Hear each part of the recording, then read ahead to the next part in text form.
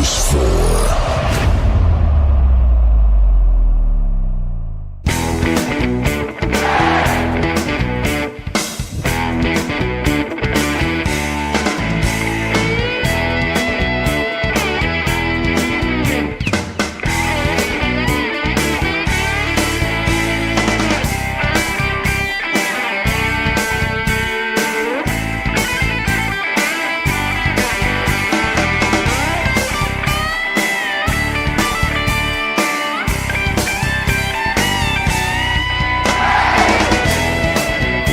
I told him when I come back we're going swimming. So, tell everybody thank you for them. Скажи, дякую. Дякую. Не, английский. Thank you. Thank you, thank you, что? Very much. Еще раз. Thank you very much. Thank you very much. Thank you, guys. Future president of Ukraine right here. All right.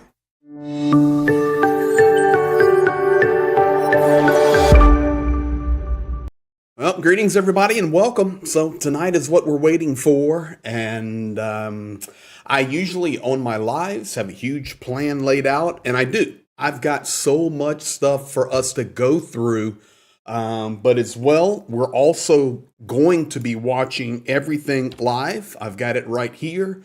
Been working hard the last couple of hours to get the technological things needed. So greetings to all of you. Thank you, guys. So I figured that we would be seeing Putin land right on time. And I was watching all of the information that people were streaming that Putin was landing. And I was honestly chuckling because Putin couldn't land before Trump. And we knew that Trump hadn't landed, so there was no way that Putin would be landing. So yeah, we're all here, and we're going to be going through things. I've got basically the last 24 hours laid out. We know that we've just had some adjustments. It was going to be a 1-on-1 negotiation, then going to be a 5-on-5, and now it's looking like a 3-on-3. So I don't know if we have, table tennis, basketball, or whatever going on, but it's changing nonstop. Jen thought the red carpet thing was a meme. No, it's not a meme at all. This is big. And I don't know if you guys have seen this or not, but when Vladimir Putin is leaving, and it'll be in 5 or 6 hours most likely, he's first going to go and lay flowers at the graves of Soviet pilots. Greg, what do you think about the CCCP t-shirt? Great choice, right? Fully expected. Now, of course, I didn't expect the CCCP from Lavrov. And guys, you know that stands for USSR. That's in the Russian language, which is Sovietsky Soyuz Socialist Republika, so USSR, Union of Soviet Socialist Republic. But I will tell you guys something about that shirt, that sweatshirt. It's already sold out on the internet. So I'm going to keep an eye over here. First of all, I want to say thank you for being here, and we're going to be watching what we can live, and then hopefully we can catch, well, we will. I'm in no hurry. It is 10:05 p.m. here in Ukraine. I'm going to try to give you the best analysis that I can as we go through the next couple of hours. Additionally, I can tell you about the atmosphere in Ukraine. It may be surprising to you guys, but soldiers are not really paying attention. Where's my man Gerdes? I don't know where Gerdes is. He hasn't messaged me all day. Gerdes is in trouble. But he's more than welcome to jump on here. Soldiers, they're not paying attention to this at all. They are fighting their battles. Today was a very difficult day in Ukraine. I do have Zelensky's statement tonight. I have so much loaded for us I think we'll probably start with that, but let me say thank you for being here, first of all. This is a live, and we're going to just go through this step by step. Dunk on you, one of our moderators. Thank you, brother, for getting this done now. Gifting $20 super chat. Thank you for that. And gifting 10 memberships. Johnny Nedregard in the house also. Hello, Hope Train. Slava Ukraina. And you know what? Maybe we'll do this as well. I'm going to try and answer as many questions as I can as we go through the night, because I'm also watching the chat over here on a different screen. And when I'm here in Ukraine, my setup is completely different and not the most comfortable. So looking over here, I'm looking at one screen. Looking over here, I'm watching the feed from Air Force One, and looking here, I'm looking at you and all the production. So Joanne Pierce, great comment there. You are correct. Ukrainian soldiers are not paying attention to this at all. It's a shame for the two narcissists. I would agree with that. So let's do this. Let's start. Actually, let me go here. F Oink in the house. 4,000 Hungarian from F Oink, just to spite Orban. And listen, Oink, Orban has been in the news every day, spewing his opinions, and a lot of pressure coming out of his side. By the way, did you guys see? Ooh, here we go. Come on, JDO, nice to see you, my friend. Been around a long time. Which plane got there first? Trump's plane landed first. Did you guys see the numbers? I didn't even put it on because couldn't confirm it. But did you guys see the numbers where they added up like it was kind of coincidental? World War I, World War II, the meeting date today, when they added them all up, all of the numbers equaled 68 each time when there was an event happening of major proportion globally. I don't know. It was kind of strange. I didn't even put it on a slide or nothing, but kind of weird. Maybe we'll look at it as we go on. Yeah, so somebody else saw it too. All right, and of course, we know. Oh, here we go, guys. We're getting. Here we go. Can I get you guys give me a confirmation that you are hearing that? A little bit of audio there from the stream.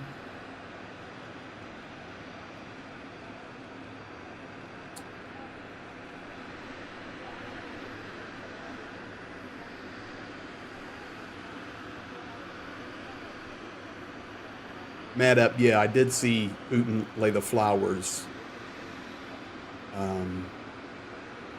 Why is the red carpet not up to the steps? Okay, Peter, thank you. Thank you, Real Caligal. Thank you, Gregor Wisniewski. Thank you, guys. Listen, going to be a different kind of live stream with me tonight because I'm going to be analyzing this real time with you. I do have a lot prepared to share with you, maybe when they move into a meeting or once we see them get going. That is a long walk to the red carpet. That's all I'm going to say.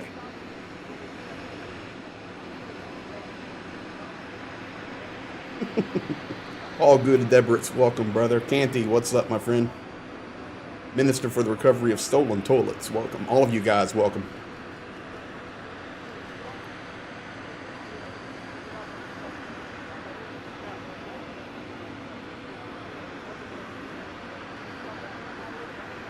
Why is he wobbling?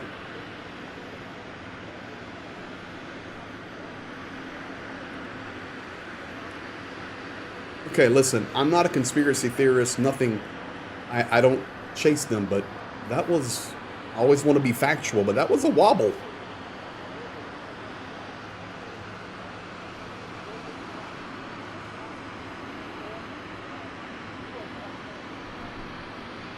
Strong crosswind. And I don't want to laugh. This is very serious few hours here. We've got We got a lot we'll cover in it, but he's clapping. This is the feed we have. Here we go, guys.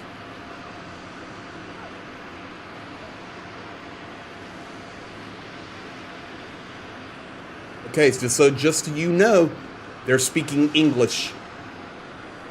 So Putin, of course, speaking English to him because Donald Trump doesn't know Russian.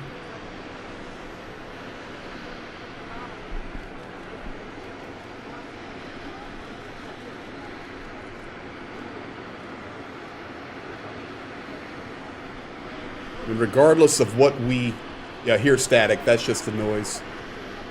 Regardless of what we all think about this, it's disgusting. A war criminal who's killing Ukrainians tonight, and yes, we're under air alarm right now, is walking on the red carpet beside the President of the United States. There's a plane flying over. I'll pull the volume. Okay, they're all speaking English, guys. You can't hear it. Trump doesn't know English. Okay, so we're going to stand here now. President Putin, will you agree to a ceasefire? Somebody just yelled out, President Putin, will you agree to a ceasefire? Mr. Putin, did you underestimate Ukraine? President Putin, did you underestimate Ukraine? We'll ignore all of that.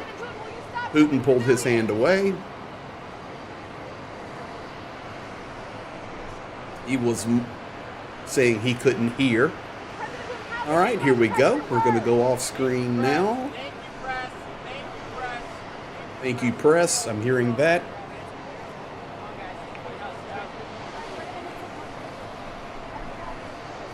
Putin not waiting for him. He's heading to Trump's car.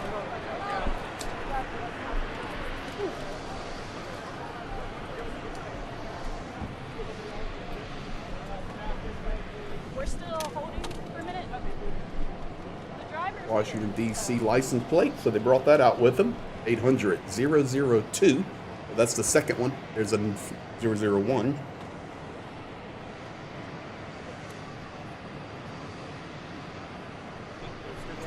So what we're going to do, we're just going to watch this kind of go off, and then we're going to start talking about it, and I'll keep the feed going over here, and we'll come back. You know, I don't know how long this is going to take. It could be short, it could be long, but I've got some incredible things to share with you guys while the meeting is going on. But let's stick with this. I know you guys are enjoying also in the chat what we can say, and let me pull that volume back a little bit. What we can say for sure is it's very disappointing that the war criminal Vladimir Putin would be walking on the red carpet in the United States of America. Many people have asked about the ICC and the International Criminal Court. You don't have to worry about that. The United States does not support the ICC, so there is no arrest warrant for Vladimir Putin in the United States of America. And yes, I see that they are in the car together.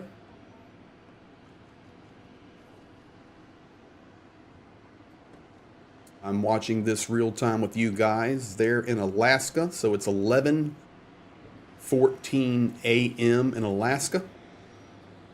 And they're having conversation. We've got a nice smiling Putin waving. Okay, so ladies and gentlemen, if you do not understand anything, or what can we gather? Maybe it's a better way for me to phrase this. What can we gather from that? We've allowed a war criminal who right now is the commander-in-chief of the military that is slinging missiles on Ukraine. Ukraine has been hit very hard today. President Zelenskyy will talk about that in a moment. I'll let the motorcade go on. Keep this here a second. You can see quite a delegation going there. Welcomed on the red carpet. One of the things I want you to notice and pay attention to is The advantage linguistically is on the Russian side. Vladimir Putin, of course, and all of the Russians there speak English. Incredible English. Very, very good English. And it's a huge advantage. So they're sitting in the back right now, live, real time, 11:15 a.m. And they're speaking English in the back of the president's limousine. So here we have the delegation going. Once again, I want to thank you guys for being here. You may be wondering, let me do this real quick. If you're wondering, okay, here we go. We're going to start getting some information now. I'll keep watching the feed here, but let's do this. If you're wondering what's happening in Ukraine right now, this is what's happening in Ukraine right now. So while they're walking on the red carpet, the long handshake, everything looking so beautiful as a head of state joint summit, the beautiful state of Alaska, which has historical ties to Russia. There's Soviet pilots that are buried there, and Putin's going to go lay flowers. We've got the what are they? Those F-22s? Are those the F-35s? We got the U.S. jets there. Everything beautiful in Alaska. But what is happening in Ukraine right now? We've got air raids in Sumy, in Kharkiv, in Donetsk, in Zaporizhia. We just had Chernihiv hit. We've had multiple cities in Dnipropetrovsk hit. We've had Kherson hit tonight.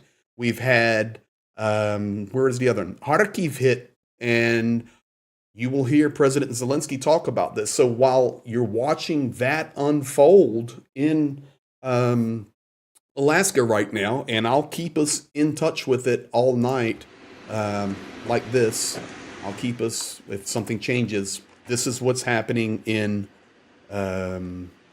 Ukraine right now. It's sad. It's very, very sad. So let's do this. I think no better way than to start is to thank you guys for being here. If you're new, thank you.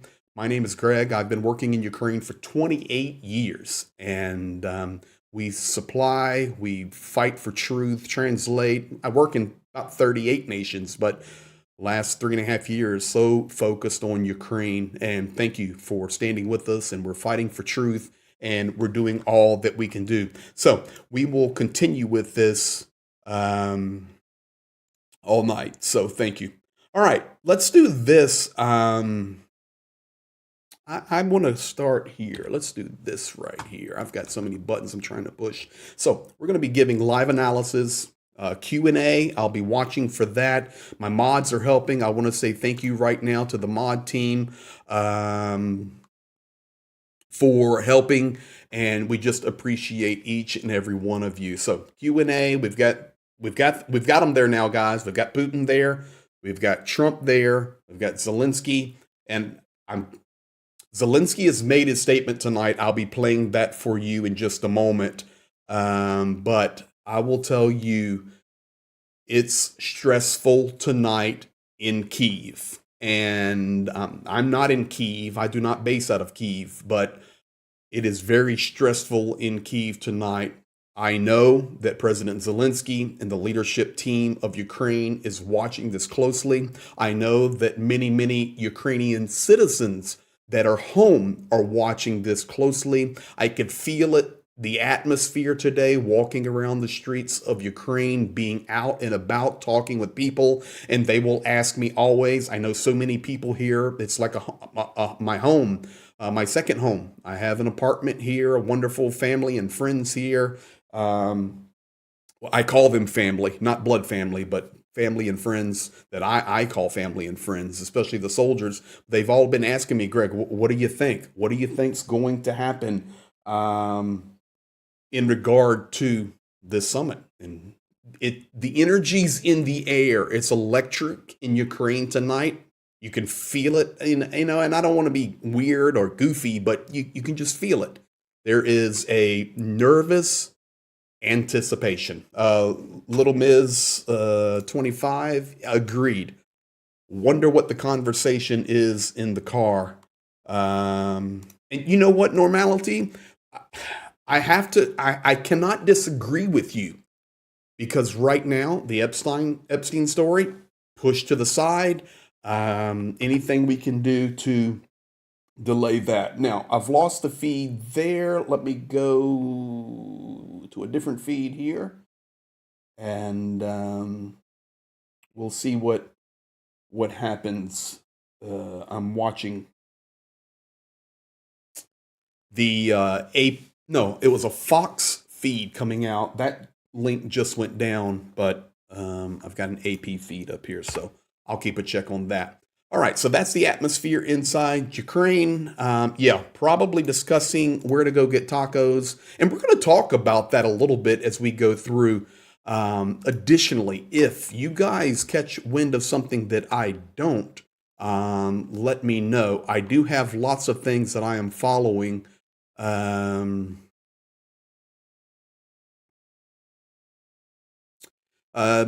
So there are 4 or 5 analysts that I follow tonight, and I will be giving that information to you. That information comes in Ukrainian, it comes in Russian. I'm looking at it, and I'll push it through to you. And they're already saying that the talks have already started.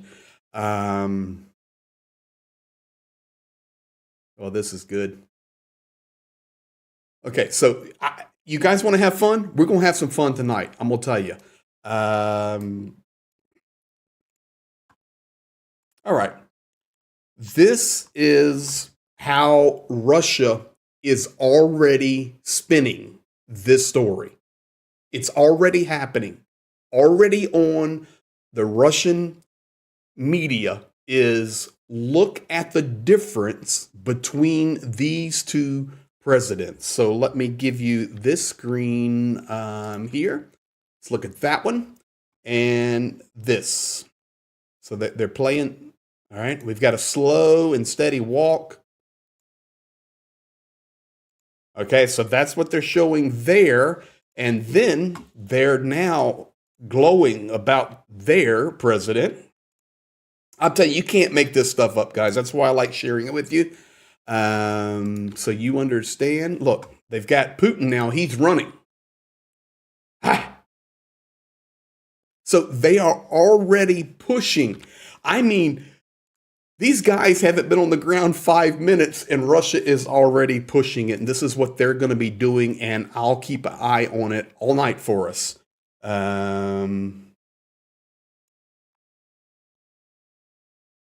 Okay, and I can confirm for you that it was, All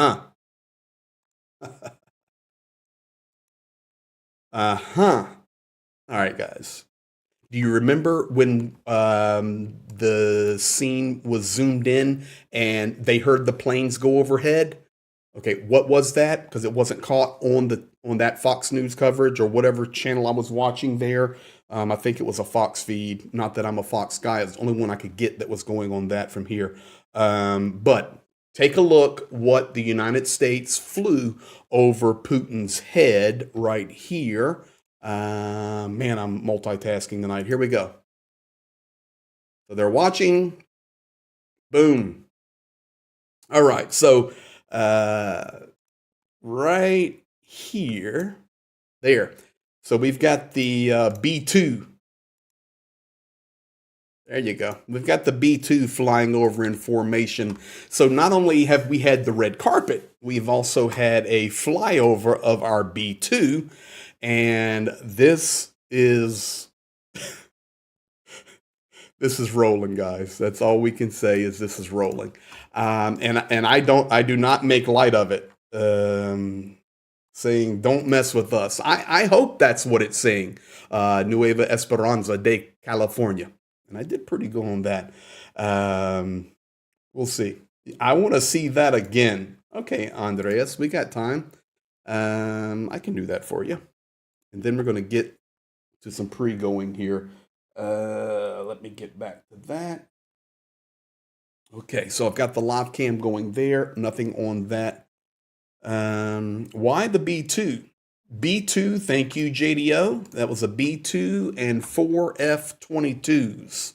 Thank you, JDO. B2 is the bomber that we bombed Iran with. and somebody correct me if I'm wrong or incorrect, but I'm pretty sure it was the B-2 that we struck Iran with. So here is that again. I'll play it for you again. Pop that up. Then we're going to get into some stuff. Yeah, that button, and this button. Here we go. They're looking up, looking over. So there you have it. The B-2s and the F-22s there. Thank you, JDO. All right, guys, let me get you to the first thing. If you did not see my video that I dropped a little bit earlier and suggested that I may be going live, I want to go back and look at a few things. So now we have Trump, Putin talking. We'll see what updates next. I'm watching that. But one photo tells a story. This was on my video earlier, but it just tells us a huge story. He had just arrived. He's being interviewed. Of course, you can see the journalist there, Rosia, and you can see the sweatshirt he's wearing. SS, and then, well, SS. For you guys, it's CC, but in Russian, it's SS. So CCCP, if we're all old enough, we all remember that everywhere. CCCP, USSR. But I can tell you that sweatshirt has now sold out, and I don't know, what do you think about it? The audacity, or is it making a bold statement for the foreign minister of Russia to walk in and arrive in a CCCP or USSR sweatshirt, knowing the world is going to see it, making his statement? Now, he did speak. Let me play that for you here. Here it is. We never plan anything in advance. We know that we have an argument. We have a clear, understandable position. We will present it. Much has already been done here. During Steve Witkoff's visits, the president said so, and Witkoff spoke on behalf of President Trump. I hope that today, well, tomorrow, we will continue this very useful conversation. All right, so that's him. He's in his USSR sweatshirt, and, you know, it's... Okay, first of all, if you believe that Russia is not coming to this summit with a plan, you're already cooked. He's just a master spinster, negotiator, one to give rhetoric, and he's just there laying the groundwork, coming in that USSR shirt. I mean, that would be like, what, Witkoff going to meet Putin in Russia wearing a Ukraine t-shirt? I don't know. It's crazy. But it's what we have. But I think it's interesting what he said, that there's no plan. Listen, just listen again to him. We never plan anything in advance. We know that we have an argument. We have a clear, understandable position. We will present it. Much has already been done here. During Steve Witkoff's visits, the president said so, and Witkoff spoke on behalf of President Trump. I hope that today, well, tomorrow, we will continue this very useful conversation. So that's it. We'll see. I can tell you guys that I've picked up another feed here, and this is the location of the press conference that will be had after the meeting, and I'm looking at information. How do you know it's not a Rosia shirt? Okay, that's a great question. I can answer that. So this is where the press conference will be. So how do I know it's not a Rosia shirt? You are correct there.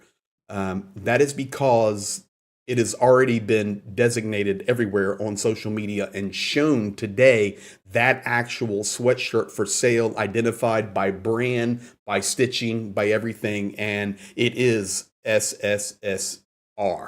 And and it is not a Rossiya shirt. It's SSSR. But thank you for that question. And I know you're for Ukraine, Laurent Monte. But hey, we want to be fair and we want to be factual. So that's how we know. So we can confirm that completely. So this is what we're looking at. All right. And it looks like we've already got a photo here, guys. So this is a photo. On the left, you have far left, you have Ushakov. Beside him, you have Lavrov. And between Lavrov and Putin is an interpreter. On the right, you have Witkoff. Beside him, the Secretary of State, Marco Rubio. And between Rubio and Putin, between Rubio and Putin is Trump, but between Rubio and Trump is the interpreter.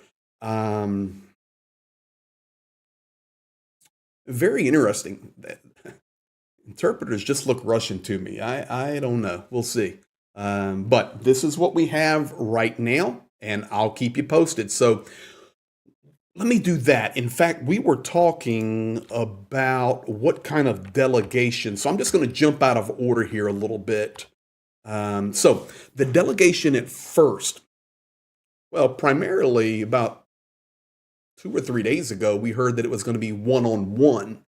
And for me, that raised alarm bells, because if it's one-on-one and Putin goes into English and Trump's, it's just a complete disadvantage. And then it was going to be 5-on-5. And this is who it was going to be.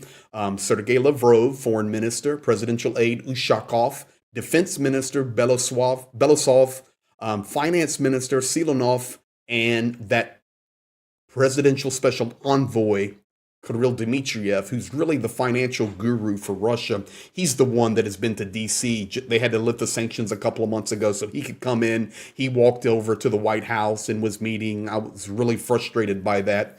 The United States side, Secretary of State Marco Rubio. Let me do this. Thank you. Let's go back to, we'll come back to this.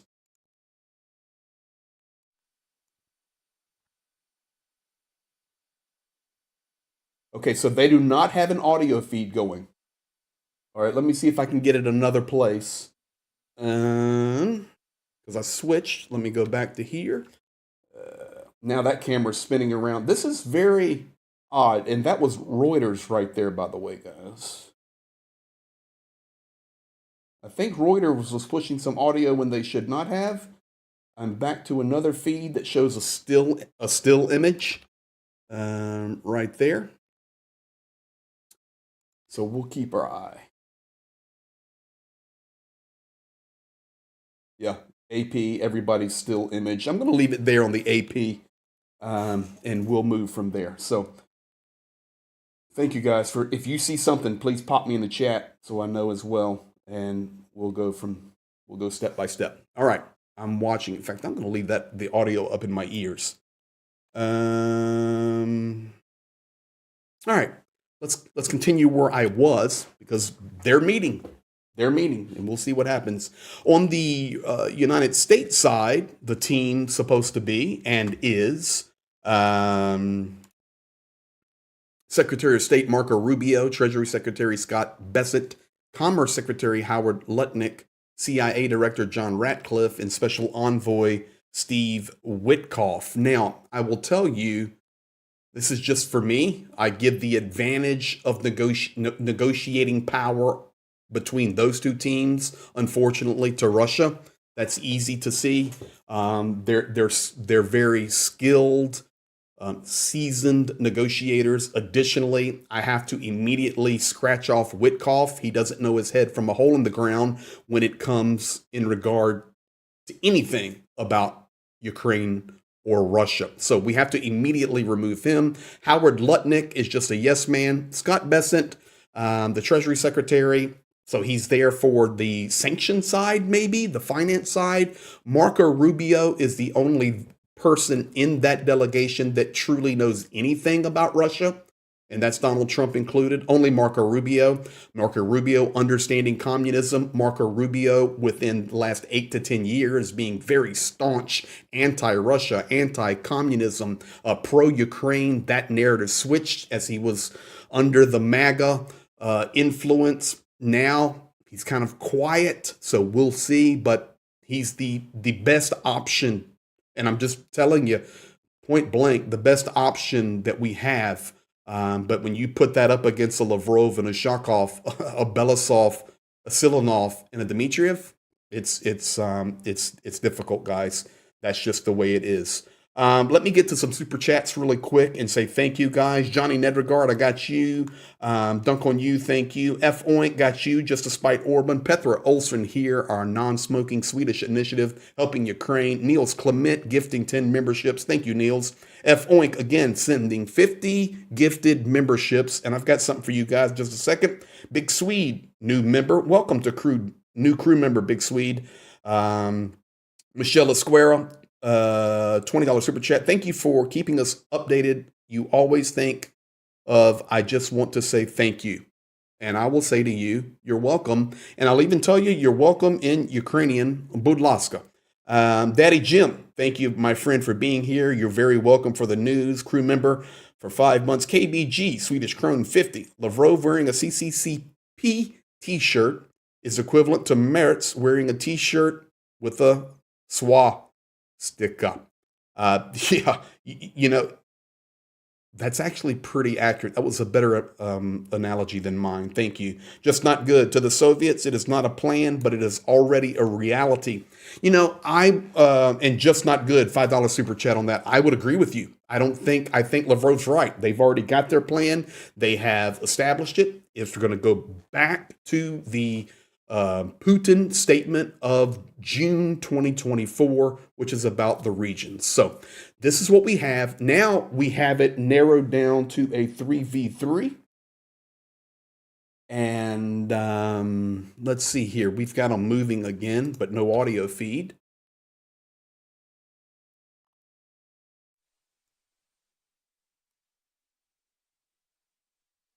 It looks to me like they are potentially having technology difficulties.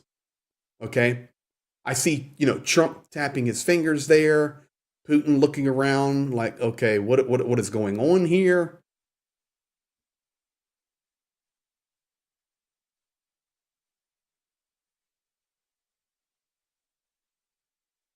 Y'all tell me. Let me do this. Let me check.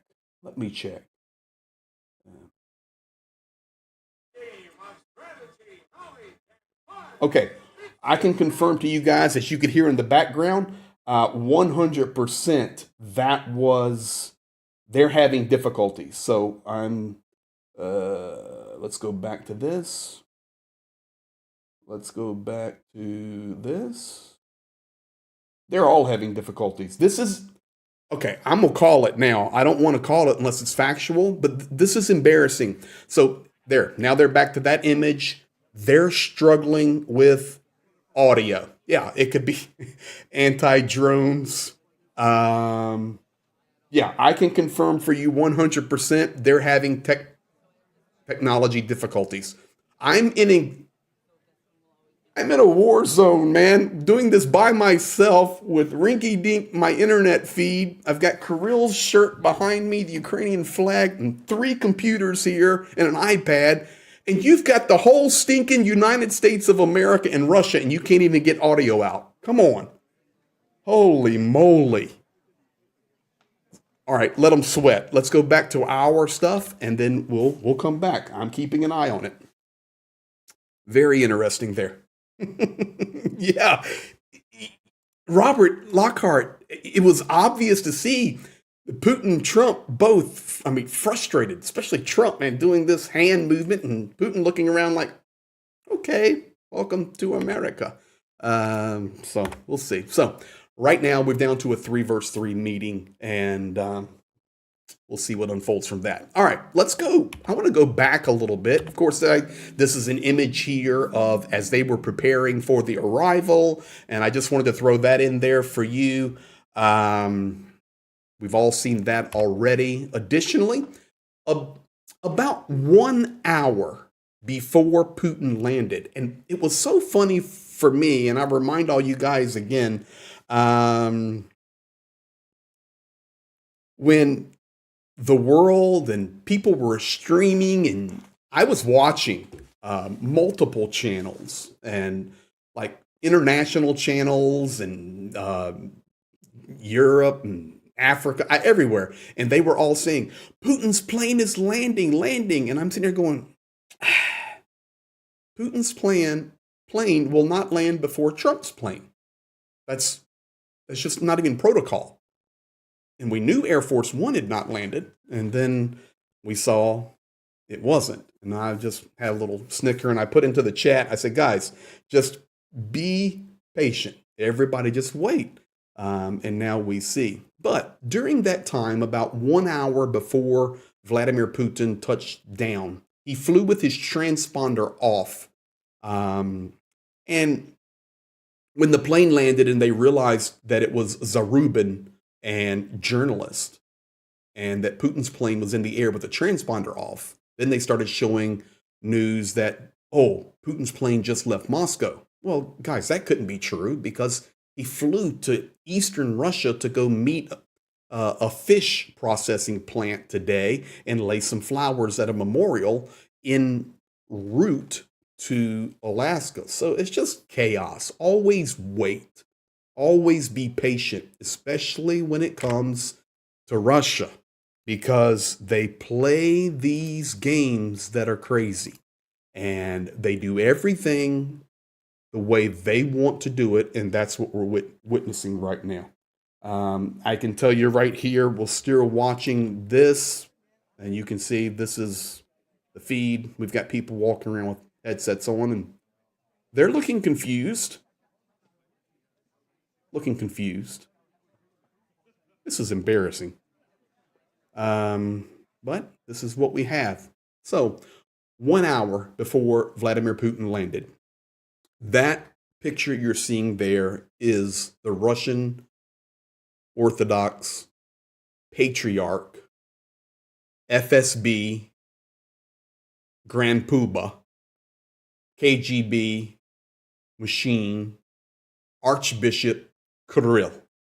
He's holding his hat in his hand, and he is saying prayers for Vladimir Putin and the meetings that are unfolding right now, supposedly.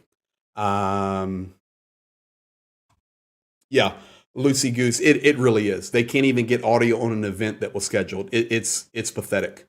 It's sad. Disgusting. Embarrassing. But anyway, you can see this is what's happening. Now, I know also JD Vance put out a tweet earlier. I think he's in the UK or something. I don't pay attention. I'm in Ukraine, and I don't worry about JD Vance. But he's in UK, I think, and he was tweeting that he was praying for Trump.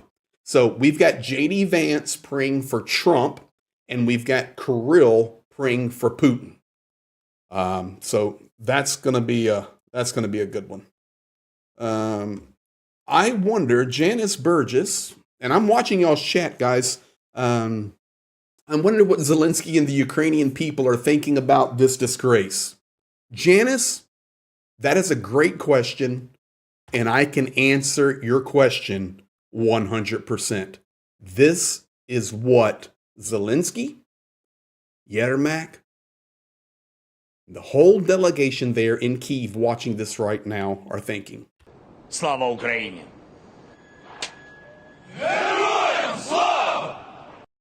That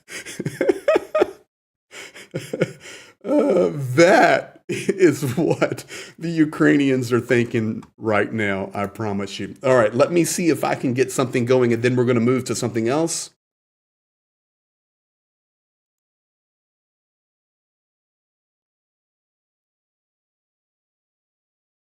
Okay, I'm getting confirmation now that yes, Trump and Putin refrain from talking.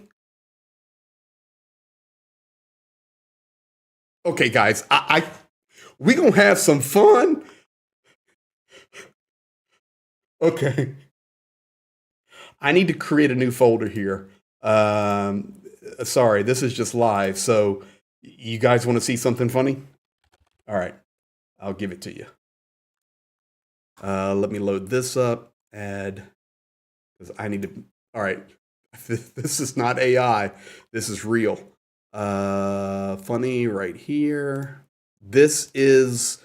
We have confirmation that they were having audio issues on the main feed. So Trump and Putin began to speak, then didn't speak because there's no audio. But this is not AI. This is a Sputnik feed with a few seconds. Watch Putin's face.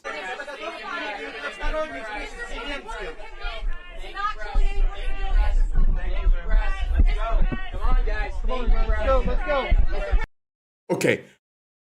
Are we going to watch that again? Heck yeah.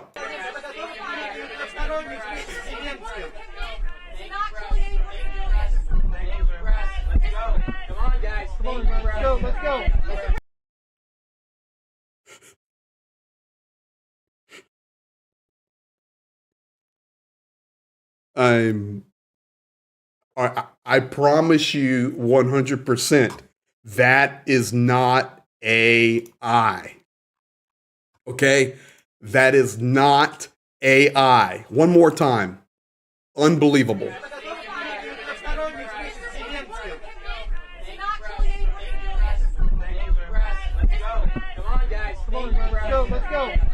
So, of course, what they're doing is they're trying to push the media out. It's obvious. Come on, guys. Let's go, let's go, let's go. And you guys see Putin's face? Oh my goodness.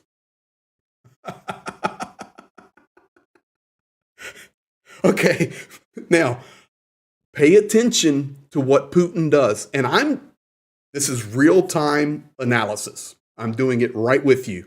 Okay? I have nothing prepped but what the pre-information I have for you. But when this is happening, all right, watch Putin's face, and then I'm going to pause it on his last expression for you. Look, Putin's going, where in the heck are we at?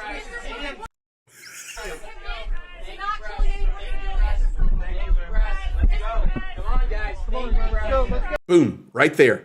You see that? Putin gives the OK symbol on his fingers. I'll watch him. Watch his right hand. Okay.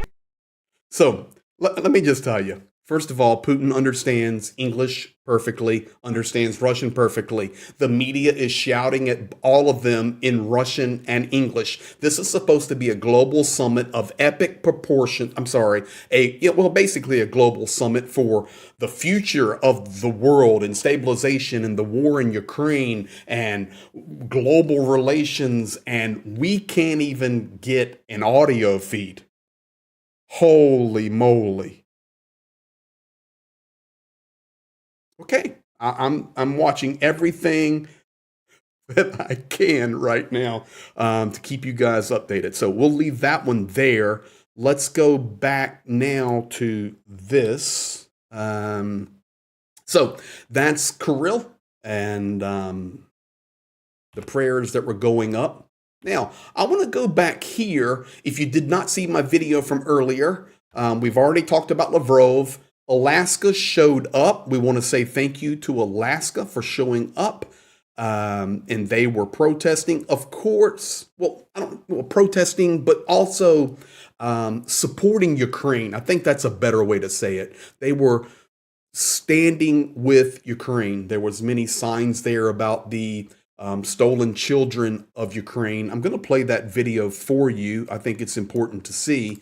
But Alaska showed up very, very well. And this was, once again, pre the arrival. And of course, the reason this meeting is happening on the air base is so that Donald Trump and Vladimir Putin do not see any of this. They're landing on the air base. So none of this they're seeing, unless they're seeing it in the media. But here it is, Alaska standing up strong. Let's do this.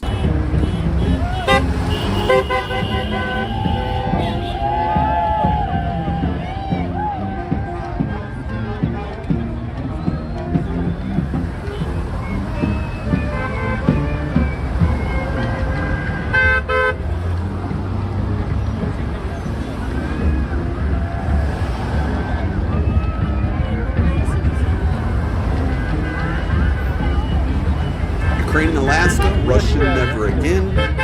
Swapping land. Okay, let's do this. Whoa, I don't want to give you Kuleba yet. Definitely don't want to give you Kuleba yet. All right. Let me do this because there's some really nice comments here in the super chats, and I'm trying to stay up with everything.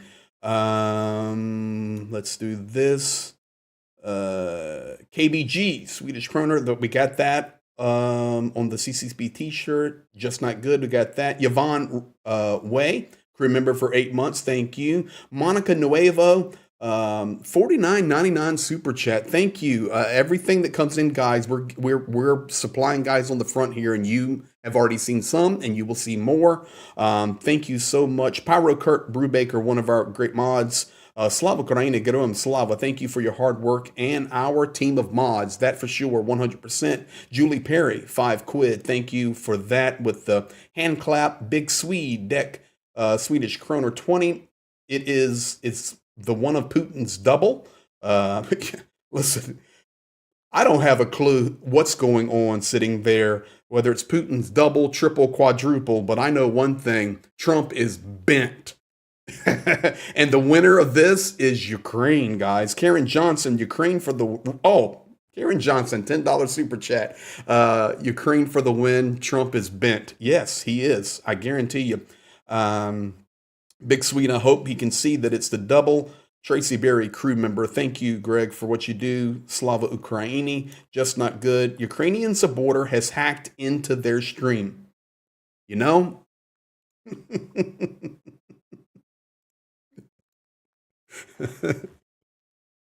It's very possible.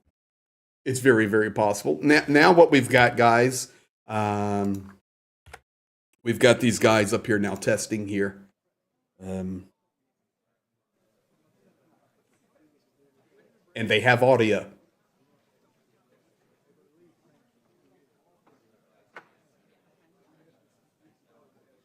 Good for them. Good for them. It only took about 14,000 people to figure out how to plug in an audio cable, but it's so pathetic. It is so... Okay, as a citizen of the United States, first of all, take the meeting aside. Take aside that Vladimir Putin is in Alaska having a bromance with Donald Trump on the arrival on the red carpet. Unfortunately, the United States on the largest stage possible, where people around the world in every country are watching and trying to get any information out they can. YouTube is a big source of that, and mainstream media that are covering it. You have a failure like that, that is extremely, extremely embarrassing. And as an American myself, my son could have set up the audio and it would have worked. So I don't get it at all. So maybe some of those great Ukrainian geniuses are having a little fun there. But regardless, yes, David, I agree. It is so unprofessional. And I'm going to say this right now. I could be wrong, but we're analyzing this together. That is egg on the face, even before you go into the negotiations and talks, because you're going to go in frustrated. Now, Putin's not. He's laughing. We saw him. He's loving every minute of it because epic failure happening there technologically. 200 commanders, reporters maxed out the Wi-Fi. Uh, Now, I will tell you this, Mandy's political turret, this is so unfair on President Zelenskyy. It is. And I can tell you that in Ukraine today, that has been a major topic of discussion, that as we've gotten closer to this unfolding, it is unfair. Now, today in Kyiv, so Alaska showed up, and if you've already seen this on my earlier video, I'm going to play it one more time, and then we're going to get into new information while they're still talking. But another story, another photo tells the story today, and this was Ukrainians at the embassies in Kyiv. And here, this is from Kyiv 24 News. Let me just play this for you. This is Country Must Be Whole clip right here. Here you go. So I'll pause this. Return Azov from captivity. If you guys want to know what Ukraine thinks about this, here it is. No trust to Putin as international criminal. Land swap. We demand POWs swap for all. This is either a mom or a wife holding the flag of either her husband or son. Help bring them back. No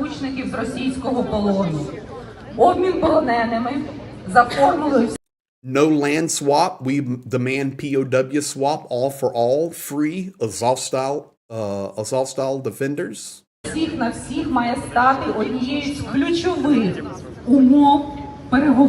No land swap. We demand POW swap, all for all, free all Kremlin captives. We'll see how the talks go, but... Oh, you can't see Healy yet either. I've got all these videos loaded up, and we're going to get to them. But you can see, no trust in the war criminal Putin, no land swap we demand.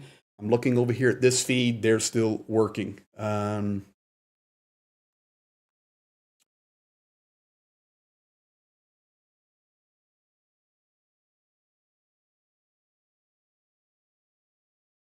Is ATP in here? What's up, JP? Are you in here? Welcome to you, brother. I'm trying to give live coverage for this. We'll keep going. All right, they're still working on audio there, and we'll go. We've covered Kirill praying. We've covered that. We've talked about the 3-for-3 delegation. Dutchy. 12 grivna for the Ukrainian hacker. Send Adam Rounds. ATP wants to join you. Oh, hang on here a second, guys. Hang on, guys. Yes.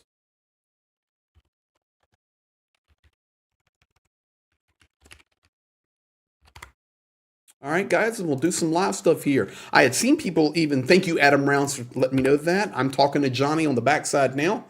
And we'll see if we can get Johnny in here. So we've got it down to 3v3. Now, Zelenskyy tonight. All right. Zelenskyy tonight.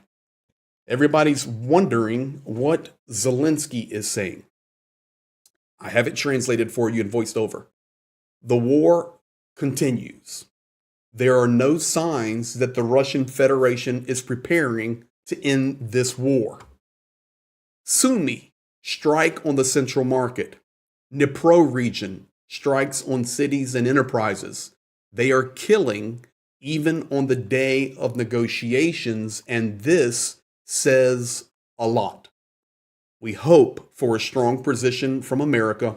Everything will depend on this. So that's Zelenskyy. I'm going to give you the actual video of it now, but once again, I'll take you back to this screen, and you can see, once again, while this is all happening, Sumy region under air alarm, Kharkiv region under air alarm, Donetsk region, a portion of Dnipropetrovsk, and Zaporizhia region, all under air alarms right this minute. We were under air alarm. The MiG-31s were up just a little while ago, which when that happens, the entire country goes under air alarm because they carry the hypersonics and they can be on you before you can even get to the bunker. So this is the reality of what Ukraine is facing tonight. Let me go now and give you Zelenskyy right here. Here you go. I've received a report from our intelligence, from our diplomats about the preparations for the meeting in Alaska, about what Putin is going with. We also received reports from the regions of Ukraine after the Russian strikes. Sumy, Russian attack on the central market, Dnipropetrovsk region attacks on cities and enterprises, Zaporozhye, Kherson region, Donetsk region. Deliberate Russian attacks. The war continues. It continues precisely because there is not only no order, but also no signals about Moscow's preparation to end this war. On the day of the negotiations, they also kill, and that says a lot. The day before yesterday, we discussed with the United States of America, with the Europeans, what could really work. Everyone needs an honest end to the war. Ukraine is ready to work as productively as possible to end the war.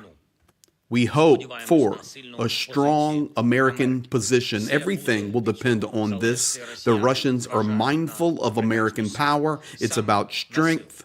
We continue to coordinate with our partners in Europe. Spoke today with French President Macron. The team is also in touch. The time difference with Alaska is 11 hours. So tomorrow for everyone in Europe will begin early. So there you have it. That is what Zelenskyy was saying very clearly. We're watching closely while the negotiations are taking place. The war is raging on. I can even hear it.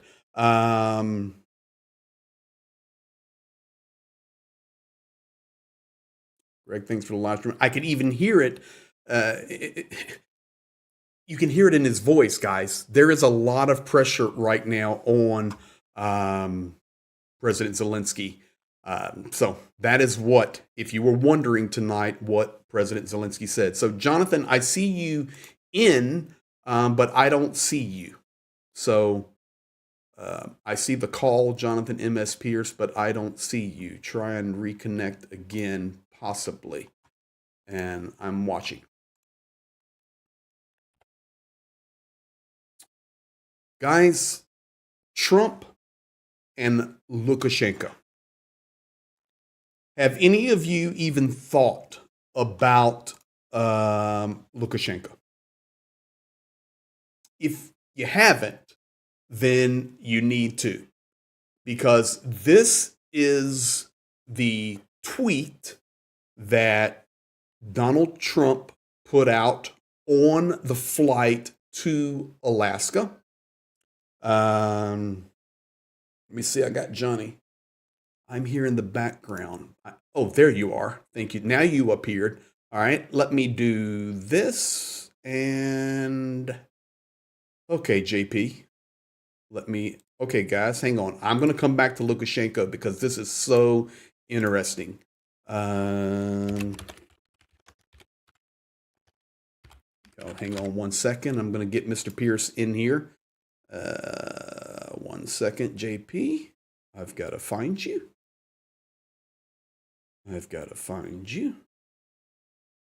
Where did you go? Where are you tonight? There you are. Boom. Welcome, sir. I am waiting for you. What I was quite impressed with is you just declared talking to my backside. And that I thought that was quite interesting. You're talking to me on the backside or something. Yes. Anyway, very good to be here, my good man, Greg. How are you? I'm doing great. Thank you for joining. Yeah, my pleasure. It is a historic day potentially, and I am sort of, I don't know, without sleep. So if I make any sense today, that is a bonus. Yeah, it is. It's all happening. I can't. To be honest, Greg, I don't know what you've already talked about. I know someone in your just said, "Oh my goodness, Pierce is on. He can't talk about Trump without having TDS and even physically groaning when he mentioned him." This is true. I do have Trump derangement syndrome. Trump is deranged. Yeah, there's a syndrome I recognize in him. But let me do this because I want you to talk because I need to build another slide so I can bring the live feed in. Another scene, and you're going to be talking during that. So, but hang on first. What I've covered. I waited until 10 o'clock to go live. I've covered about the false landing of Putin. Of course, his plane was with the transponder off. Everybody's talking about how he landed and he didn't land. I've then also talked about what's happened the last 24 hours. I've talked about Lavrov with the USSR sweatshirt on that is now sold out around the world. I've talked about yes, it's sold out. I've talked about the delegation was 1-on-1, then 5-on-5, now 3-on-3. We and the people that are on the stream, we watched Trump come off the plane. We watched his handshake with Putin. We watched them drive away in the car together. Of course, they're speaking English. And then I've been giving a little background information. Ukraine today protesting about this summit and wanting no land swap, wanting their prisoners back. I've also just shown President Zelensky's statement tonight that while they're talking over there about this summit, we're getting bombed and missiles flying everywhere and being accused of false flags. And then finally, a majority of our discussion tonight has been the epic failure of U.S. technology that they cannot even have audio going. Have you seen any of this, or are you just catching up with me? No, I've just been in the garden having a glass of prosecco with my missus. Okay. So question, Greg. Yeah. Have you talked about this? So I asked on Blue Sky earlier. Trump. There were Putin. There were two things he did that signify he's playing mind games, and he's very good at this. And I think most of it goes over Trump's head and maybe the administration's head. But first thing he did today is he went to some, I can't remember what it was. It wasn't a fish paste. It was. Was it? Yes. Something like a for example, a fish paste manufacturing plant. Omega-3 fish oil factory. Right. Yes. Okay. So it was. That's pretty close. So that's fascinating. What you see with Trump over the last 24 hours is what you'd expect, which is the press totally following him. It's all about meeting. That's everything that is being talked about is in the context of this meeting. Putin goes to a freaking omega-3 fish oil factory and he's like looking at jars and stuff. Dismissive. I think this is very clever of Putin, and he's playing this game. So there are two ways he's playing this game. One, he's just dismissing the importance of this thing by going to a fish oil factory and then having random questions about like jars of crap. And the second thing he does, this is supposed to be a meeting taking place on Friday, and he turns up at 9 o'clock local time. Now, we know that Putin is very famous for leaving people waiting for meetings as a power play. So he if he has meetings with presidents and leaders of other countries, particularly in Russia, he will leave them waiting and then turn up late. It's very like I own you type thing. And I asked the question, is he doing that here? Because it looks like to me he has turned up at 9 o'clock after all the Americans are there. They're all waiting for him. You are waiting for me. Like, you are contingent upon me. I am the center of this. I turn up when I want, and you guys have to dance to my tune. Is that fair? Because I think that's what's happened. 100% fair, and 100% accurate. In addition to that, and I'm working while we're talking, in addition to that, I watched Vladimir Putin today at the factory. And that's why when everybody was streaming earlier and talking Putin's landing, all this, I knew he wasn't. Oh, he just left Moscow. No, he didn't. He was out at the fish factory, and then he was laying flowers at a memorial. And then he left. Okay. Here's what you missed unless you watch this, and I doubt very few people were watching Vladimir Putin at a fish factory. I was. He asked the director of the fish company to go get him a gift that would be suitable to bring to the United States for this meeting. Oh, wow. 100%. Oh, wow. Greg, that is brilliant. Honestly, that is I'm telling you the height truth. of like, oh, I've forgotten to get the birthday present for the birthday party I'm going to. Oh, can I just go down to the local one stop and buy some crappy bit of That shite? is exactly like what he did. Oh, and he announced that in public. Oh, absolutely. It was on all the Russian media right there. He is playing a different game. Honestly, and when you've got Lavrov wearing that sweatshirt and you've got Putin doing those 2 or 3 things, this is just, honestly, they are playing the US here. Honestly, or the world. Well, I've got a setup here. So if something unfolds, we can play the audio here. So they've been having failures in that. That's actually, Johnny, the place where the press conference will take place. Right. Let me do this. I need to go back to this with us because I want to do one more. I want to talk about some things that have unfolded today, and I think it'll be important. So if you could talk, which I know you're very skilled at, for a couple more minutes on your thoughts here, and then we're going to continue on because I've got some stuff that's going to blow you away. Mm-hmm. Well, much of what we already know is that this is a win for Trump. Excuse me? Putin, Freudian slip. It's a win for Putin already by just being in the United States, by being in Alaska of all places. Like if you're going to invite Putin to the US, I don't know, Hawaii, like somewhere that's out of the US but not the US, or I don't know, Puerto Rico, Guam, somewhere that they previously owned. That is just a self-own, I think, from the United States. And Putin is already winning. So he's winning going to Alaska. He's winning all these little mind games he's playing. And then if you are to believe what Zelenskyy and the Ukrainians are saying, that they think that he's going to do, win over Trump with all this kind of maybe a scattergun approach of so many things that are propagandistic and demands and this and that. Well, I'll tell you one area where I'm happy with what Trump has done, and I think this is good on Trump. Trump or his aides have recognized that he is not very good on his own, or that he will be eaten alive on his own. And I think Trump is that much older than he was in 2018 when he was absolutely destroyed in Helsinki by Putin. And I think there must be some recognition within his camp that he cannot go into a room with a translator and only Putin. He will be eaten alive. He doesn't have the requisite knowledge of Ukraine, of Russia, of geopolitics. So having Steve Witkoff, not bothered about at all. He's useless.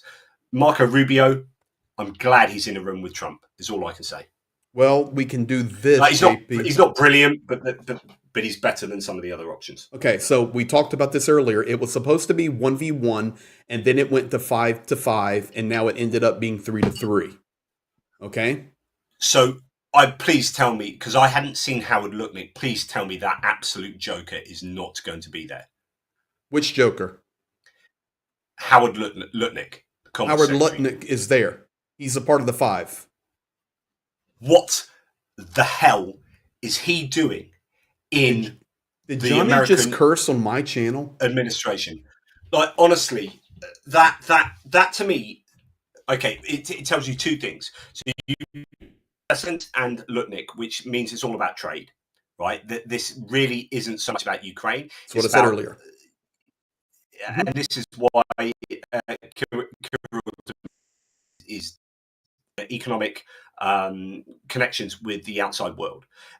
But Lutnick and Besant there being together signifies that, but you don't need both of them. You do not need Lutnick there. Lutnick is a joker. He is unserious. He is absolutely not. I mean, Steve Witkoff is completely not at the level required to be at that meeting.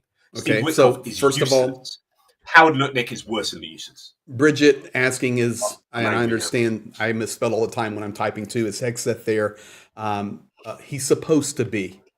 It was stated that he was coming, but he's not a part of the official delegation, which tells you something as well. He's not good enough. Well, here's what it tells you. The defense minister of Russia is there, Belousov. The defense minister of the United States is not there. Now that's going to lend credence to, okay, well, we're here talking more about bilateral relations, but we're going to discuss the Ukrainian crisis since it's really not the Ukrainian defense minister's position here. So I get that. But the delegation was supposed to be one-on-one, Johnny, and then it went to 5-5, and now it's been lowered to 3-3. And that happened about an hour before this all started unfolding. So now it is Putin, Lavrov, and Ushakov versus isn't it? Yeah. Trump, Rubio, and Witkoff. So we're already 3-2. So, and it's good that Percent and Lutnick are there. But it's interesting about Hegseth. You can make a lot of this. So one, like you said, it shows the Americans' emphasis on trade and not defense and security. But it also, I think, is a bit of an insult to PF. I would be pretty mortified that as the Secretary of Defense, I was not invited. That is an absolute insult. But also, given that in the last week we found out that Pete Hegseth, who, just to remind people, he's level 4 in the hierarchy of command, where you would normally expect someone to be level 10 to be Secretary of Defense. That's the analogy we've been given. So that's how far down the pecking order Pete Hegseth is, and how much he doesn't qualify to be Secretary of Defense at all, right? But we found out in the last week that he didn't know he hadn't heard of Kaliningrad, right? If you are the Secretary of Defense in charge of 3 million people and $100 billion and $1 trillion worth of $1,000 billion, $1 trillion worth of budget, and you are in charge of the security of the United States, and the US general, the NATO general in Europe is and has been forever, as far as I can work out. You have to know what Kaliningrad is. You have to know the importance of Kaliningrad with regard to European security and therefore American security. If you don't know that, you are the wrong person for the job, right? So, like, on the one hand, he doesn't deserve to be there because he doesn't have the requisite knowledge. But then nor does Steve Witkoff, nor does Scott Percent, nor does Howard Lutnick, right? Sanya. And on the other hand, I think it's an insult. Anyway, rant over. Привет, дорогой. Можно Pepsi? Стаканчик. Дякую. Pepsi, I have Mama Juana and Coke here. Да-да. Дякую. Sorry, guys. I have water here. This is very good water in Ukraine. Karpatsky Zherelna. It's from Carpathian Mountains, but Johnny's got me going right now. I need a little caffeine, so I'm asking my buddy here for a little Pepsi. Let me catch up on some super chats, and then I want to get you and I, Johnny, to Lukashenko. Petra Olson, Swedish kroner, 6.95. Buy something sweet for the heroes. Petra, we sure will, and you will see it. Just so you guys know, I've already done some mid-level runs, as you've seen, which means I go a certain distance, soldiers come a certain distance, and we drop. Zhenya and I, right now, getting our plans dialed in. About another week or so, we'll be hitting the entire frontline run. Of course, I won't be telling you where we're at, when we're at, but we'll be going everywhere, supporting all the heroes from Kherson, Mykolaiv, over into Zaporizhia and Pokrovsk and Orikhiv and Konstantinivka and Slavyansk, Liman, Kupiansk, Kharkiv, Sumy, and Chernigiv, the full run. And you'll be seeing all of it if you're new to the channel here. Jane and I also took Johnny on a run like that not too long ago. So thank you, Petra. We'll be doing that. Crusader Damien, Canadian 6.99. America looks foolish and weak. Trump clapping for Putin is beyond pathetic. I agree with that, sir, 100%. At least one brave reporter was among the cowardice press. A chat with Rapunzel. Greg, while this is going on, are air raid sirens going off in Ukraine right now? I'm not getting alerts on my phone, but I'm wondering. And the answer to that is yes. And I will look again. You guys want to see it? They were going off all over earlier today. Yes. Yaku. And yes, this is just Pepsi, guys. But my Mine buddy is did give me. Mama You see the blue Juana and straw. Coke. The blue straw. Do we have matching straws? Almost. Okay. I don't often drink from a straw, but I feel quite. Steve Fuller, decadent. $50 super chat with thankfulness to what we're doing tonight. You're very welcome. Andy S, 89, 5 quid. Thank you, John, for holding in your farts. You are truly saving the planet. Okay. Thank you, John.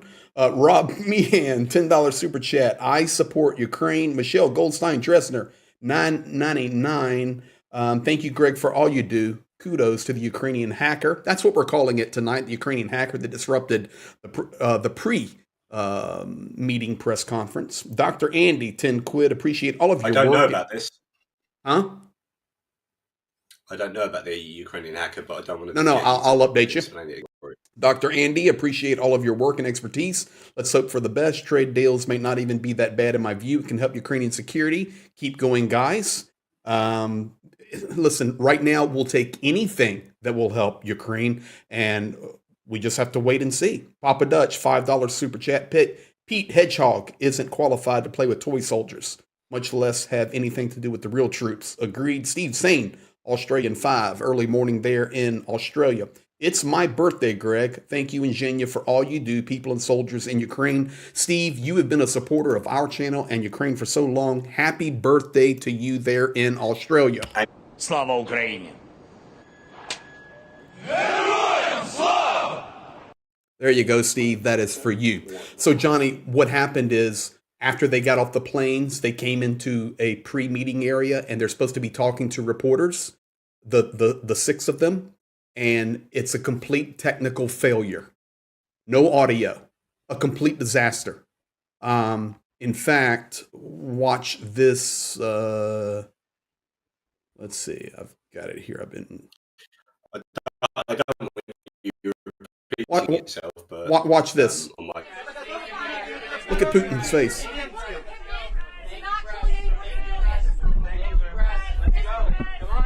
Let's go.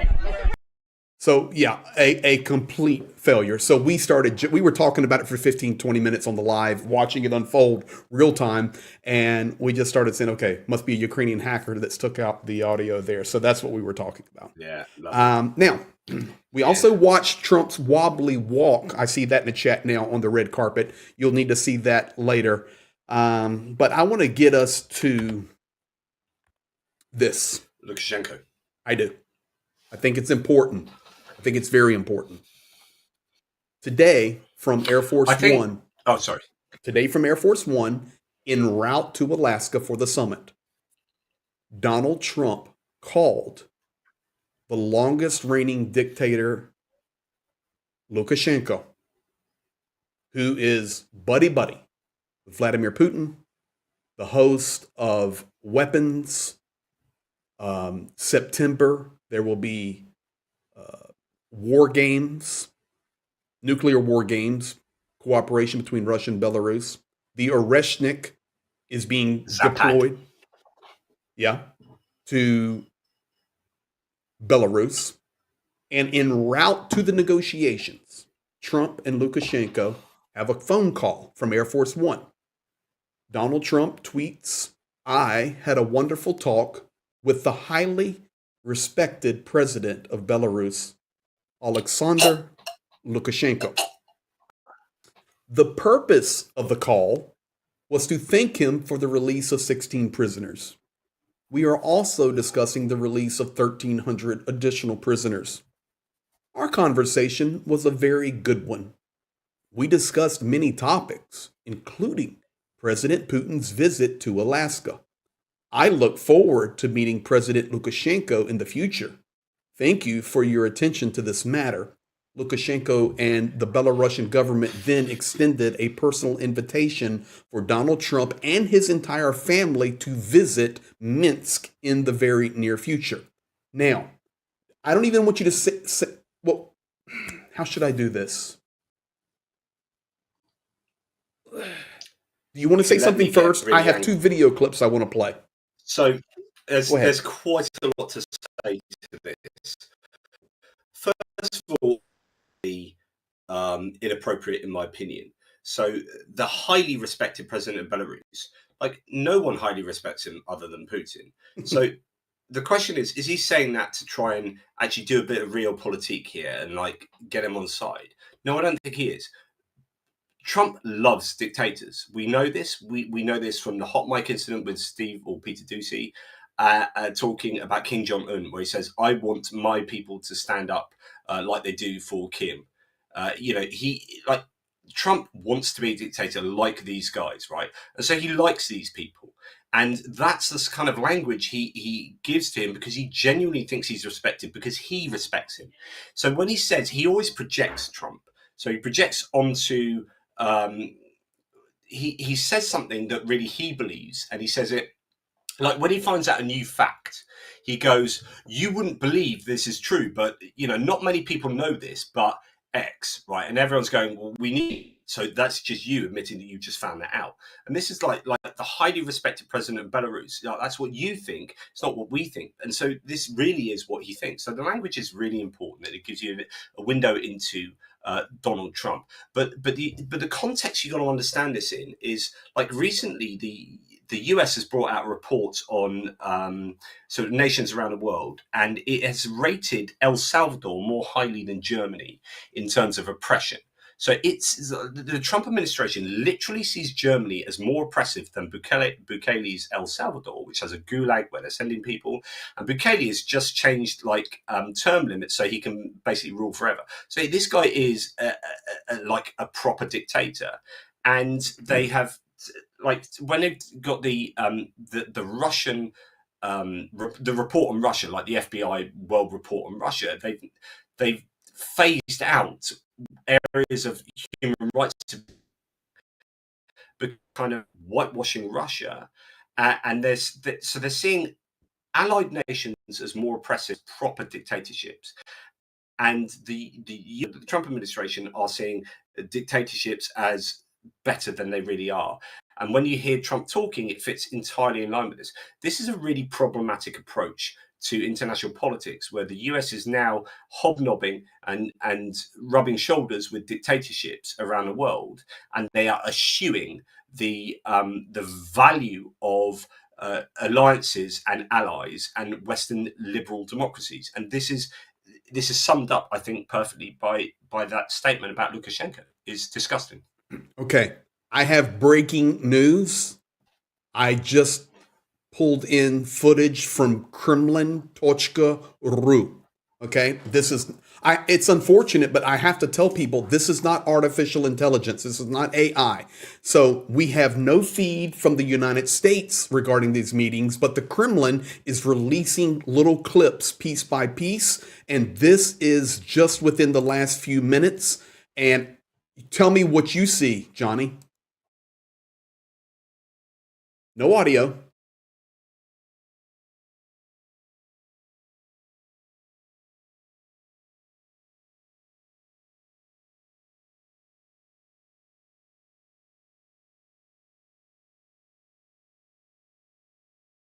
So, isn't it interesting that they start with Trump, and then they're just chatting, and then they'll bring in Rubio, and it just looks to me, buddy, like this is just friendly meeting. Yeah, we're seeing nothing from the U.S. side, nothing, but I'm getting it from the Kremlin. All right, now let's stay on Lukashenko. Okay. Well, the last thing about that little clip, though, what you want to do is try and work out dynamic from like body language and from even a setup. And like you say, that everything speaks of a more friendly interaction than really that should be. On one hand, you can say, well, you want to be friendly with these people because you want to achieve some kind. You're all trying to manipulate each other. So if you start from an abrasive position, then you're not going to achieve as much as you want to. That's a charitable view of things. But actually, I think the problem is that Trump does want to be really friendly because he genuinely likes it. I go back to my previous points where he just wants to rub shoulders with dictators. And I think you can just see that in every interaction he ever has with dictators and everything he says about dictators. Okay, so with your thought there, let's just watch the clip again.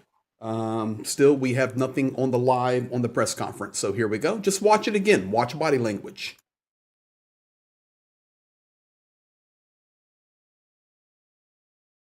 Okay.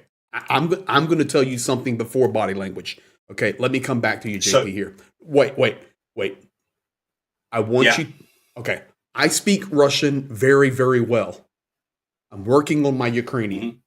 I'm out in meetings with soldiers or people. They talk Russian to me. I talk to my friend here, basically 90% Russian, 10% Ukrainian. We work on it. My Russian's good. And so I'm bilingual. I want you to watch not only the body language this time, but watch Trump's lips moving. The interpreter doesn't have time to talk. Putin's already smiling. They understand everything. It's such an advantage. Here, watch it again. Watch Putin talk. Trump talking. Putin's already smiling, heads going up and down. See, he's talking. Trump's Putin nodding. No interpreter's not even speaking. Here comes Rubio. Oh, go shake his hand.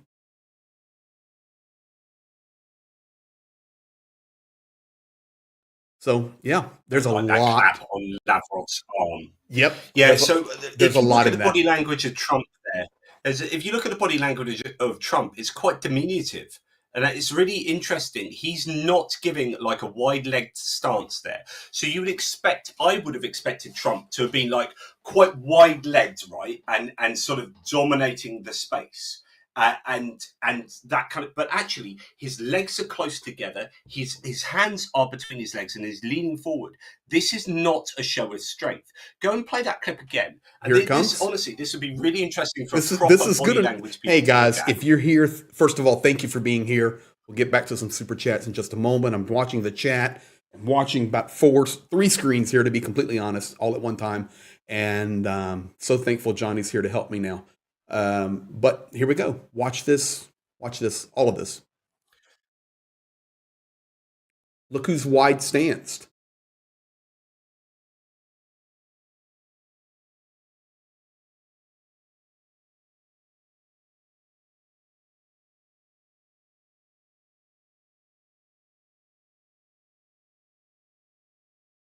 Okay, you correct me. Movements. You correct me if I'm wrong. It seems to me Trump's intimidated. Yeah. That's where I was going to go with that, and that's very interesting. Like, but here's the thing, and this is really, really important. So let's rewind a little.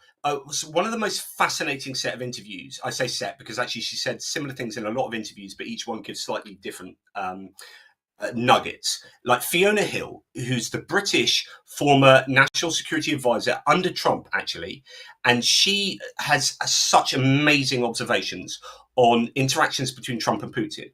And she's been on phone calls with Trump as a Russian speaker and Putin, and says, right, Putin often and excuse my French here, but she says Putin often takes a piss out of Trump, and Trump doesn't get it because it's lost in translation of the translator.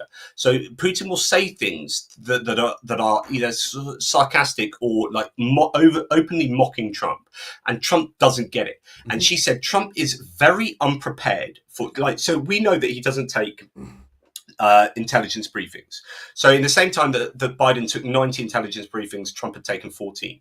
Right, so he's taking an intelligence briefing something like once every 2 weeks at the moment, if that. So he doesn't read, he doesn't take intelligence briefings. Like, this is what we know. This isn't just me slagging off Trump.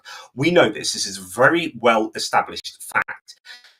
Say that he would go into conversations with Putin completely unprepared and rely entirely on vibes, right?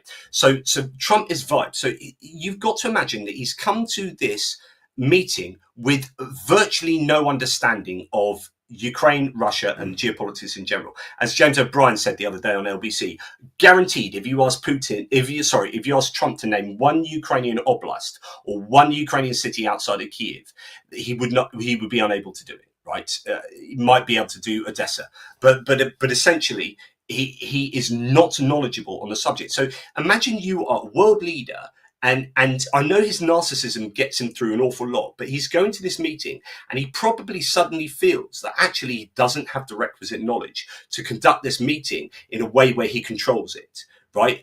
He does everything on vibes and rhetoric, and actually you're going to start moving towards real details about swapping land areas that he probably doesn't understand and he doesn't know enough about those topics, and I think that is reflected in the body language of Trump. I will say this additionally, and we were having a little fun with it on the stream before you joined, but the reality is a technical failure will throw you off your game. And so if there was any game, like I'm a musician, and if I have audio issues or technical issues, it gets you out of your vibe. Even live streaming, if something's not going right with computers and technology, you get off your game a little bit. But I want you to go back now to the Lukashenko. So we have Trump praising Lukashenko. You've given your assessment of that. Now, a few days ago, Lukashenko was interviewed by Time magazine. And I want to play a couple of clips here of Lukashenko. The first one, and remember, guys, this is the man that Donald Trump called today on the way to Alaska and just praised as the highly respected president of Belarus. You're not going to believe it. It's important not to fall into this rhetoric. Putin is an enemy. Putin is bad. Zelenskyy is good. Trump is even better. No, let's be objective. Is Trump a blabbermouth? He is. An example, he says one thing in the morning, does something different in the evening, right? And no results so far. These are quite... So he doesn't take briefings. That's what we learn from this is that Trump doesn't take briefings. If Trump, he would know what Lukashenko said. And it's so frustrating that the leader of the free world, so-called, have people coming to him and telling him on a daily basis what other world leaders have said about him. He is fundamentally ignorant, and it annoys the hell out of me. I'm going to give you one more, but before I do that, I want to bring this comment in. The chat in the Fox live stream is disgusting. Why the FK are people praising and cheering for Russia? Chanel Jenkins, thank you for that comment. Yet, Chanel, please listen to me and everybody else. I'm watching every feed over here, and they're all showing the same thing. I'm watching Fox. I'm watching AP. I'm watching Reuters. Every one of them are full of pro-Russian comments. All of them. Most of the chat is even in Russian. It's being blasted, whether it's bots or pro-Russians around the world, I don't know, but it is not only on Fox, it's on every platform that I'm seeing. So anyway, all right, now it's frustrating that social media platforms are not willing to deal with trolls and bots in any meaningful way. We are just allowing ourselves to be manipulated, and it's so frustrating. Francisco Freitas, the purpose of the call to Lukashenko was to flatter him. I agree with you on that. But no, actually, so this is what I was talking about, Greg. So you got those two options. Either he's trying to flatter him to get some kind of manipulation of him, or he genuinely likes dictators. And I think it's the latter. I don't think he's trying to flatter him from some kind of pragmatic 4D chess kind of with that. And Trump, if someone slags off Trump, he goes for them. Right? Yes. Honestly, he does. You see him, and any other time someone slags him off. So when Medvedev did it recently, Greg, you know this. You've talked about this. Medvedev, right? Medvedev, so yeah. He simply doesn't know that Lukashenko said that. I'll bet my mortgage he's unaware that Lukashenko said that because he's not briefed. Like, he has to rely on someone saying that to him, an aide telling him that. Now, we know that he doesn't get corrected. There are two keep bringing up to my audience. One is the prescription drug prices, where he keeps saying, I'm going to reduce prescription drug prices in the US, not by 30%, 150%, by 1,000%, by 1,300%. Right? He hasn't just said that once. He said that now about 12 times, and none of his aides have corrected him to say that's mathematically impossible. Well, it's not impossible, but it means you would have to pay people to take prescription drugs. You can only reduce drugs by 100%. You cannot reduce them by more than 100%. Otherwise, you're paying people to take drugs. And yet he keeps saying that at press conferences, which means people do not correct him. The other thing is the $350 billion of aid to Ukraine. Now, Kiel Institute have shown that the Europeans have now given over double what the Americans have given. Right? And yet no one's correcting him on that. So here is a man who is never corrected by people around him. I don't think he's given intelligence briefings. He doesn't get information. He doesn't read. So like when he's talking about Lukashenko, like he's just gleaning what little bits of information he's getting from the people who are delivering him curated information. I can confirm to you guys right now, when Johnny's talking, I'm checking the feeds. They have been talking privately now for 1 hour as of 11:40 p.m. Ukraine time. So wherever it and is, they were talking about. But I'm just updating because we're here to see what they're saying. Additionally, I can tell you guys this is a Fox feed. You can see the comments. It's just full of pro Russia. It's just being spammed nonstop. And that's what we're talking about there. But I want to finish up with Lukashenko because this one, the next video clip you're going to see is going to be absolutely disgusting. This is the man that Donald Trump praised today. Putin is not bloodthirsty at all, regardless of how they paint him. In the United States, you know it yourself, he is not bloodthirsty. He knows what it's like to have a family, kids, and so on, and to strike civilians. Listen, there are informational and psychological operations during wartime that you thought Ukrainians, they do it well. I know how Bucha was done, so no need to talk about it. Putin supposedly striking civilians. Let's stop striking peaceful cities with missiles and drones, as you say. Does Zelenskyy care where the drones hit? They are flying into our territory from different directions, 50 of them. We have established that one drone flew into the Belarusian territory and crashed in Lithuania or Latvia. They started screaming. We told them, go and have a look if it's Belarusian or not. So to say that he is striking peaceful cities and Ukrainians are innocent is not just, okay, you mentioned Bucha. I was there. I know. Do you know what actually happened there, how it was done? We knew right away, right after it. Okay, do tell.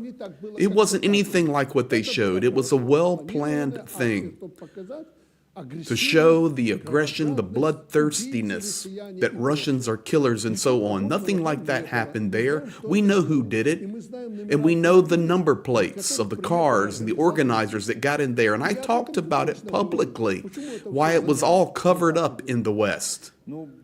It hurts to hear that. I saw it with my own eyes. The bodies, the brutality.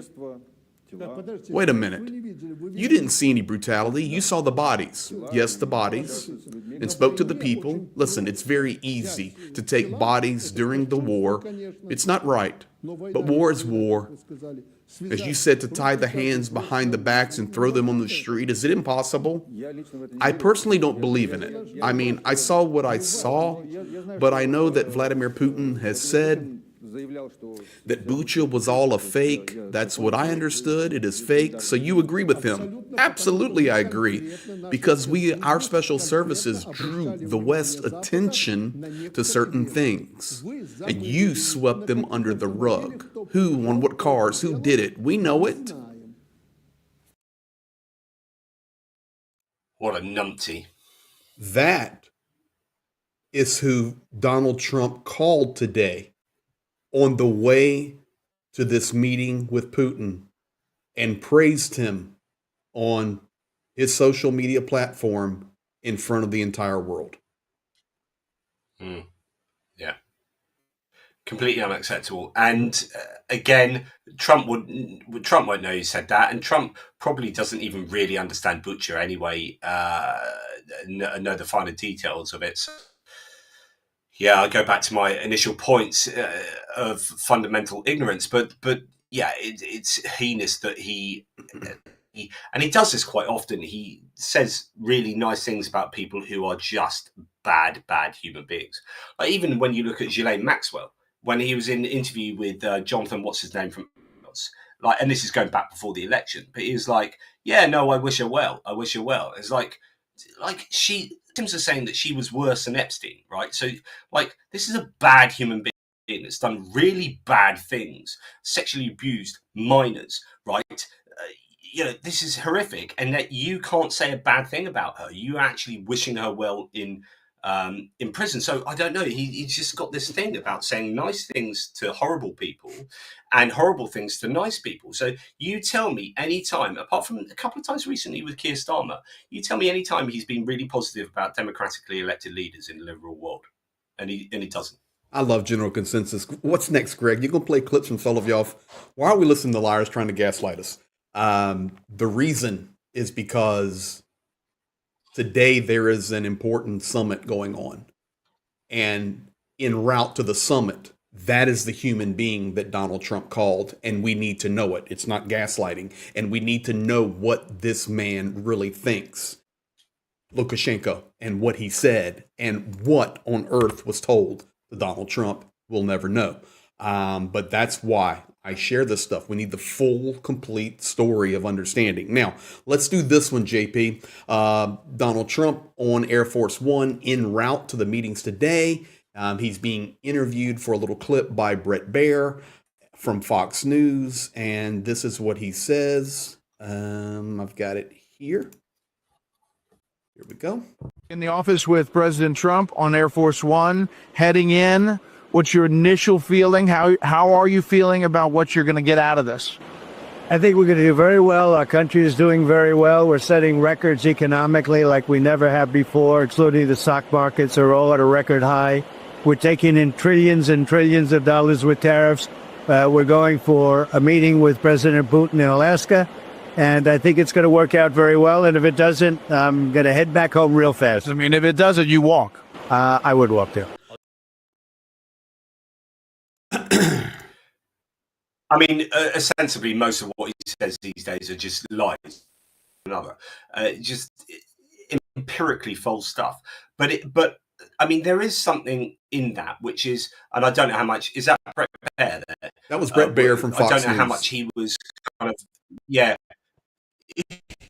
to say, but the good bit of news from that is his declaration that actually, if it doesn't go well, I'm off ski, which is what you want to hear, which is like, we want something from this.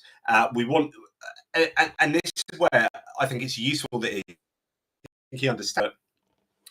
Zelenskyy and the Ukrainians want a ceasefire first and foremost, and negotiations play second fiddle to a ceasefire. You don't bother with negotiations until you stop shooting the crap out of each other, right? So the ceasefire has to happen first. So I think Trump and I'm hoping that genuinely that's what he's going to want from the Ukrainian point of view, not from the Ukrainian point of view, but concerning Ukraine, because actually I think most of the talks probably won't concern like minerals deals and blah, blah, blah. So when it comes to Ukraine, I'm hoping, and maybe this is too much copium and hopium, but I'm hoping that Trump understands that it's ceasefire first.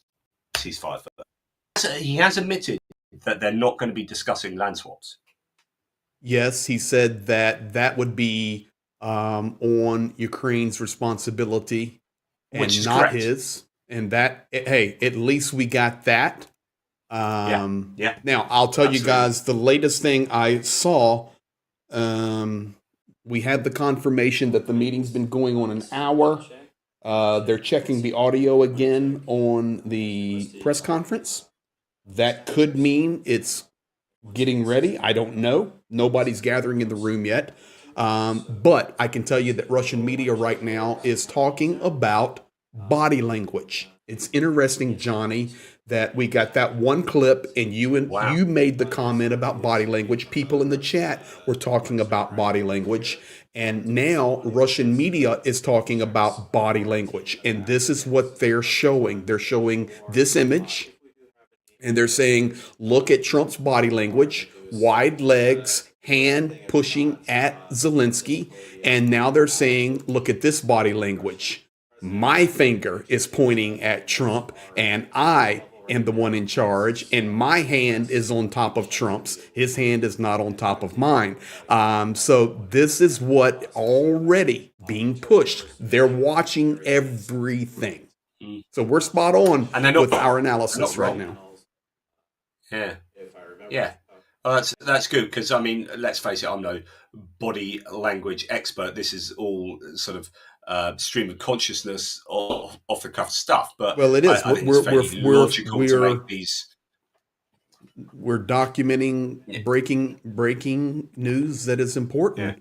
I want to go, and I don't know this guy. I don't know I just wanted people to hear what he said, because I knew that when I made the decision to do this live tonight. On my earlier video today, I asked people, please leave in the comments or drop a message in the Discord if you'd like me to do a live, and we'll just analyze this as it unfolds. I don't know how long the live will be, but I knew that I would need to share other information, to have conversation going in the chat. So thankful you jumped in. So I picked up some other videos, and this one is from Sky News journalist James Matthews. Are you familiar with this guy? No, actually. Okay, here we go. Sky News James Matthews. Here we go, guys. Today.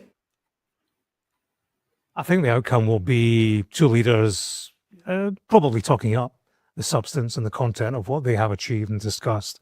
But ultimately, I don't expect to see a concrete result, not a result that will please Volodymyr Zelenskyy or his European partners. I can see Putin presenting Trump with a deal he knows Zelenskyy will never accept, in the hope and expectation Trump will then blame Zelenskyy and Ukraine, and the consequences of that, I think, are dark indeed. Yeah.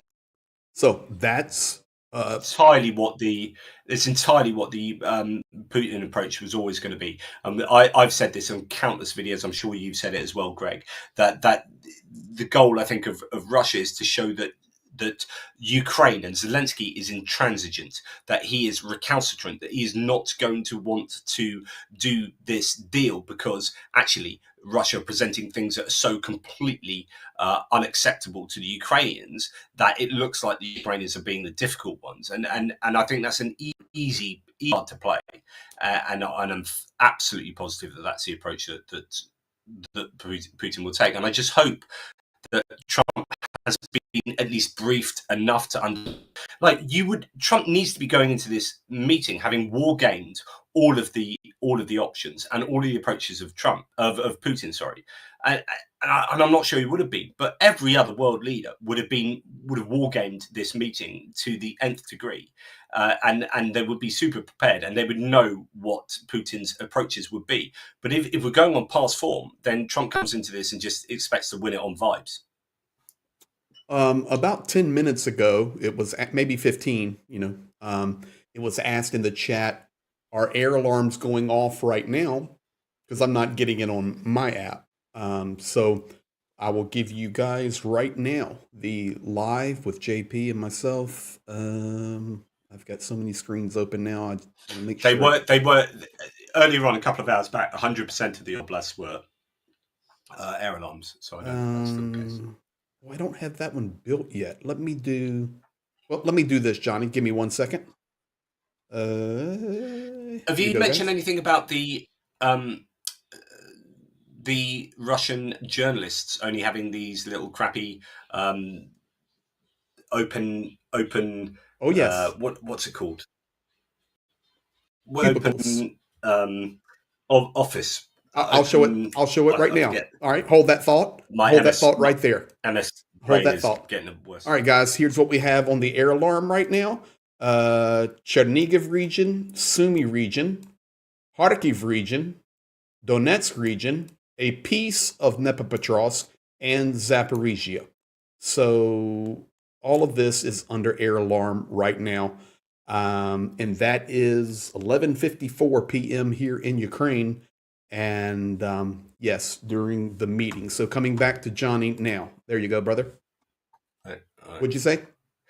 Oh, I was wondering if that also kind of included occupied regions. I know that Russia doesn't control all of the Luhansk, Donetsk, and Zaporizhia Oblast, but they do control Crimea, and that's listed on there. So I was wondering if some of those air alarms are actually Russian air alarms. Okay, so Lugansk and in that map, Lugansk and Crimea stay red 24/7, even if not under air alarm. They've indicated those two regions because Lugansk is basically 99% gone, so they marked it red. All the other regions, of course, Donetsk, not completely occupied, Zaporizhia. So now they're moving even to do it by region. So let's do that. They're doing a lot more testing in the press conference room. They're checking audio. They're checking cameras for white balance. So maybe we'll see. We'll stay there. But you asked. Open plan is what I meant to say earlier. Open plan. Yeah, the whole accommodation is open plan for the Russian journalists. How about this, JP? Interesting. Well, it's pretty Spartan here. Looks like Red Cross setup. Everyone gets a pillow and towel. Check out these ceilings. Journalists crash here before the big summit. So I think that's what you're referring to. Yeah. You were saying something during the video, but your audio was muted because the audio was playing the video. What were you saying? Oh, right. So sorry, that's why people probably think I'm really choppy because it cuts me out. Right. Okay.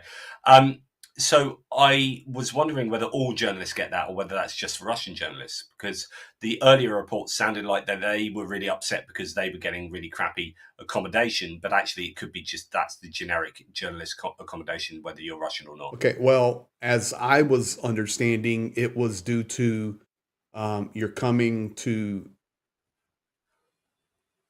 Alaska, which has limited, it's, even though it's a vacation spot, it has limited resources for hotels, and Russia has a huge delegation that came, plus vacationers were there, already had their hotels booked. So it was a challenge, but I don't know the whole story. I know that Russia was also complaining big time about the snacks and the food that they were provided, how things were set up for them. They've complained about the entire summit, to be quite honest, everything. And now we've seen the failures technically. So I'm sure we'll see much more in the way of complaining on that as well. There will be very few hotels in Anchorage, to be fair. Let's face it. I mean, yeah, I've been to Anchorage. I mean, it's a beautiful city. It's bigger than you think. There's hotels, but the vacationers, if they've already booked it, they're not getting kicked out because this summit was scheduled, off the cuff. Let me fix this up, and then we're going to go to the next thing. I want to put this so we can have this in here. So now you and I can look at that together when we need to. So, all right, because we may look at the front line in a moment. I've got some good news on that today. Let's do... Yeah, so I was wondering whether the Russians would attack Ukraine big time tonight. Keep talking, and okay. I'm going to look. Just a few things about what Russia have been doing with their Shahid and drone attacks as of late. And we had a spate of sort of 300, very often 400, then it went up to 500, then 700 drones being sent in a single night. And actually, we haven't had that for some time. So the question has been, have the Russians been stockpiling and they're waiting to do a massive attack, but you would think that would be low tonight? Then the alternative is, and this is good news, is that the Ukrainians probably have struck Russia's Shahid drone manufacturing supply line, not just say Yelabuga, where they manufacture an absolute ton of those things, but actually where they're making components for the drones right throughout Russia.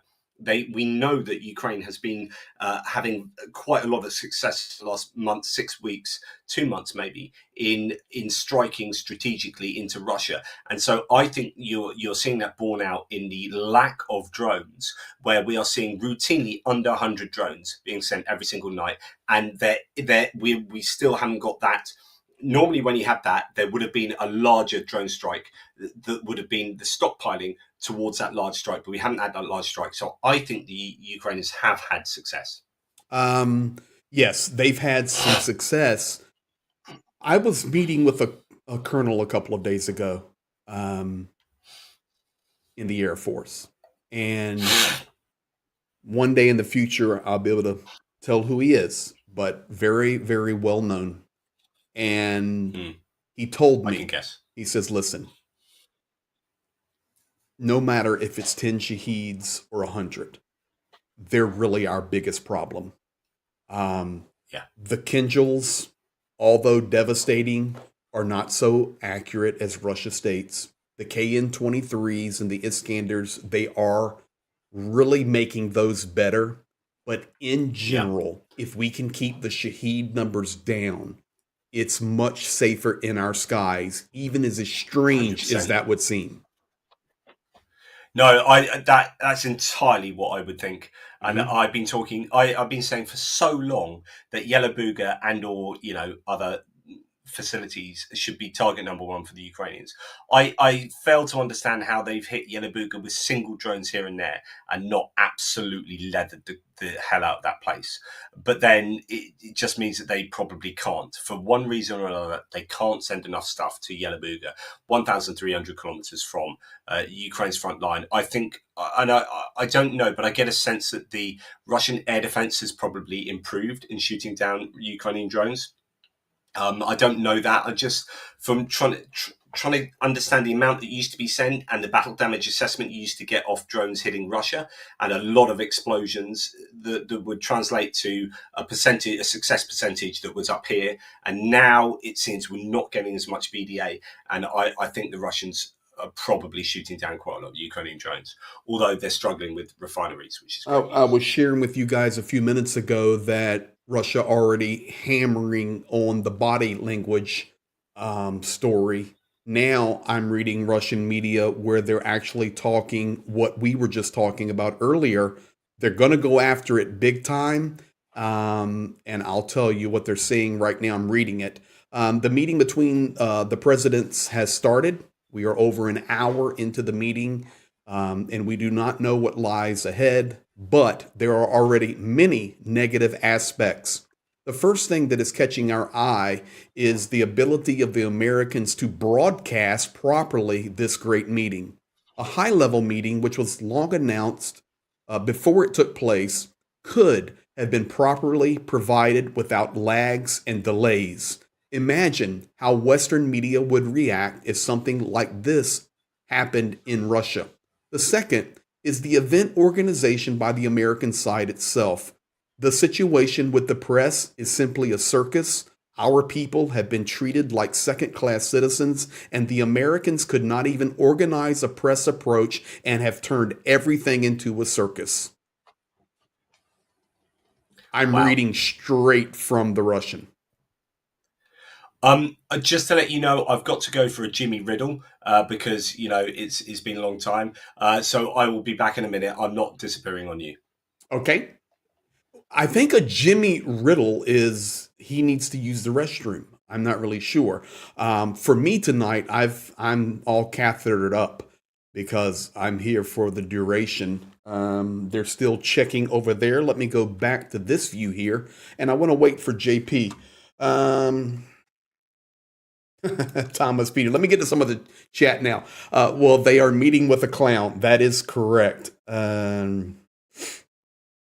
me go here. Crusader Damien, Canadian 699. I was praying the American delegation would not allow Putin to make the U.S. president wait, and he did. The American president looked weak. Slava Ukraini. Yeah, and as Johnny was saying earlier, that is always the modus operandi of Russia, especially Vladimir Putin. Once again, guys, they're masters of this. You know, if you go back to the Soviet days, okay, and I started working in Moscow in 1994. So just a few years after the Iron Curtain fell.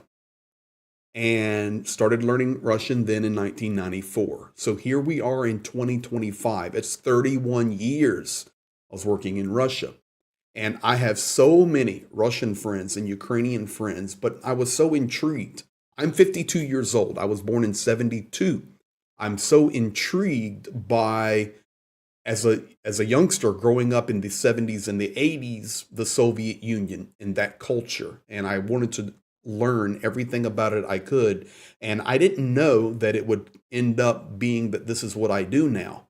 I'm very grateful and thankful for that, and all the years of just learning and absorbing that knowledge and culture and language has helped me now share with you the world.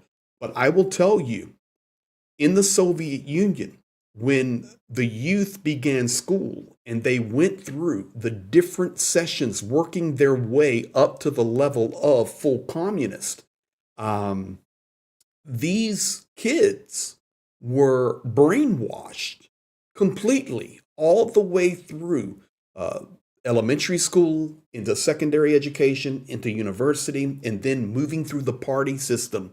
They were absolutely brainwashed. So when you look at a team like Vladimir Putin, who's 71, and Lavrov, and Dmitriev, and who else is there? Well, it doesn't matter. They're all from that Soviet era. And these guys are calculated and trained in this method of madness. And then you take somebody like a Putin, who's completely KGB. And it was a legitimate training. I mean, and now you're seeing it. So whether it comes to timing or comes to how they will negotiate, it's not like you and I would sit down without being indoctrinated that way and have a communication. So I hope that helps you. F. Oink, Hungarian French. Trump always acts in his personal interest. If Putin presents him the proper carrot, Trump will be waxing his hands. Trump is a mortal danger to the world, and Putin is massaging his greed. That's very, very good comment coming in there from Oink, my favorite name on all of YouTube. And he is a Hungarian. Adam Rounds, $5 to roll out the red carpet for Putin and not Zelenskyy. That's the real problem to me. Adam, that is a great comment, and thank you very much for that. And can I add to that? Please. He got to ride, I don't know if you mentioned this earlier, but he got to ride in the Beast, which is US President's bomb-proof limo. And only Macron and Abe have had that honour in Trump's first term. So, you know, for a man that's wanted, this is what the Euromaidan press is saying, wanted by the ICC for war crimes, he gets to ride with Trump for 10 minutes before talks began in Trump's, bomb-proof car. This is rolling out the red carpet for someone that really shouldn't have the red carpet rolled out for them. The reality is their conversations may have already happened in that car. Yeah, interesting. For sure, they were conversing. Janie DuPont, DKK 100. Slava Ukraina, thank you for that, Janie. Papa Dutch, $5 super chat. The legend there. How would Trump even know if things are good or bad? He doesn't have enough information to even order breakfast, and that's what JP is always saying. It's just ignorance. Dr. Andy 5. Quid, is this the real Putin? Do we know where we would stand now if Kamala Harris were president? Any idea, Johnny? So this interesting conversation. I'll take the first one first, which is, lots of people are saying, which Putin are you going to get? As in literally which one? Because there are body doubles, and who's it going to be? Is it going to be the Putin that is fine with sitting around people, even hugging and kissing people as he's done in public, or is it the one that sits at the other end of the table to other dignitaries or his own military personnel and whatnot? And yeah, the question is, which Putin are we getting tonight? And yeah, as far as Kamala Harris goes, it's so difficult to work out any sort of counterfactuals as to what would have happened. But I'm fairly sure that the US would have given an awful lot more military assistance to Ukraine. And I think if she had come in, she only could have gone one way, which is be harder on Russia rather than easier on Russia. So I think, there was frustration with Jake Sullivan at the time. We remember all the time back. Goodness me, I wish we could have Jake Sullivan back, to be honest.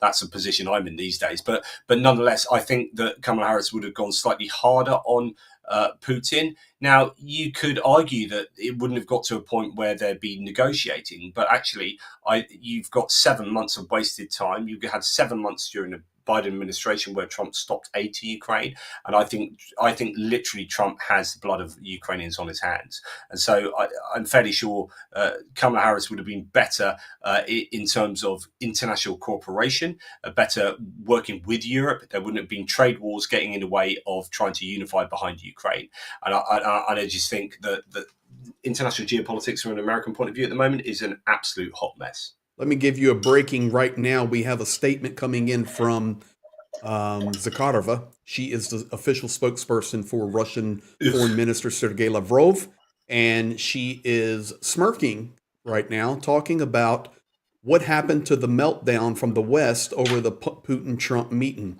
We can see now that the obsession that the West had absolutely is their madness. For 3 years, everyone in the West has talked about the isolation of Russia. But look what just unfolded in Alaska. Donald Trump rolled out the red carpet for our president, Vladimir Putin. She's clever. That is exactly how to play it. I mean, that is good. Like, say what you like about the Russians, they know what they're doing, right? So they're masters of this. So which is like, you can sell this as a masterstroke of the Russians here, like from a Russian point of view. And also, like, one of the things that people were saying about what the intentions of the Russians were going to be was, one, put Ukraine in a difficult position where they look intransigent. We've said that already. Two, drive a wedge between the Europeans and the Americans. And that's what Zakharova's just done. Like, she has said, look at all the whinging from the Europeans, and now look at what Trump, he's laid out the red carpet. Trump and Putin, they're all matey over here. This is the way to go. Europeans are irrelevant. Europeans are not adopting the right position. And you put Zelenskyy with the Europeans there, and you can see the division that the Russians are successfully, I think, and opportunistically engaging in. This is a great comment here because it's just adding to it. This is from Viggo Holmsen. Yeah, good old Viggo Holmsen. Legend. Talking about experience, Lavrov started his diplomatic career in Sri Lanka in 1972. Held various posts at the UN from 1981 to 1988 before more important positions. He speaks 5 languages. Exactly. This is what we're dealing with. He's a masterclass in this kind of stuff. So, yeah. Richard, RJK, Spinning Wood, JP, you know it's not a peace negotiation. It's just propaganda as per usual. That one was for you. Well, yeah, so I don't know how to take that comment particularly, but thanks, RJ. As in, like, this is a massive propaganda opportunity for the Russians. It just really is. Are there serious peace negotiations? Well, the Russians don't want peace negotiations. So he's absolutely right. These aren't peace negotiations. What they are is putting, and we go back to the previously made point, which is putting Ukraine in a difficult and look like the bad guys, knowing that you don't want, like, the Russians don't want peace negotiations, right? So, but you need to make sure that the non-eventuality of peace negotiations is Ukraine's fault and not Russia's fault. And so that is their number one goal, the Russians' goal. All right, let's keep on here with a couple more, and then I want to move to a statement by the UK Defense Minister.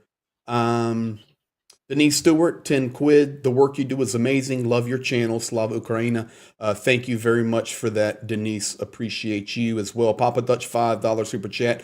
What Trump ought to be considered for is a notable Putz Prize. You know, they were talking today that he actually called the Nobel Peace Prize place, wherever it is, Norway or something. Yeah, Oslo.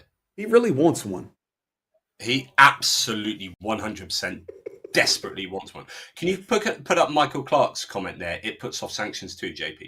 I can say you don't have to put it up, but the idea is that the success of the Russians is not only getting the Ukrainians blamed, but also getting sanctions not put on, and they've already succeeded. They have won already by point of fact that Trump said 10 to 12 days. 10 to 12 days came about, and sanctions were not put on. We've got this meeting. Ukraine get blamed, and sanctions will not be put on again. Succeeding time and time and time again with delaying and delaying and delaying and stopping Trump from putting sanctions on them. They just keep doing it. Matthew Bent, thank you for becoming a crew member tonight. We appreciate you. And Crusader Damien, Canadian 699, like the denazification in Eastern Germany after World War II, the Soviets never left. They just became gangsters, and the KGB became the FSB. Same old, same old. Yeah, that's exactly what we're seeing. I will tell you guys, we've got what looks like at least a little bit more activity coming here, where we actually have some people sitting down.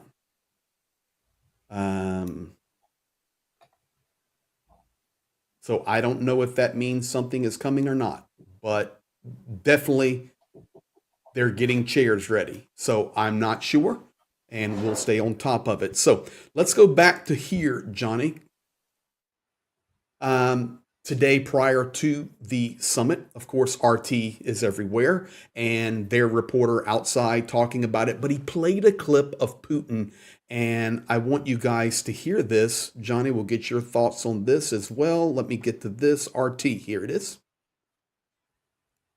These are quite unusual times for the Alaskan city of Anchorage, as a whole fleet of various Russian planes has arrived here carrying various top-level officials and delegations, including the Russian foreign minister and the defense minister, lots of journalists as well, and all of us are here because of the upcoming historic meeting between Vladimir Putin and Donald Trump. The meeting itself is scheduled to start at around 11 a.m. local time on Friday. Other sources say it could be 11:30 a.m., which would mean about 10 p.m. or 10:30 p.m.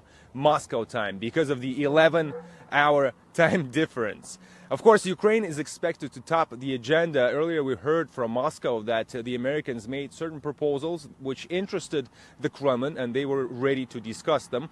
I've asked you to gather to provide an update on the progress of the negotiations regarding the Ukraine crisis, as well as on the bilateral talks with the Ukrainian delegation. Many of those present are already broadly aware of the situation, but I will go into more detail. That is the first point. And secondly, to outline where we stand with the current U.S. administration, which, as everyone knows well, is making, in my view, quite vigorous and sincere efforts to halt hostilities, resolve the crisis, and reach agreements that serve the interests of all parties involved in this conflict.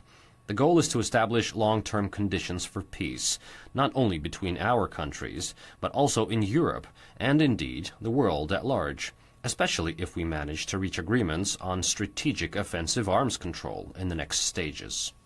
We heard from the White House on Thursday as saying that Donald Trump is keen on finding a diplomatic solution and is going to use all the available opportunities to do so. But I think it's fair to say that besides Ukraine, the two sides have a lot to discuss.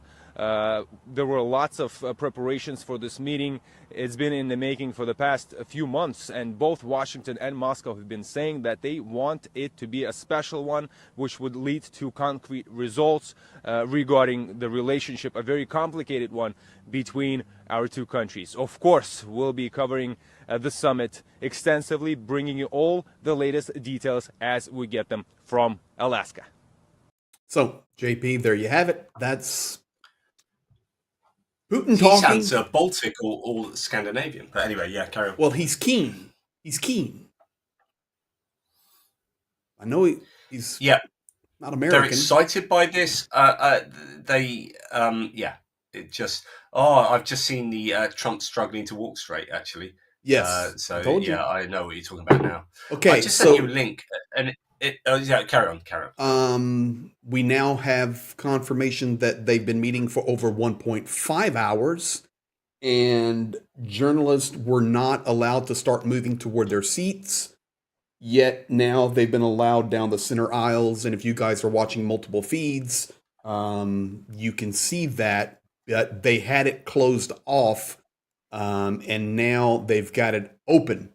So I don't know if that means we have something imminent coming or not. You sent me something? Yeah, I just thought it was quite interesting. I don't know if it's particularly apropos to what we are saying at the moment. I sent you on WhatsApp a link to a Harry Enton. Harry Enton is a guy on CNN who does all the stats. Really interesting stats analysis to suggest that there's been a massive shift among Republicans back in favor of Ukraine. And this is because they follow Trump. It is a cult of personality, and whatever Trump says, they will do. And if Trump starts giving overtures of support towards Ukraine, then his supporters will do so. And that's been the frustration, is that, generally Republicans are going to be broadly in support of Ukraine, all other things remaining equal. And it's only that the MAGA Republican wing of the party has distorted the supporters' view of Russia and Ukraine. But as soon as Trump starts becoming more kind of sensible, or as you've seen recently, okay, he's not giving aid to Ukraine, but he's selling stuff to people who do want to give aid to Ukraine, which is kind of half in the right direction, right? Then that shifts people's views, and so it's really good news that. All right, well, let me play the video clip for you. Here it is. I mean, you don't have to play it all, but I just thought it was quite interesting. Let's go.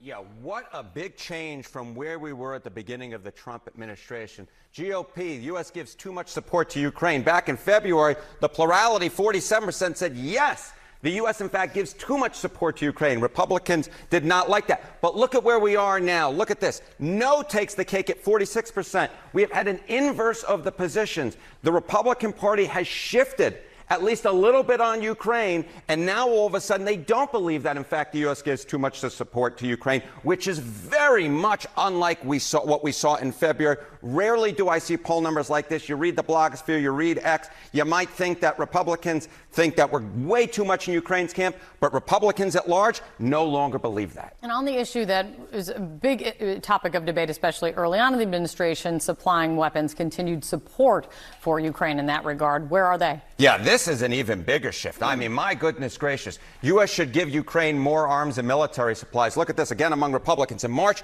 it was just 30%. Hello, we're now up to 51%. The majority of Republicans, and certainly majority of Americans at large, believe that the U.S. should give more arms to Ukraine. So this, to me, is just such an important point as we head into the summit later today.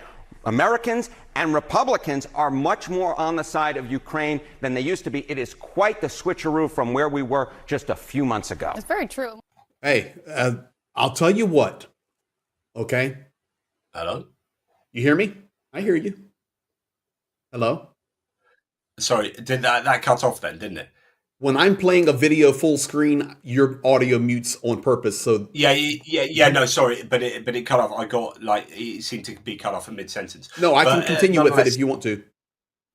Oh, right. No, well, it's up to you. But I just found that really, really interesting. That is exactly what we want to hear. We want bipartisan support in America for Ukraine. End of. I will tell you this. Southern rednecks will not like the President of the United States looking weak to Vladimir Putin. Yeah. And hopefully we will get even more push that way. We'll see. We see what Marjorie Taylor Greene's saying, abandon everything. Here's Nick from End Time Independent News. I do think Trump is going to come out and say of this saying Ukraine's going to have to get realistic about a land deal. Yeah. I think that's a plausible synopsis that he's going to start putting pressure on Ukraine even more, and that goes to exactly what Russia would want. That would be what Russia wants, which it does. But it's being the bad guys. I don't think it's going to work. Initially, I don't think it's going to work. Let's go. This leads us perfect. Thanks, Nick. This leads us perfectly into Healy. This is your defense minister there, Johnny. Yeah. Yeah, John Healy, who I like. I think he's pretty good. All right, here you go. This is Healy today. Where's Healy? Here he is. We'll see how the talks go, but the important thing is this is a first step. In any negotiations, there will have to be decisions about Ukraine with Ukraine. They can't be taken without Ukraine. And for negotiations really to take place, one of the important conditions is to see a full ceasefire. That allows the space for diplomacy, it allows the space for negotiations. It gives everyone a better chance of seeing an end to the fighting, but then a long-term secure peace. And our job, and my job as Defence Secretary, our job as the UK, one of Ukraine's most consistent allies, leading the charge on intensifying diplomacy this week. You've seen the Prime Minister hosting President Zelenskyy in Downing Street, convening meetings of European leaders with President Trump. I've been speaking to the Ukrainian Defense Minister and the Secretary of the National Defense Council ahead of these talks, intensifying diplomacy, stepping up the military aid to Ukraine as well, because whilst all eyes are on Alaska, we can't remove our focus from the front line because we can't jeopardize the long-term peace by forgetting about the war. And of course, this matters to us in the UK and in Europe, because a secure Europe needs a strong Ukraine. A secure and prosperous Europe is one without war. And for us in the UK, as in the rest of Europe, our first line of defence starts in Ukraine. That's why we've been so unshakable in our support for Ukraine during this conflict, and we'll stand by them through the negotiations and into the peace we hope to see beyond. I'll tell you what, buddy, that's a good statement. Yeah, that's what we want to hear. I mean, it's like we shouldn't really be congratulating eminently sensible statements. Like that should be the norm, right? Agreed. I mean, it's just, and it's great that John Healy said that. Don't get me wrong, but I get frustrated that isn't just obviously what everyone should be saying. And so, when he does say that, we're like, yeah, well done, John Healy. That's awesome. That's what we want to hear. Fair enough, but I will tell you, he made a statement that I do believe needs to be cheered. And it's not that Ukraine is basically our European shield. Ukraine needs to be free. Ukraine needs to have a better future, but he needs to be supplied. But he made the statement that I so care about, and I know you do as well. We can't forget the front line. While all of this is happening, we can't forget the front line. Guys, let me tell you about Ukraine today. About 90 degrees. Yeah, I was hoping I was just going to come on to there's some news from Pokrovsk and Dobropilya. Boiling hot, 90 degrees, front, brutally difficult. But we did get some good news out of Pokrovsk, and we can look at it in just a moment. But I can tell quite you, a lot of maps out about it. For me, it's refreshing to hear. Whether it's Healy or anyone else, just always have a thought toward the soldiers, because it's easy now to look at Alaska. We're making fun of Trump wobbling, or we're trying to figure out body language, or we're trying to determine what's going to come out of it. But while we're doing all of that, man, guys are on very difficult positions right now. It's hot. The mosquitoes will absolutely eat you alive in Ukraine right now. It's just swarming with mosquitoes. It's very dry and it's difficult. A lot of supply routes are cut under heavy coverage of drone and artillery, and it's challenging. So that's my point for Healy, is I'm thankful that he does think about the soldiers. Let's do this. Let's go to Kuleba, because tonight, and you can see in the background here, it's just getting dark. Dmitri Kuleba, the former foreign minister, of Ukraine, made a really good statement. And I think it was in the chat. Yeah, Nick just made a statement about the land. And Dmitri Kuleba, there in Kyiv, makes a really good statement tonight. and probably most people didn't see it or hear it. But towards the end of it, I want you to listen in deeply. You'll even hear the air alarms going off. So let's take a listen, Johnny, and I want to see what you think about what Kuleba said here. Here it is.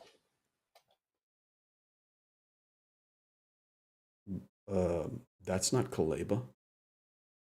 Well, that is Kuleba, but I need the video of Kuleba right here. Where are you at? Swapping land is not workable. It's not going to work.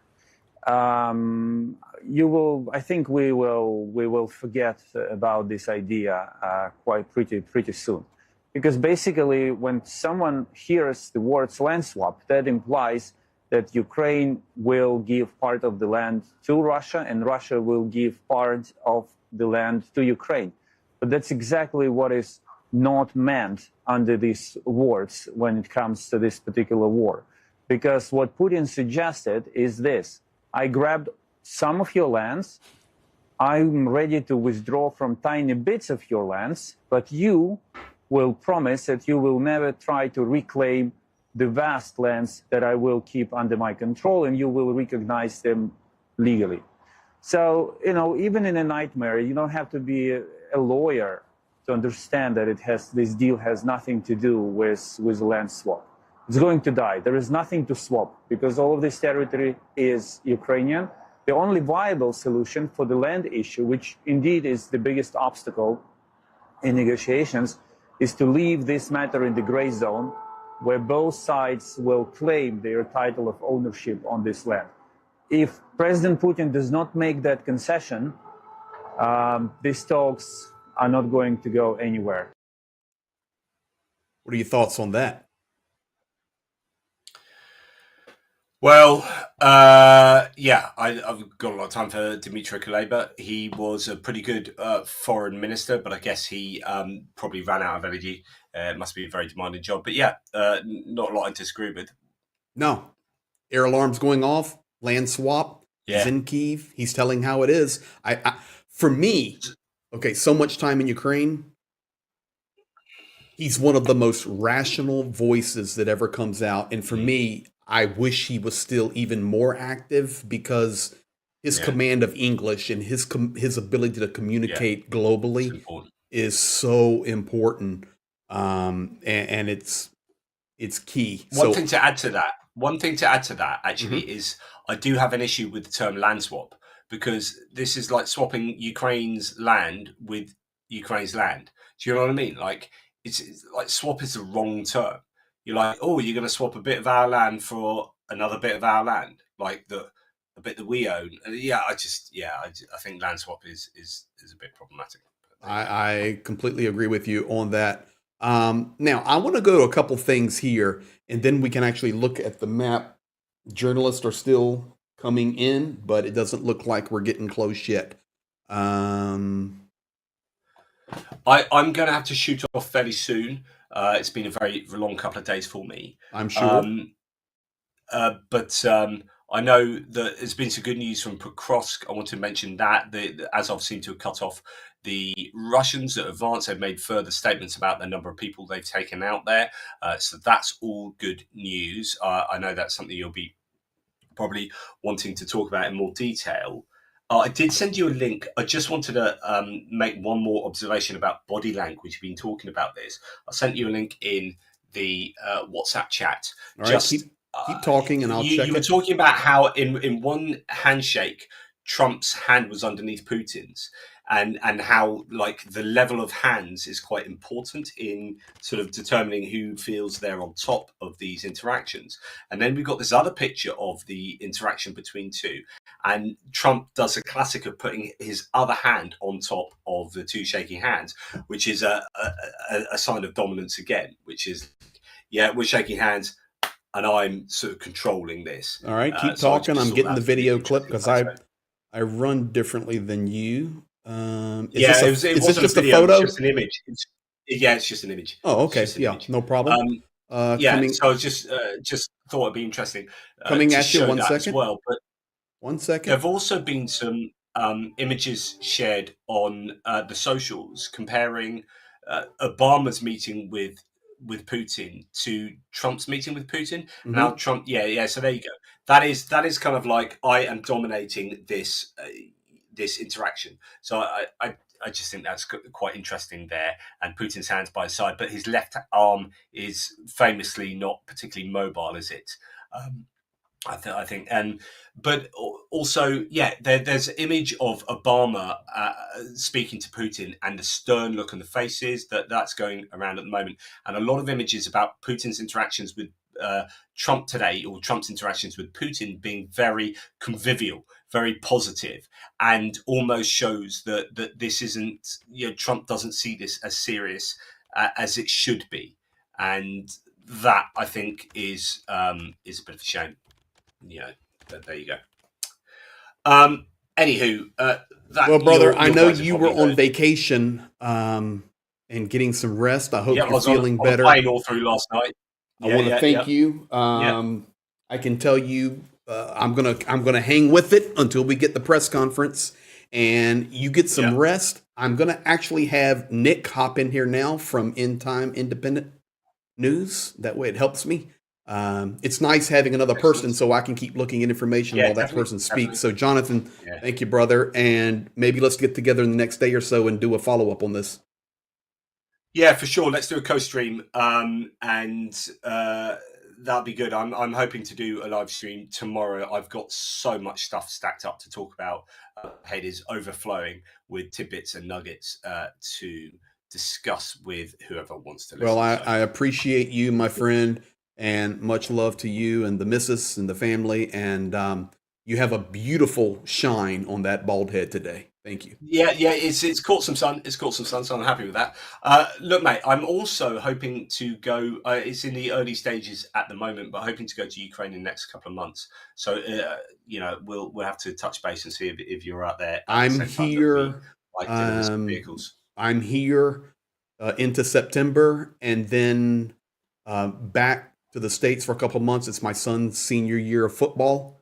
And today he called me. He was elected the captain of the football team. So dad can't miss his football games. And then I'll be back, plan to be back in Ukraine in November. So thank you, brother. I mean, it's not really, it's obviously not really football. They very rarely kick it. So let's face it, that's a load of rubbish. But yeah, I understand what you're saying. Right. It's not the English football, which is elite with the foot. It's typically, yeah. Okay, mate. You take care. Goodbye, y'all. It's been a pleasure. The pleasure is all yours. Take care. Ta-da. Appreciate you. All right, guys. That's Jonathan M.S. Pierce joining us from ATP Geopolitics. And now what I'm going to do is get Nicholas Lamar Suter from End Time Independent News in. I just need to get him some information here. So thank you, guys. Give me 1 second here to do that. And we'll be good to go here. That was good. JP, always the man. I can tell you, he is a legend. An absolute legend. We don't agree on everything, but I will tell you one thing. That dude is a legend, and I love him. He was here. He suffers from MS, and even with that, he ran on these front lines with Jania and myself, and never kicked up. And I know he's probably still listening to me, but we love him, and he's a hero for Ukraine. So that's not like a soldier hero, of course, but he's a hero for Ukraine. So thank you. All right, let me get Nick in here now, and I will give him this. I can tell you the press is still not in there, so we'll do this, that, and thank you guys for your patience here. Boom. There we go. Just give me 1 second, and we'll have Nick in here. I need to change his name as well once he gets in here. Now, I'm going to go back because there's a couple of more things I want to cover, and then we are going to look at the front lines while we're waiting on And once again, thank you to JP. I should be getting in Nick here in just a second. I'm going to change his name up for him. Whew. I'm going to feel it tonight. Okay, we got more press moving now and people in. Oh, guys, I've got Zarubin in here. Here we go. Here we go. So I recognize these Russian people. All right. Let me do this. Nick, I sent you the password. I want to go back to this right now. All right. So the guy in the front, that's Zarubin. Well, now he moved out. That's what I want to watch for right there.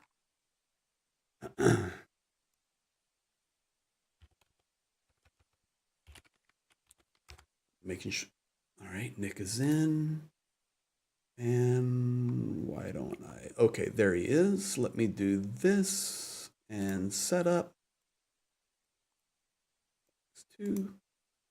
And boom. Let's do this. Fade. All right, Nick, welcome, brother.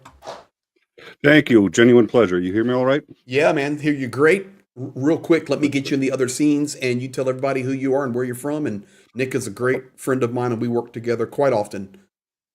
Kick Yes, it, brother, sir. and I'll get And you it's set up on the other a stuff. pleasure, as always, to be on. My name is Nick Suter. I am the host and executive producer of In Time. We are a news channel. Obviously, Ukraine is big news, and we take it very seriously. But we cover U.S. news, all sorts of anything that really people might be interested in getting a different take other than just mainstream media. We critique mainstream media quite frequently.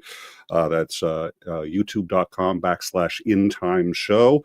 And I'm sure people will drop the links, but that's what we do. You've been on more than once. You sort of see how, and one of the things that I like is I think both of us have a very similar approach to this, which is take a look at what mainstream media is saying, but look at it with a critical eye and look at what we can tell just by looking at the other people involved and try to get a big picture of what's going on instead of just the little bites that we get thrown at us. So I think that's one of the reasons you and I have so much in common and enjoy working on each other's shows. So thank you again for having me on. Well, you're very welcome and thank you. So I can tell you guys there are Russian journalists that I absolutely recognize now that are moving around in and out. One of them was Zarubin, which is Putin's personal propagandist. It is not Peskov, who is the spokesperson for the office of president or the Kremlin, but it is actually Zarubin, the little nerdy guy with the glasses always. He's 48 years old. I know everything about Zarubin, but he looks like he's 12, but he's not. And I see him moving in and out around the front, so that could be indicative that we're getting somewhere on that. Now, I want to get caught up on a couple of things here and say thank you, guys. I'm trying to watch everything. Janie DuPont, DKK50, actually have a question this time. Greg, in your opinion, are people really buying into the creepy horror act in Russia, or are they just scared of prison? Okay, so let me explain this to you the best I can, and thank you for the question. Still watching over here, waiting for the press conference. No. So, guys, in Russia, and Nick is very experienced with Russia. Nick also speaks Russian.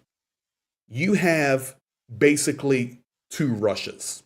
You have modern Russia and you have colonial Russia, basically late 1800s to the 1960s Russia, which is from the central portion to the east. In fact, you know what? We're doing stuff here, so let me show you guys, and I'll make it very, very easy for you here. Let's do, let me get off my location here and we'll explain it to you. It's a great question, actually. So thank you for that. All right, that's what I want right there.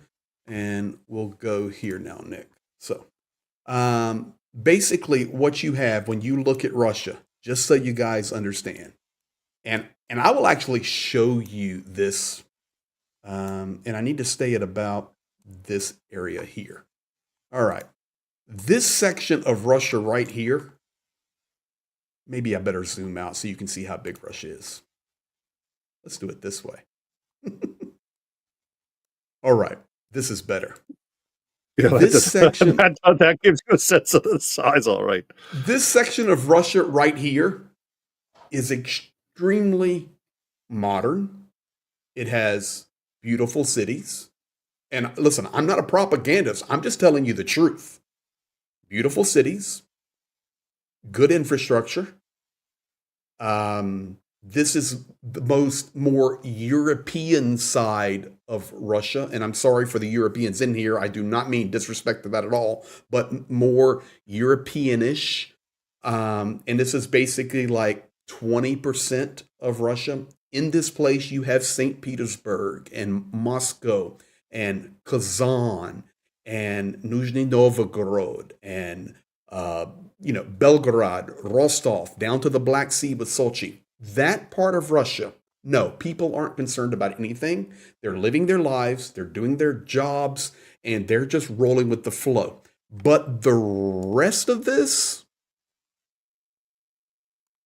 is basically wasteland, no infrastructure, dirt roads, broken cities, people that live in many places like vagabonds. And that's a lot of the social media images that are shared that, although correct, are honestly sometimes misunderstood when people think that all of Russia is like that, because it's not.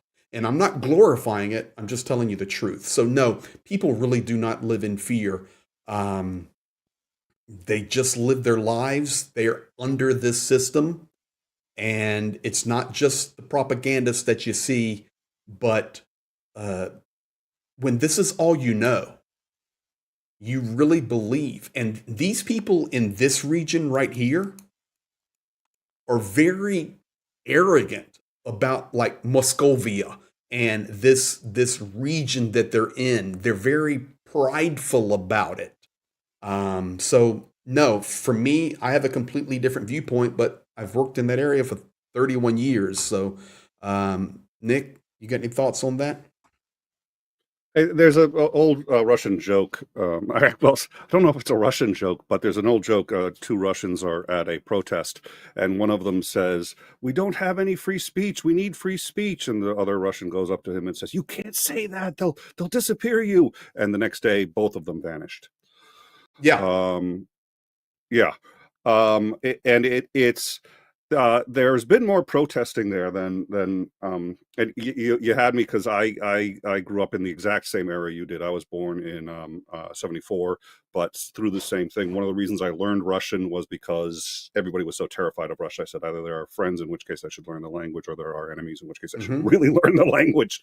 So and I went over there. I was one of the last Americans out before the collapse in '92.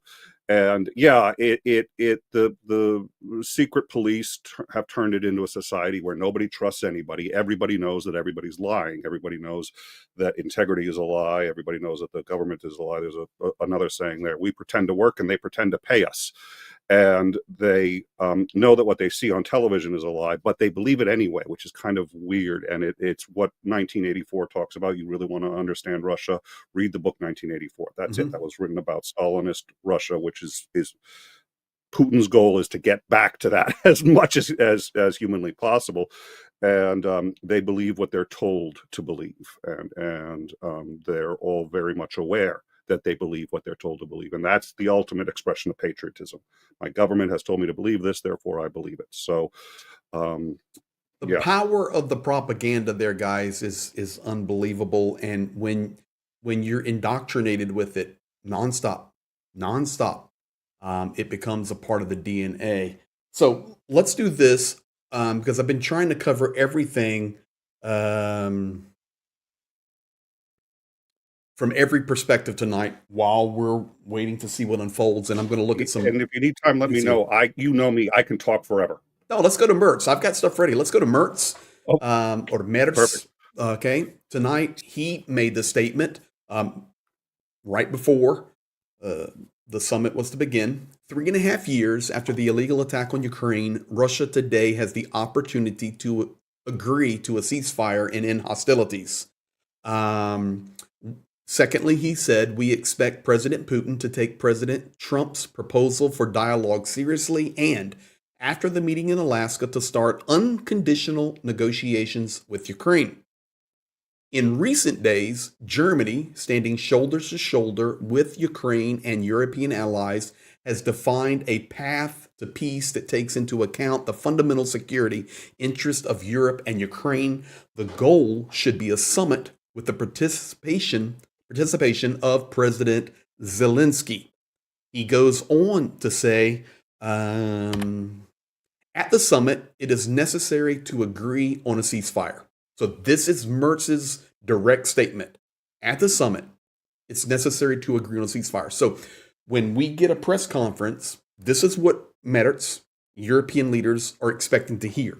Ukraine needs strong security guarantees. Territorial issues can only be resolved with the consent of Ukrainians. Completely agree. We have delivered these clear messages as a united front to President Trump before his departure to Anchorage. I remain in contact with him. President Trump can now take an important step toward peace. He deserves thanks for this initiative and close coordination in recent days. During our latest negotiations, we, the European partners, assured him of our continued support for Ukraine.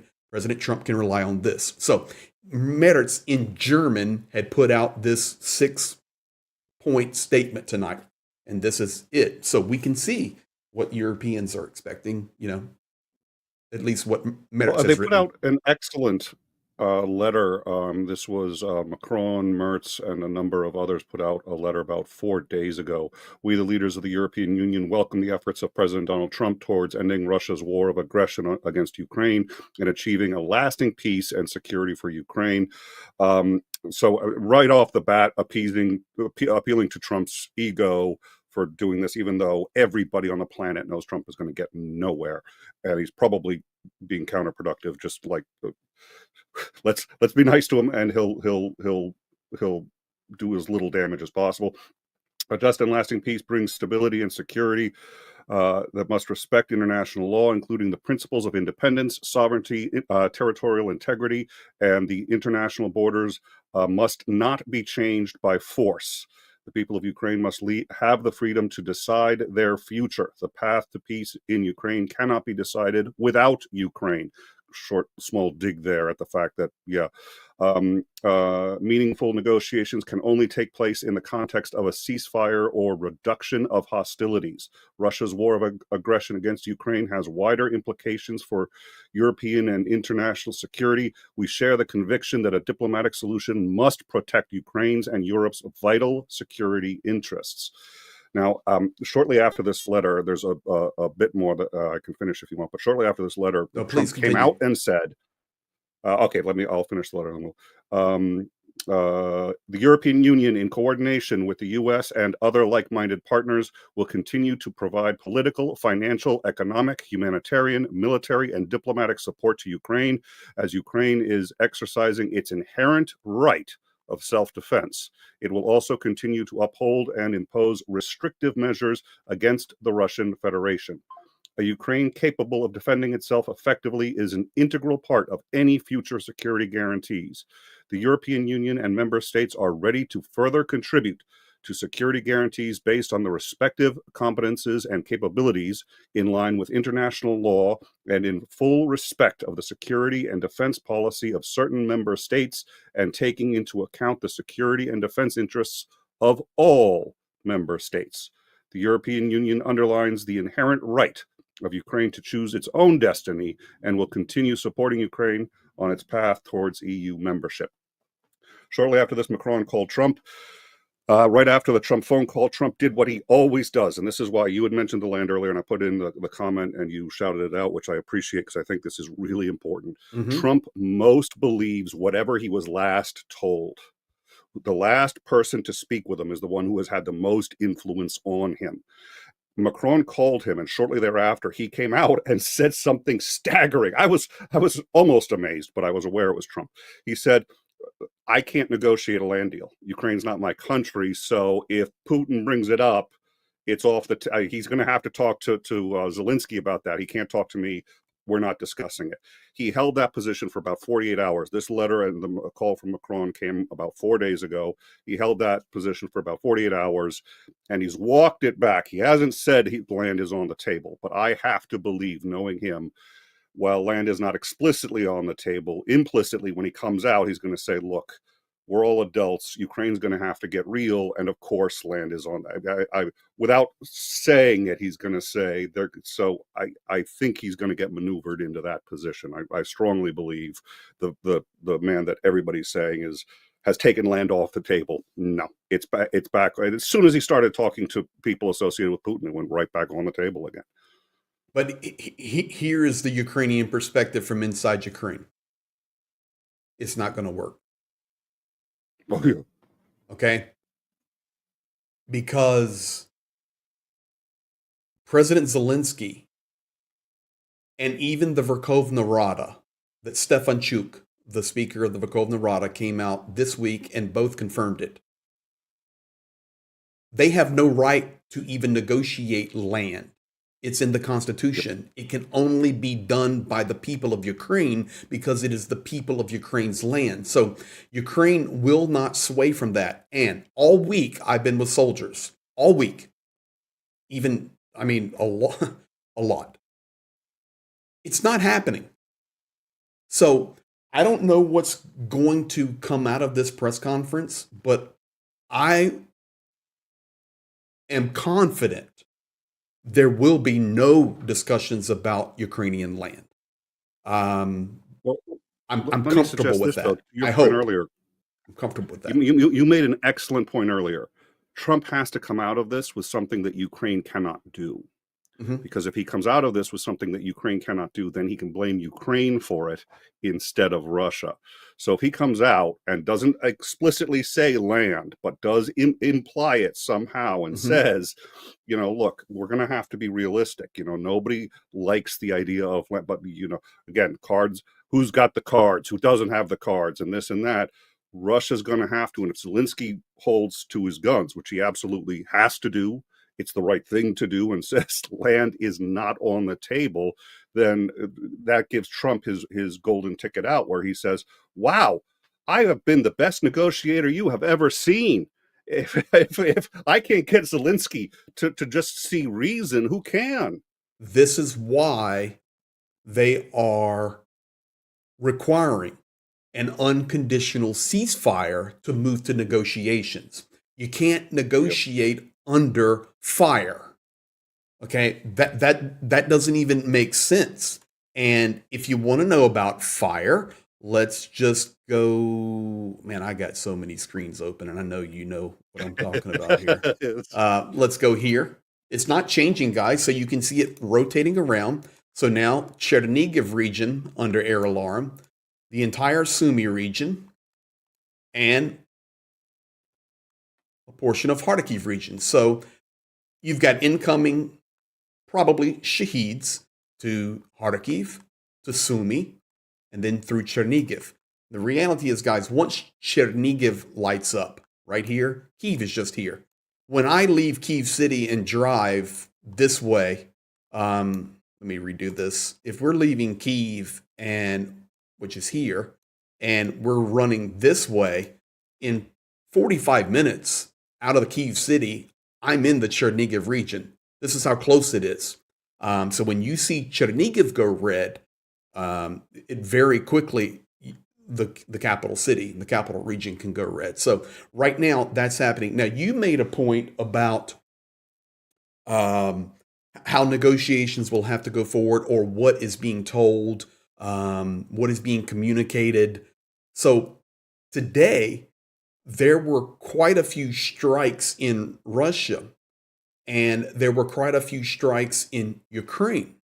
And Russia went in with the plan that we are going to show, and I read all of this today, we're going to show Trump and the team that is negotiating with us what the Nazi terrorists in Kyiv are doing.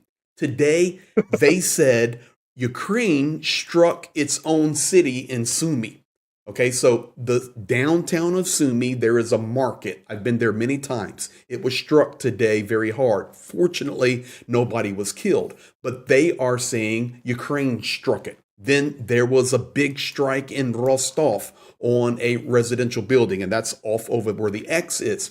Russia already pushing. Listen, that's just the Ukrainian terrorists randomly pushing their drones into our buildings. 2 people were wounded very severely. 2 killed, 5 wounded, and they're spinning it. Okay, like the world doesn't see that they rain down drones and missiles on civilians every day. I don't understand the connection. So if anybody believes those talking points in Alaska tonight or today, we're in trouble. But that's why Putin and Trump are such good friends, is because both Putin and Trump see reality as something that is a matter of perspective, that is malleable, that you can, and it gets back to the Soviet mindset that we were talking about earlier. And somebody did ask, the book is 1984, George Orwell. It's a novel. It's an easy read. It's a good read. It's a terrifying, but it's based on reality. I mean, this is what Stalin was doing. He was having people erased. He was having history changed. And people were required to believe the history and could change.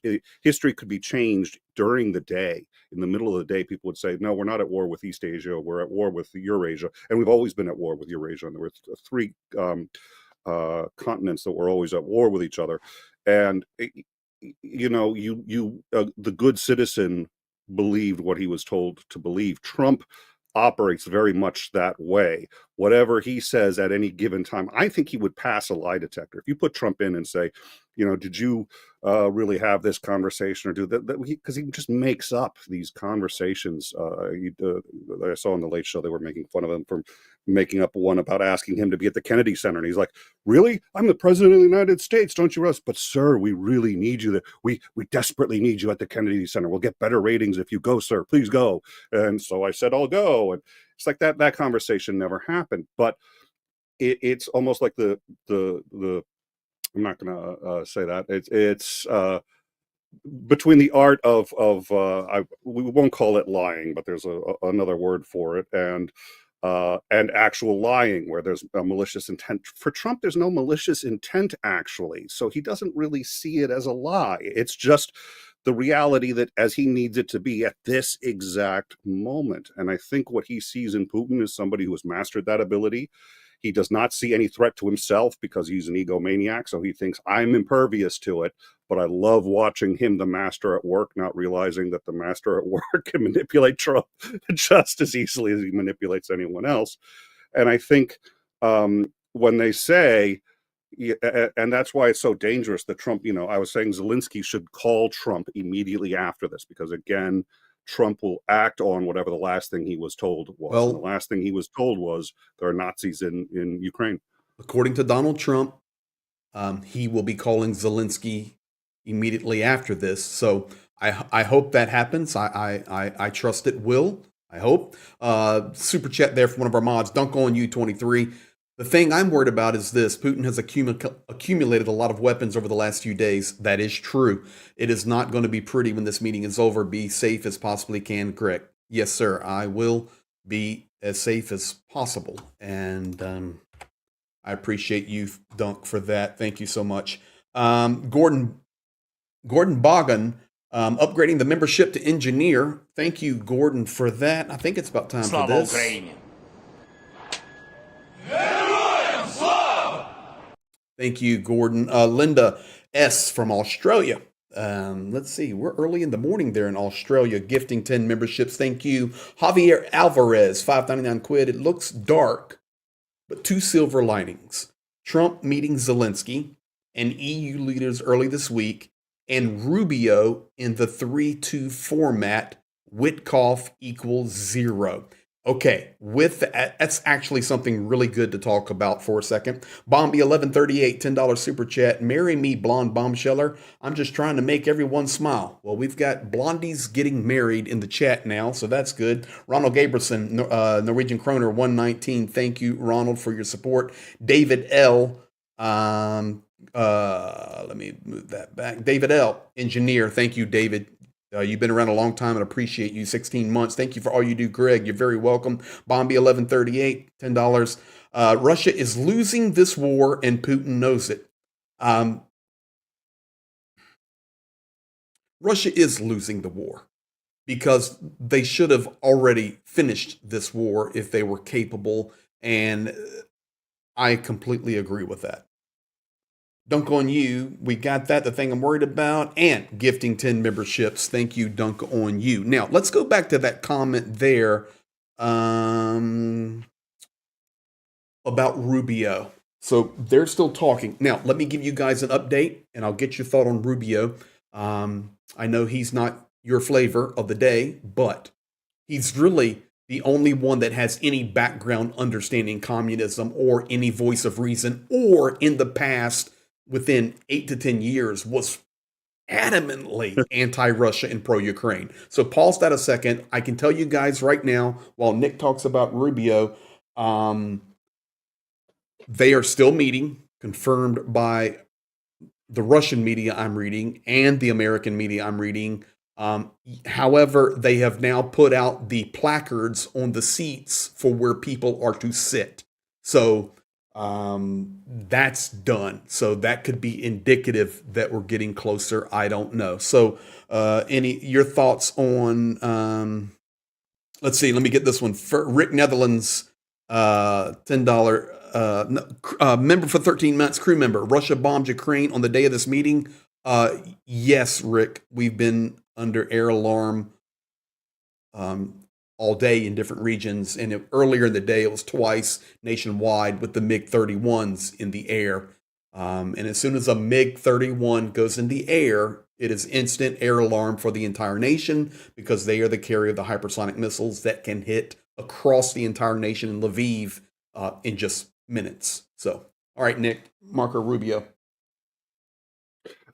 Yeah, you're correct. I'm not a fan of Marco Rubio, but I do like him kind of in the same way I liked Mike Pence, which is not a compliment. But I was asked at one point if I supported the impeachment of Trump in his first term, knowing that Mike Pence, who is someone I disagree with more than Trump.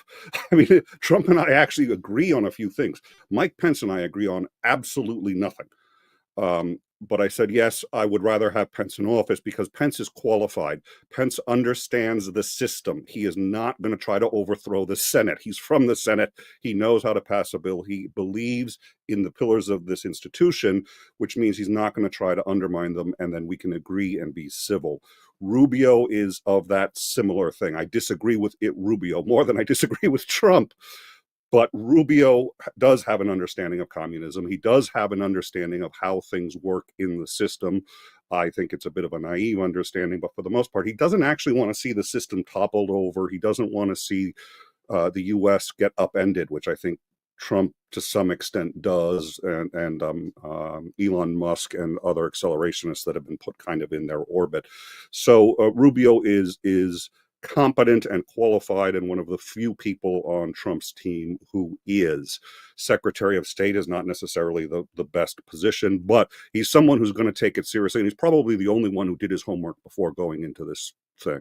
I mean, he probably is getting updates and has some idea as to what's going on, but because he's smart enough, he's also not going to show it too much because he can't show up Trump and he can't show up the others who didn't. As you pointed out earlier, they don't read the intelligence briefings. They don't want the intelligence briefings. Rubio does. He may not make sense of them in a way that I would concur with, but at least he understands they're important. That's my take. Well, my point on Rubio is he's the only one that has been experiential in that world of communism, in that world of the Soviet Union. And I hope somewhere in there is still those roots. I mean, he went very MAGA, but it's definitely not Witkoff. Witkoff is a clown who's clueless about anything happening. So, we definitely don't have the better team. I'm just, Johnny and I were talking about that earlier. These guys are masters at what they do. So I'm hoping. let's keep in mind too, when I say competent, I am setting the bar at the lowest possible. I mean, they know how a bill becomes a law. Trump doesn't have that level of competency. He doesn't. I'm not joking. People have tried to explain it to him in crayon, and they haven't necessarily gotten through that I can understand. Rubio was what his dad was accused by Trump of being an assassin in the JFK assassination. Trump went after Rubio's family, and Rubio just did the politician thing and just said, "Oh, okay, that was Tuesday. Today is Wednesday." I'm not saying I like the guy. I'm not saying that I'm not even saying he's qualified. There's a difference between qualified and competent. And when I say competent, I don't even mean can do the job well. I mean, he actually at least understands what the job is. He understands how government works. He understands that there are 3 branches of government. I don't think there's anybody else there who understands that, whether he follows it, whether he adheres to it. But he's been in the Senate, and he was successful in the Senate. He knows how these things operate, and it's not very reassuring that the voice of reason is going to be Rubio, but at least there's somebody there who has reasoned before. And that's to your point. I mean, if it was Witkoff, if it was, Hegseth is another one where, and this just happened. We had now ICE has had a huge national chat where they had heads of ICE from all across the nation in this one chat, and they included a complete random stranger. Nobody knows who this person is, but this person has leaked all of their chat out to the public. And I'm like, Hegseth is so unqualified and incompetent. If he were there, it would just be one more opening. Not that they need him, but this is a team.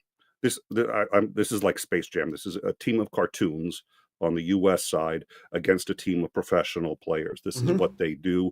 I think what you said earlier was absolutely true.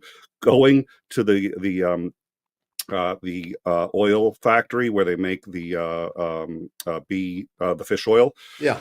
Before, and then going like, "Oh, I need to get something for the president. Have you got anything lying around?" It's a brilliant stroke. And Trump isn't even in the little leagues, and he's barely understanding the rules of the game, where this is the New York Yankees. Sorry, I said it.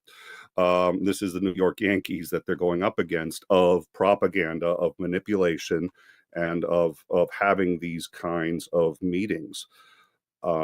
They don't even understand or have an awareness of how outclassed they are, except Rubio may have that understanding. I suspect Rubio has that understanding. He's going to do as he's told anyway, because he's Rubio. But he's the only one who at least understands that this is a show that is going to end roughly, well, actually not more than pretty close to however Putin wants it to end. Okay, let me tell you this. We've got this room starting to fill up quickly now. Guys, thank you for hanging with us, and we're watching this together. There's a lot of people in there now, but I've got some breaking news coming out of Ukraine and out of Europe right now. That's very interesting, and I'm going to get to that in a minute. But first, Adam Rounds, $2 super chat. Greg, thank you for staying up this late. Adam, I'm here until we have that press conference, brother, and I don't care when it happens. We've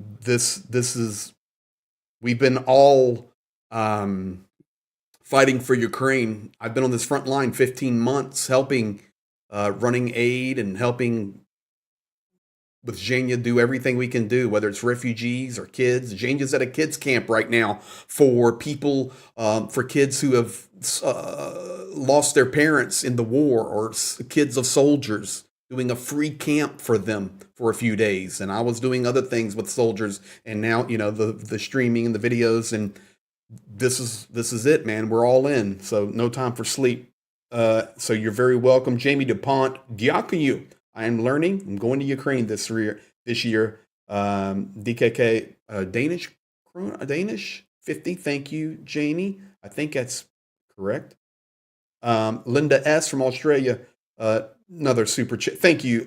Get something for Pavlovich and Kirill. If you get a chance, please, Greg. Hugs from us. Thank you. So, Linda S., let me tell you, you're now dropping information because the channel has grown so much that a lot of people do not know a lot of these characters that we've been helping. So Pavel Ivanovich, 94-year-old Soviet Red Army veteran, Kiev. He's a Ukrainian, but he was in Stalin's army. And he's supporting the war effort, and he's been on with me many times. I will see Pavel Ivanovich, and I will do that for you, Linda. And I'm going to get to Kirill. Kirill, that for those of you that are watching and you see the intro video and you see the little boy I'm with, he's been helping us since he was 9. He's now 12. He is a decorated Ukrainian volunteer with actual awards from the Ukrainian government. He's now 12 years old, and he lives in a very difficult place. And Zhenya and I, we've already made the decision we will be getting to Kirill. But it's dangerous, but we will get it done. So thank you for that. Don, $55 super chat. Thank you for your support. Guys, everything coming in the super chats goes straight out. I mean, this week we've been buying tires, Starlinks. We're getting ready to do for another big battery purchase. We're working on a new drone system, anti-drone system to get out east. We've got our Kosovacs. For those of you that don't know, we did a joint operation, Professor Gerdes and myself, and you bought 4 medical evacuation land rovers, Kosovacs, and we've delivered them in front. That was a part of Pete Foucher's dream. Pete and I were very close. We lost Pete, and I wish Pete was here. He'd be right on with me right now. But just so much going on. So thank you for everybody that's new that is here. David L., $50 super chat. Why isn't Zelenskyy in Alaska? What are Trump and Putin discussing? Putin is a war criminal. Putin is a psychopathic, sadistic mafia boss and genocidal maniac. I completely agree, David L., with that complete statement. Why isn't Zelenskyy in Alaska? I feel comfortable in answering that. What are Trump and Putin discussing? I got an answer too when you're done. Okay. So let me answer first, and then we'll get Nick's answer, and then I'll check the updates again because there's a lot of people moving in there now. I see Zarubin also getting in place. So Zelenskyy isn't there because Putin did not want him there. That's the answer.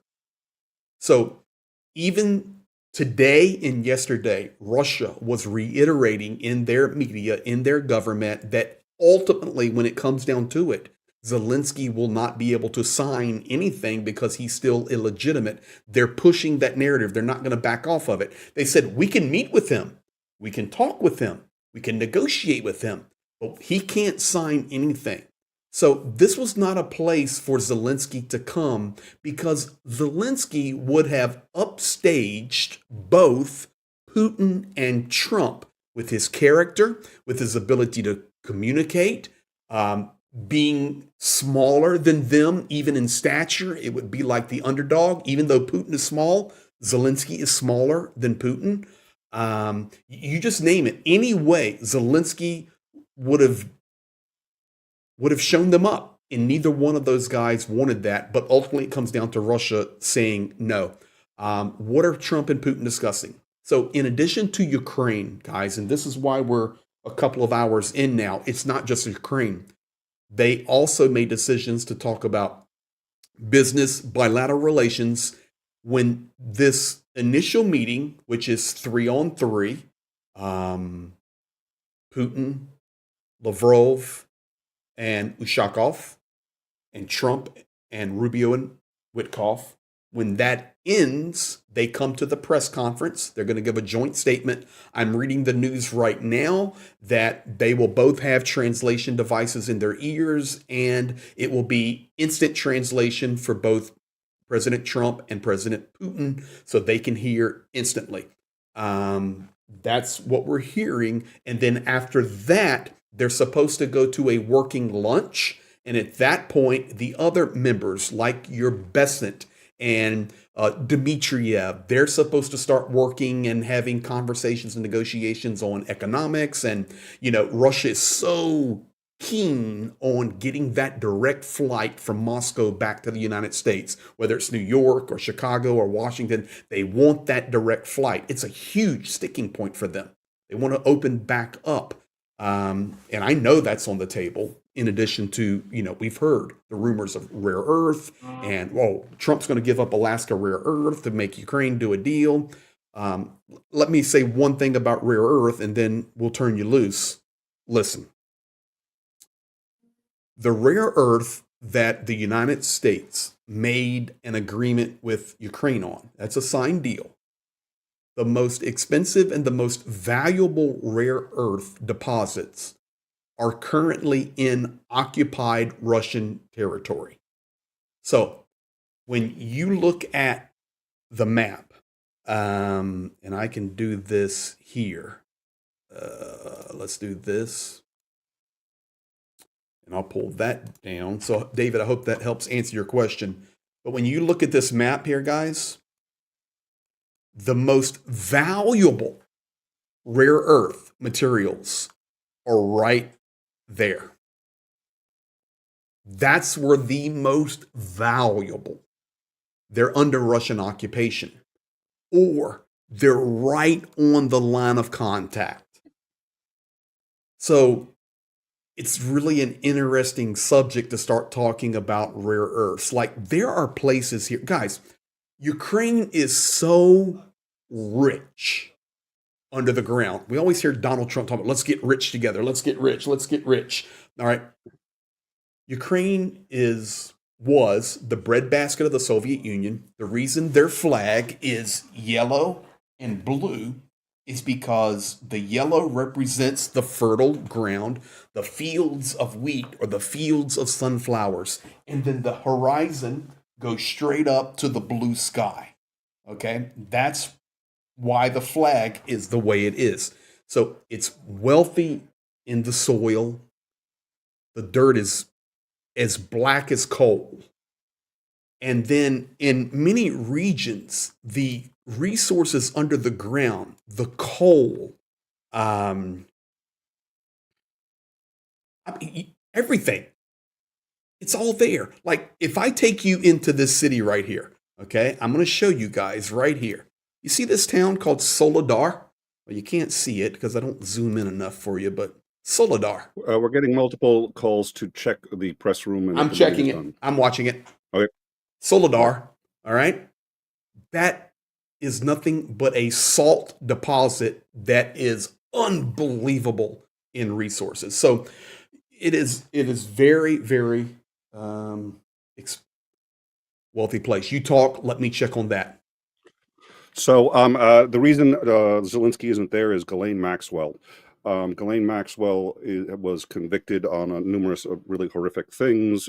She has the whole Epstein files, all this other stuff. Trump has been looking for an excuse to try to move people from that. He thought that by militarizing D.C., people would stop talking about it. It didn't work. So he decided that he's going to take another stab at quote, making peace in Ukraine. He doesn't care about it. What he cares really about is trying to, as quickly as possible, put this summit together so people are talking about that instead of the Epstein files. This was put together so quickly, nobody knew until about roughly 7 days before the event which state it was going to happen in, and they picked a state that wasn't prepared to host it. It had to be hosted in a military barracks because everything else was completely full because it was tourist season. It's absolutely insane. This was put together just to distract people from Epstein's. Putin knows this. He's playing along, but he's going to expect something in return. And that's another reason why he's walking into this in a superior position, because he knows, and he agreed to this, not because he has any interest in it, but because it helps Trump move the topic locally off of Epstein. That's all Trump really cares about. And Trump will find a way to keep that ball rolling if he can. All right, guys. So you can And why see bother? Why bring Zelensky at that point? There's no point bringing in Zelensky. This is a fake. So that's why Zelensky's not there. All right, this is what we've been streaming for almost 3.5 hours for. Not yet, but they're seated. So I can tell you, this guy talking on the microphone here, I went out of my ears to check it. He's not on the main audio feed, so there's no audio yet. You can kind of hear him in the background. All right, so we have the audio feed not coming in yet, so we'll just wait. Now,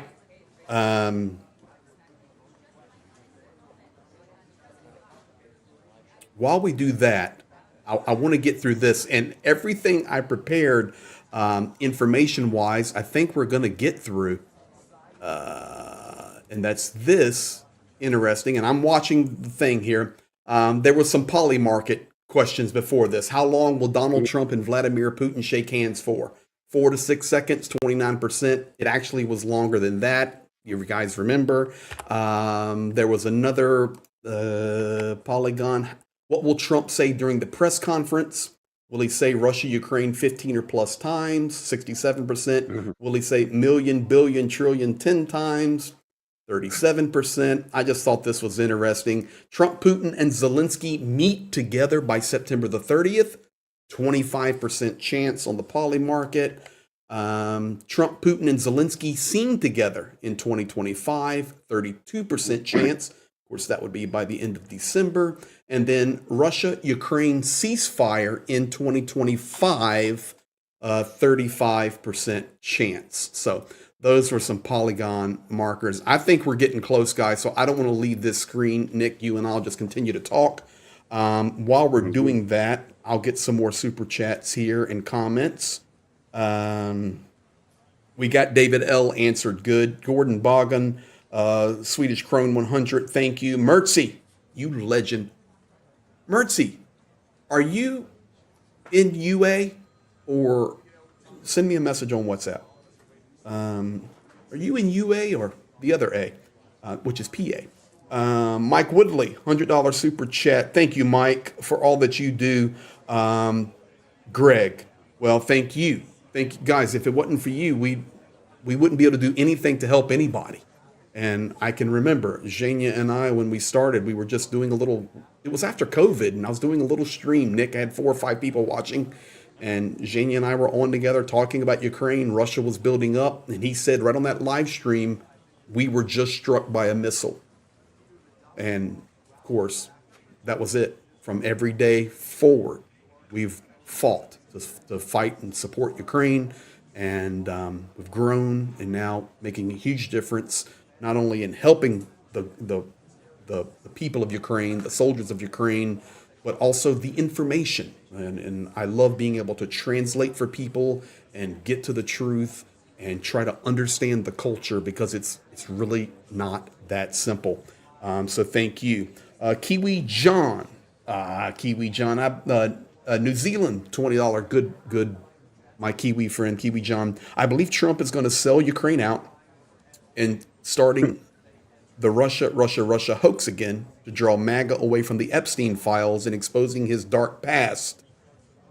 He is a sick person and needs to be impeached. Stay safe, Greg.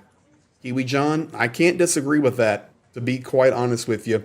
And you guys know, kind of where I stand politically. Nick and I don't see everything the same way, but I can tell you one thing.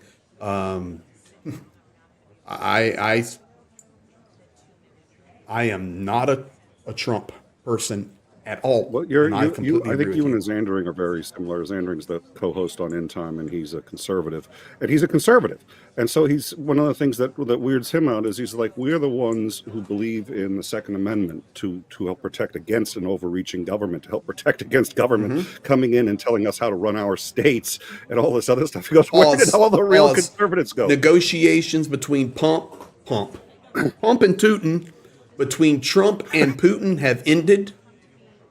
Joint press conference is imminent. I can actually show you guys this video. And we're watching it. So guys, we've been sticking together for 3.5 hours and we're going to make it. I was committed, as you guys are, and I'm thankful for that. I want to pump this in. So I'm trying to show you a little bit behind the scenes the best we can. Here is Putin walking out. And this is Kremlin released video. That is Putin. And to his right is Dmitri Peskov. Okay, they're discussing, and behind Peskov is Ushakov. I see a smile on Putin's face. So that doesn't mean what we can expect, or maybe it does. That smile is scary. It means, you know, he's having fun. He's just like, oh, this is going to be this is a cakewalk. We're going to have a good time, and it's just like, yeah. Well, let's think about it. Let me pull that volume back a little bit. I'm trying to listen at my feed as well.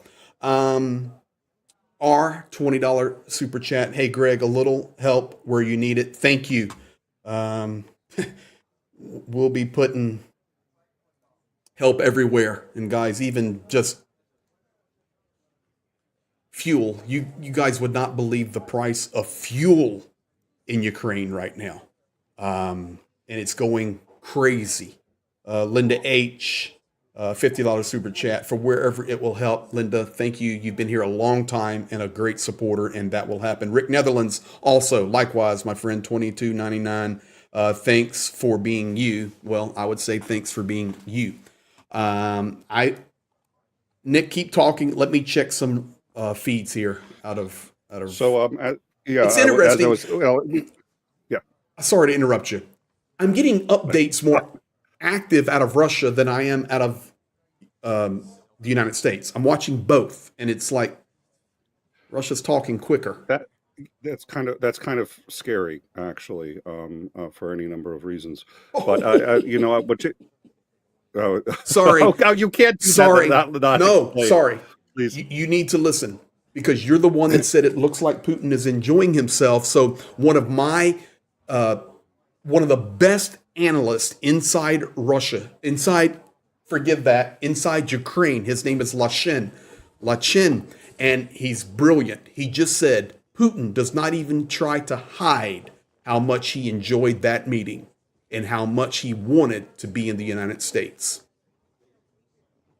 I used to debate professionally. I did a few. Not a huge number of professional debates, but a few, including Kent Hovind before he became like all the other laughing stock. But that was in front of 300,000 people, and but on occasion I'd be asked to do a debate, and it was with somebody who really thought they knew what they were doing, and you could tell right off the bat that they didn't even have. And it's like if I needed to recharge and needed a boost, you'd see that smile on my face. You'd be like, oh, we're gonna go debate the guy for, who's a junior high school debate team, never debated in front of an audience greater than 20, and we're gonna go. I was like, oh yeah, let's go. This is gonna be a serious, and Putin's got that kind of face on, and it's not one you want when we're on the other side. Okay, so Russian delegation is seated. The guy with the bald head to the left, that's Kirill Dmitriev. Sitting behind him to the right, one seat is Zarubin. I don't see any of the key Americans in there yet, so we're still okay. Keep talking. I'm checking. I'm just trying to get the feel. I'm reading my Ukrainian stuff now. One of the things that I think we had this discussion before too was about the use of translators, and I'm glad it was no longer one-on-one. But you had pointed this out, and I think this is an extremely important thing to recognize. And it's funny because unless you understand international politics, you're not really aware of how much people rely on the translators, not just for a translation, but for a pause, for a break. If you already speak the language, what you do is you let the translator talk and do the translation, so you get that extra time to think and respond. There was it was a real event. It actually happened. It happened exactly that way. You can find the footage on YouTube. It's also in the movie 13 Days. But during the Cuban Missile Crisis, when Russians were putting intercontinental ballistic missiles in Cuba to essentially have first strike capability over the U.S. The U.S. said, no, you're not going to do it. So for 13 days, we were teetering on the brink of nuclear war, World War III. Adlai Stevenson goes to, in the middle of the UN, accuses the Russians of putting these up and lying to the world and blaming the U.S. for nearly starting World War III, when in fact it was them. And he said, do you deny that you're putting these missiles there? Don't wait for the translation. Just answer the question.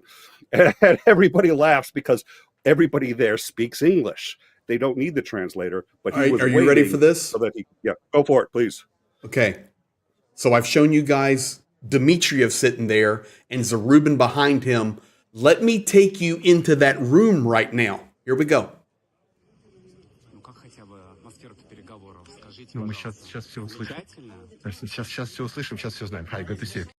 Okay, so I'm going to play that for you one more time.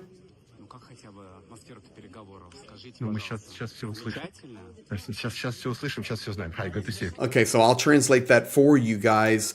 Zarubin asked him, how did the talks go in there, Dmitriev? And Dmitriev said, listen, you're going to hear it soon. Shas. In a second, you're going to hear. You're going to hear. So, I mean, I got that. So, I follow Zarubin. And he just posted that from his phone. So, I've got that video. So, you guys are literally watching. I'm taking you right in that room, and I love being able to do that for you and then translate it for you. So you're there. I love that you can too, but I hate that there are no American sources that can do that. I mean, well, I'm here. Obviously you, but I mean, no. Okay, no. Just the fact, like you said, that right now so many more people are reporting on this in Russia than in the U.S. Hey, dude, it's 1:35 a.m. here. Yeah. Oresh Tarak, $4.99. Thank you, Oresh. And another $1.99 super chat. Putin has Epstein files, in my opinion. Hey, it wouldn't be a surprise if that happened. And don't worry, that guy's mic is not hot for the public, so we can't hear him. Big Daz, 49.99 quid. Keep up the good work, guys. Slava Ukraina. Petra Olsen, Swedish kroner, 129 for some gas. Thank you, Petra. Thank you, Big Daz. Thank you, Ores. You keep talking. Let me see if I can get some more out of Zarubin. So somebody made a point about the Epstein files. I highly doubt that. No, I don't highly doubt. I doubt that Putin has access to any of the Epstein files. He could probably get it if he wants it. He doesn't need it. He's already got compromat. He's got compromat on Trump going back into the probably late 80s, early 90s. That notwithstanding, Trump also owes Putin about $22 billion. That's billion with a B. That's money that was funneled from the Bank of Moscow into Deutsche Bank to Trump. Now, the way this was done was Trump just took out a bunch of loans. Nobody would loan him any money because he'd already had 5 bankruptcies. But the way he got out of the last 3 of them was by Deutsche Bank lending him the money. But all of those were backed by the Bank of Moscow, which has been paying off all of those debts. Trump hasn't paid a single one of those, not 10 cents to any of them. Yeah. Let's now go back to Zarubin. He's talking to the U.S. ambassador to Russia. Okay. Come on, guys. I'm taking you right in this meeting. Видели что-то за кулисами, почувствовали вы что-то там? Какая атмосфера, какое настроение? Я думаю, атмосфера в целом позитивная. А конкретно итоги мы сейчас услышим из первых уст. Okay, so I'll leave it at that. So I will tell you, Zarubin asked him, okay, what is, and you can hear that guy's Russian is learned like mine. He goes, okay, what was the atmosphere in there? What can you concretely say as the ambassador, like what's going to happen here and what is the feeling and yeah, the atmosphere. And he says, listen, Just wait. You're going to get concrete answers in just a few moments. So once again, that's the Reuben. He just runs around with his little microphone and puts it up on his phone. And let me say something Greg, real quick here. hold on, let me get this real quick. A couple of people had the same questions, and it's a great question. Paul D. Fella, to quid, any Ukrainian journalist in the room? Adam Rounds, Greg, any Ukrainians in that room?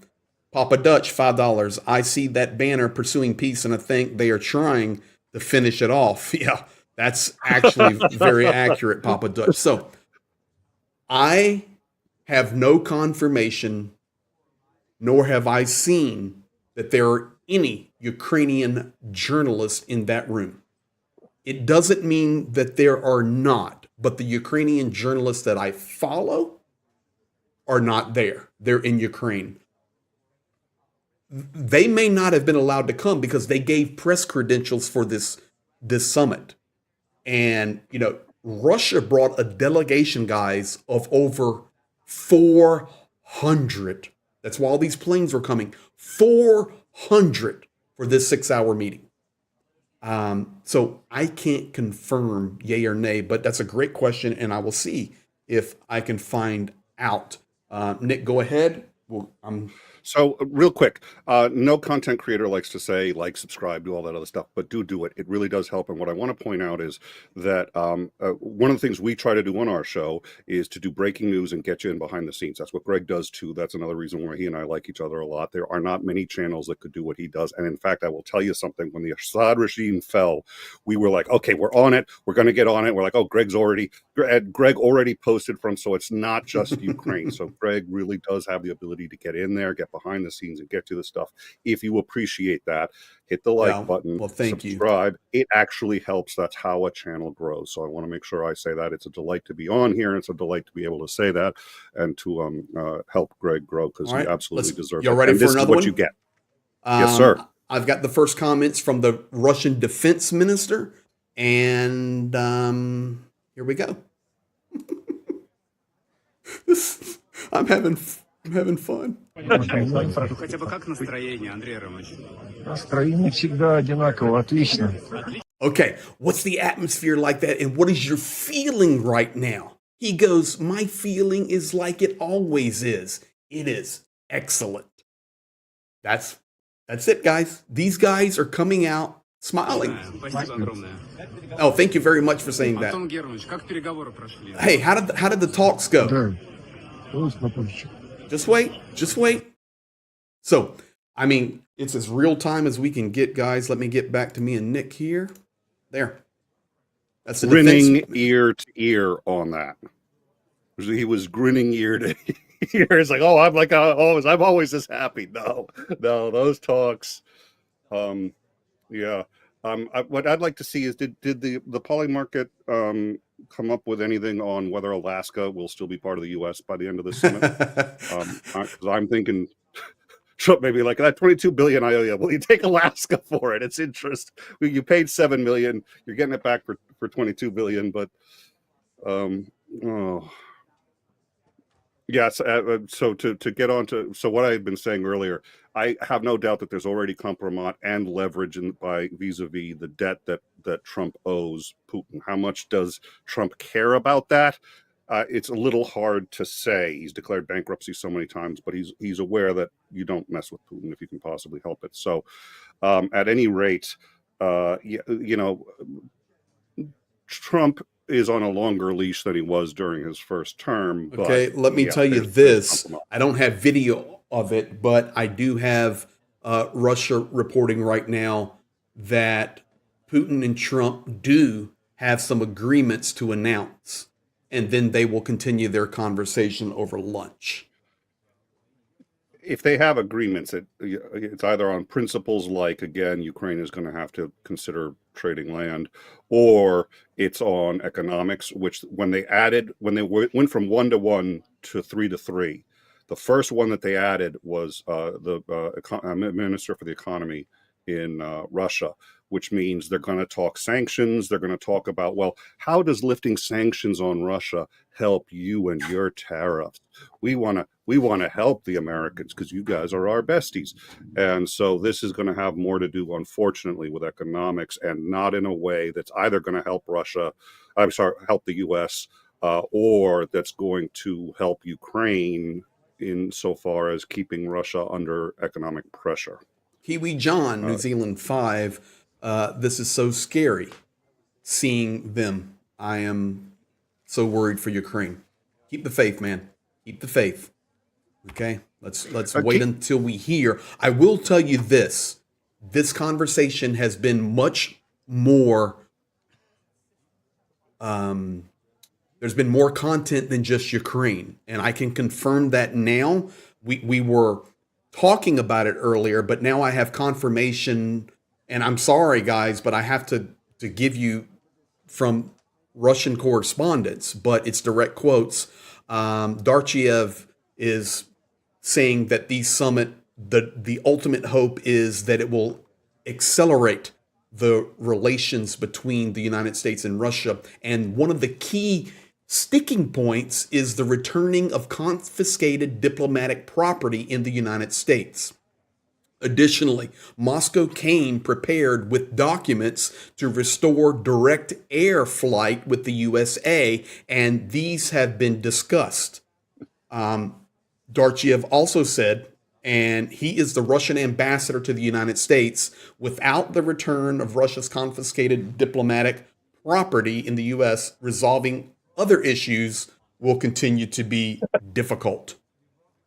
So this is a peace summit for Ukraine, and just to talk with us, what they're saying is that we're going to have to lift sanctions or restore seized property from the sanctions on Ukrainian oligarchs just to have this meeting, which only Putin could make sense, and only Trump could buy that. But that's, for those of you who are scared for Ukraine, keep in mind this is non-binding, and anything here that has anything to do with Ukraine, we've been saying is going to be a joke. So people who've had hope have been like, oh, we hope. No, don't hope that this is going to get us anywhere, but don't despair that it's going to do anything bad either, because there's nothing that could come out of this that the EU is going to be held to, or that Ukraine is going to. So this is a little bit more kabuki theater when it comes to Ukraine.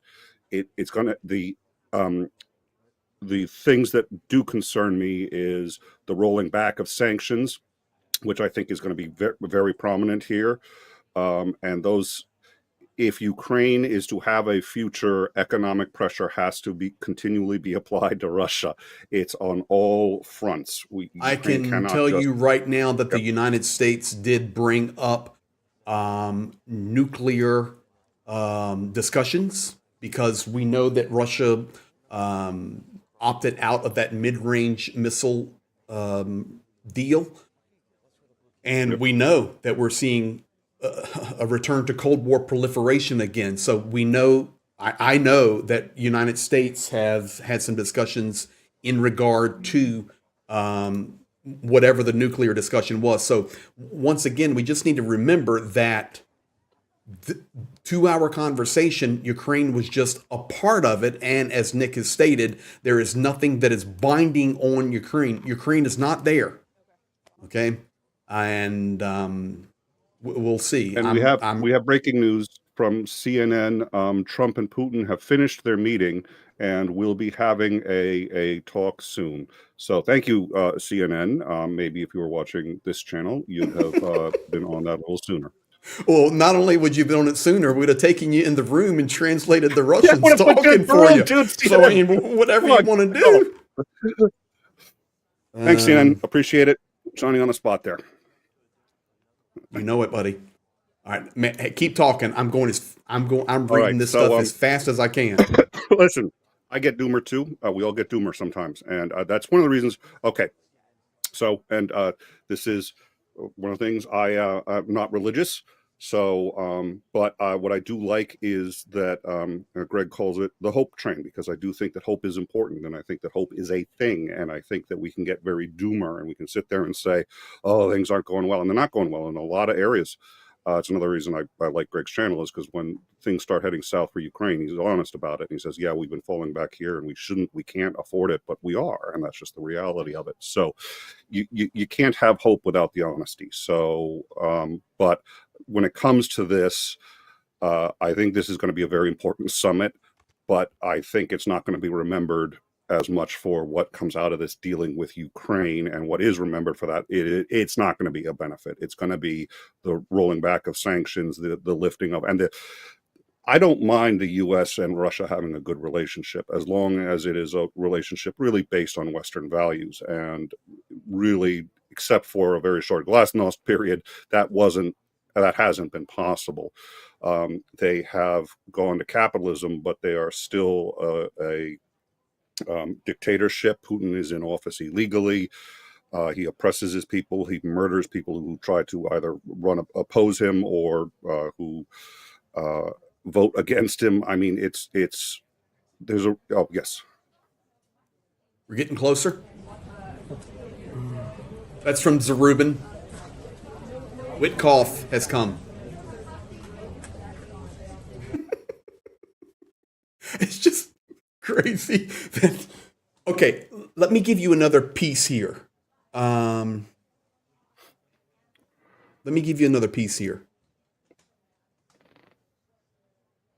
Ukraine analysts that I follow, sources, media that I trust and follow, are dead silent right now.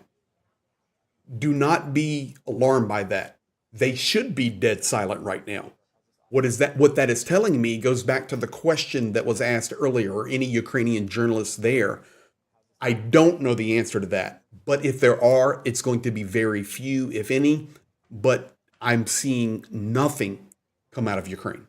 Like, that's Ukrainian. They're reporting what they're seeing out of the US or they're seeing out of Russia, but it's not like this is straight from Ukraine.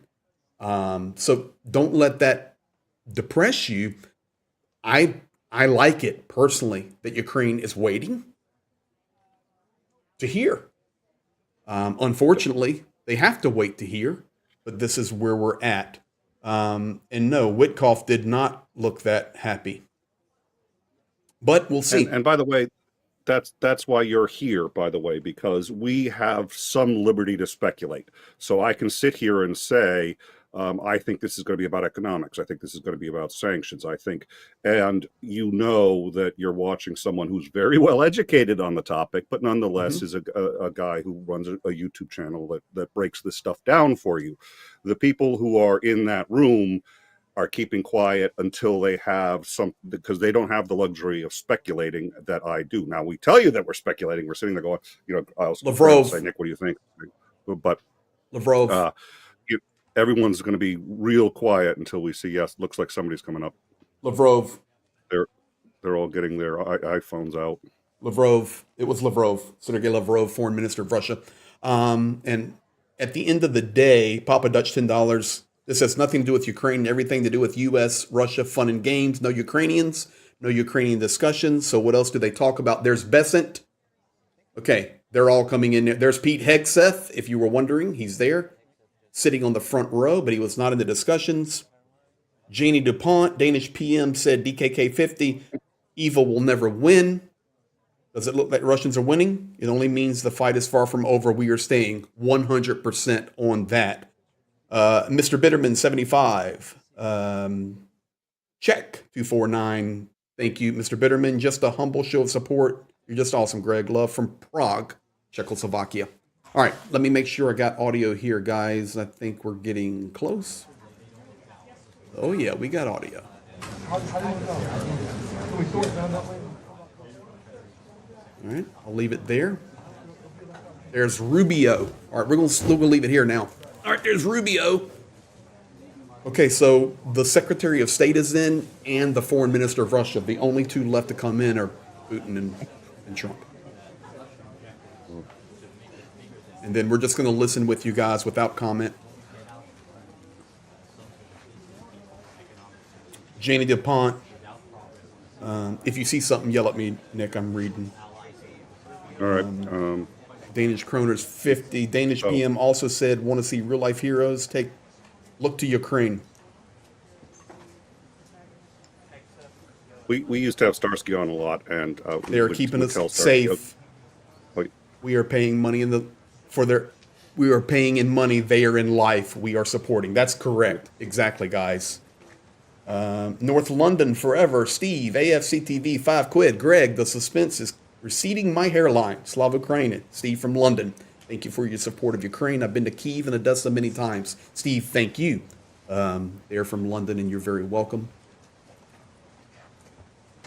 There's a troll in the live chat named Titan. If somebody wants to, bonk him, just saying. Don't know how he found out about the show, but that is Nick's moderator. Welcome, Titan. But I'm going to a different screen. So, Nick, yell if I see anyone come out, I will let you know. Ladies and gentlemen, the President of the United States of America and the President of the Russian Federation.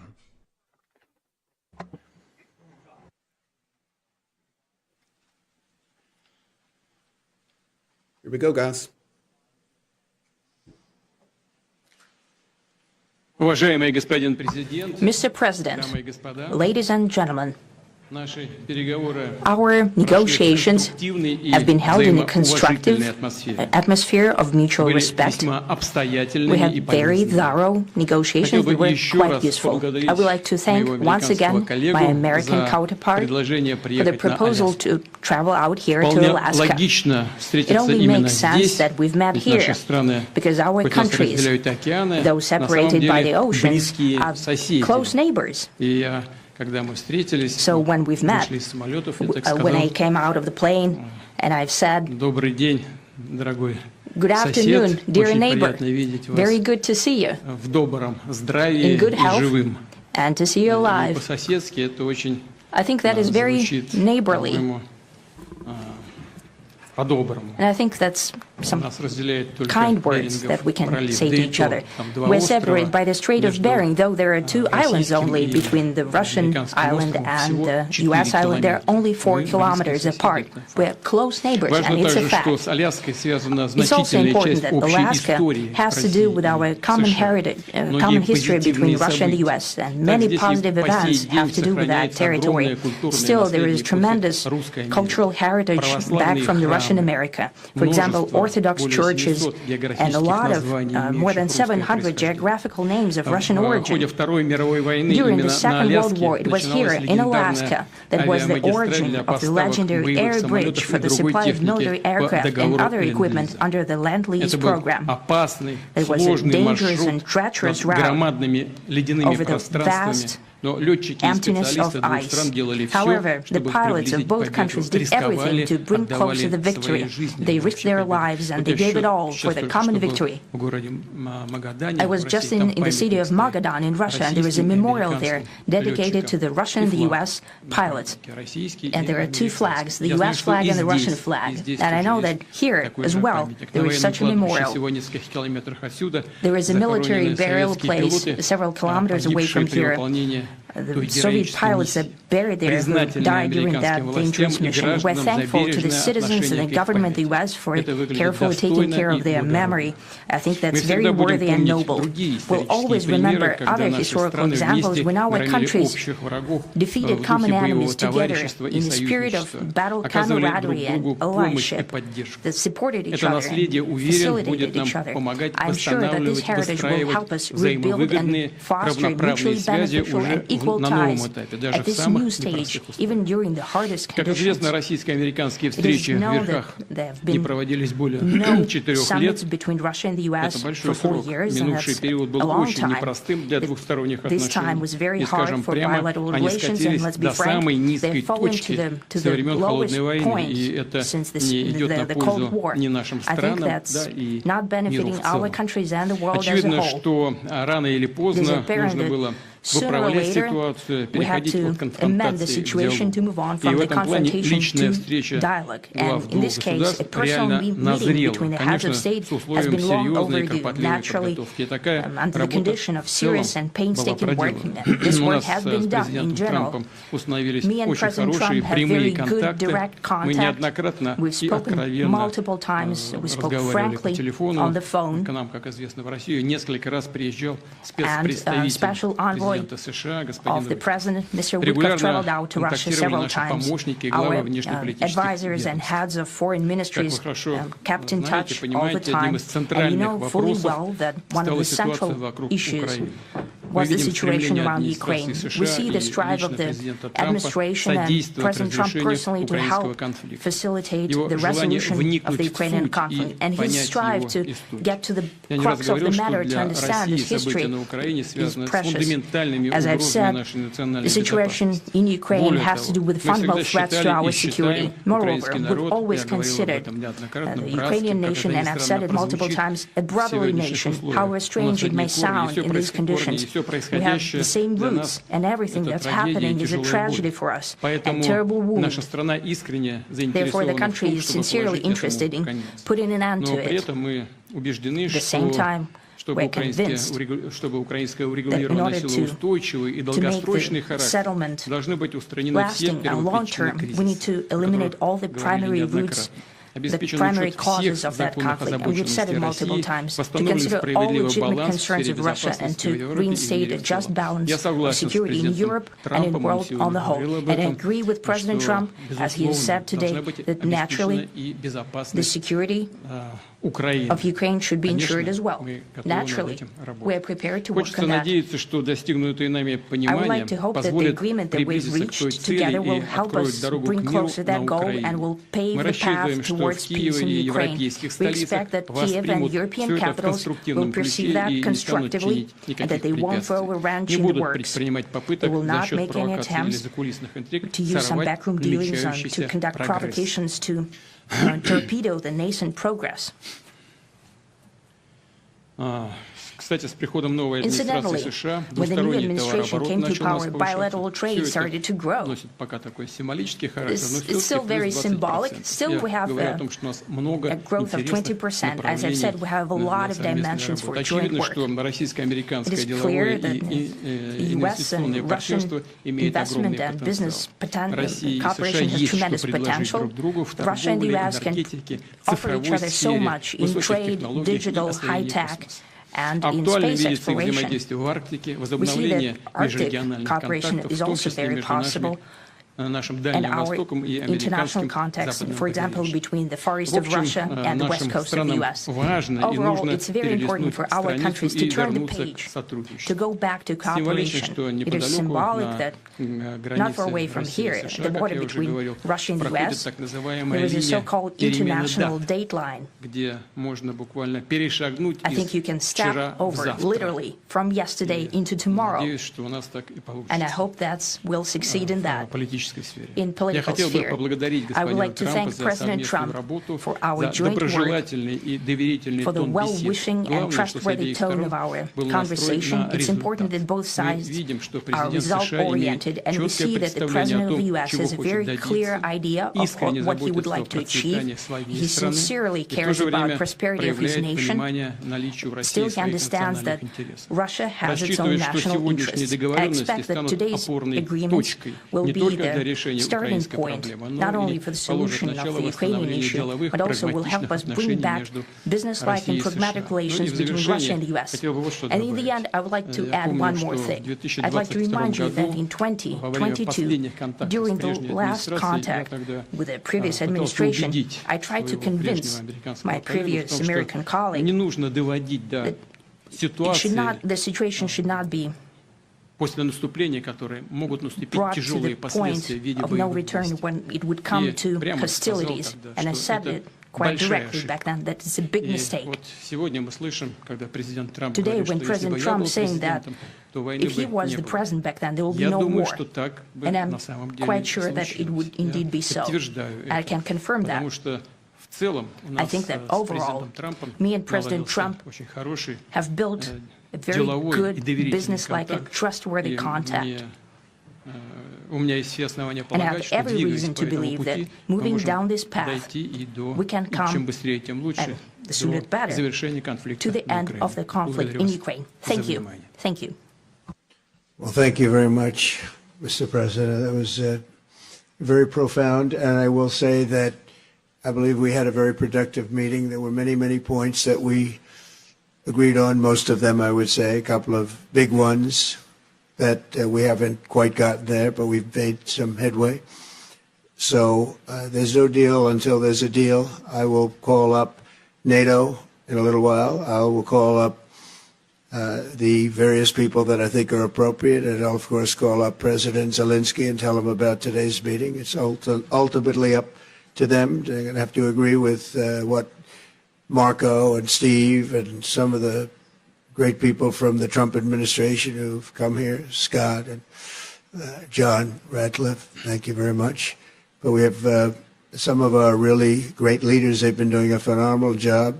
We also have some tremendous Russian business representatives here, and I think everybody wants to deal with us. We've become the hottest country anywhere in the world in a very short period of time, and we look forward to that. We look forward to dealing. We're going to try and get this over with. We really made some great progress today. I've always had a fantastic relationship with President Putin, with Vladimir. We had many tough meetings, good meetings. We were interfered with by the Russia hoax. That made it a little bit tougher to deal with, but he understood it. I think he's probably seen things like that during the course of his career. He's seen it all, but we had to put up with the Russia hoax. He knew it was a hoax, and I knew it was a hoax, but what was done was very criminal. But it made it harder for us to deal as a country in terms of the business and all of the things that we'd like to have dealt with. But we'll have a good chance when this is over. So just to put it very quickly, I'm going to start making a few phone calls and tell them what happened. But we had an extremely productive meeting, and many points were agreed to. There are just a very few that are left. Some are not that significant. One is probably the most significant, but we have a very good chance of getting there. We didn't get there, but we have a very good chance of getting there. I would like to thank President Putin and his entire team, whose faces, who I know in many cases, other than that, whose faces I get to see all the time in the newspapers. You're almost as famous as the boss, but especially this one right over here. But we had some good meetings over the years, right? Good, productive meetings over the years, and we hope to have that in the future. But let's do the most productive one right now. We're going to stop really 5, 6, 7,000, thousands of people a week from being killed, and President Putin wants to see that as much as I do. So, again, Mr. President, I'd like to thank you very much, and we'll speak to you very soon and probably see you again very soon. Thank you very much, Vladimir. Next time in Moscow. Oh, that's an interesting one. I don't know. I'll get a little heat on that one, but I could see it possibly happening. Thank you very much, Vladimir. And thank you all. Thank you. Thank you. Thank you so much.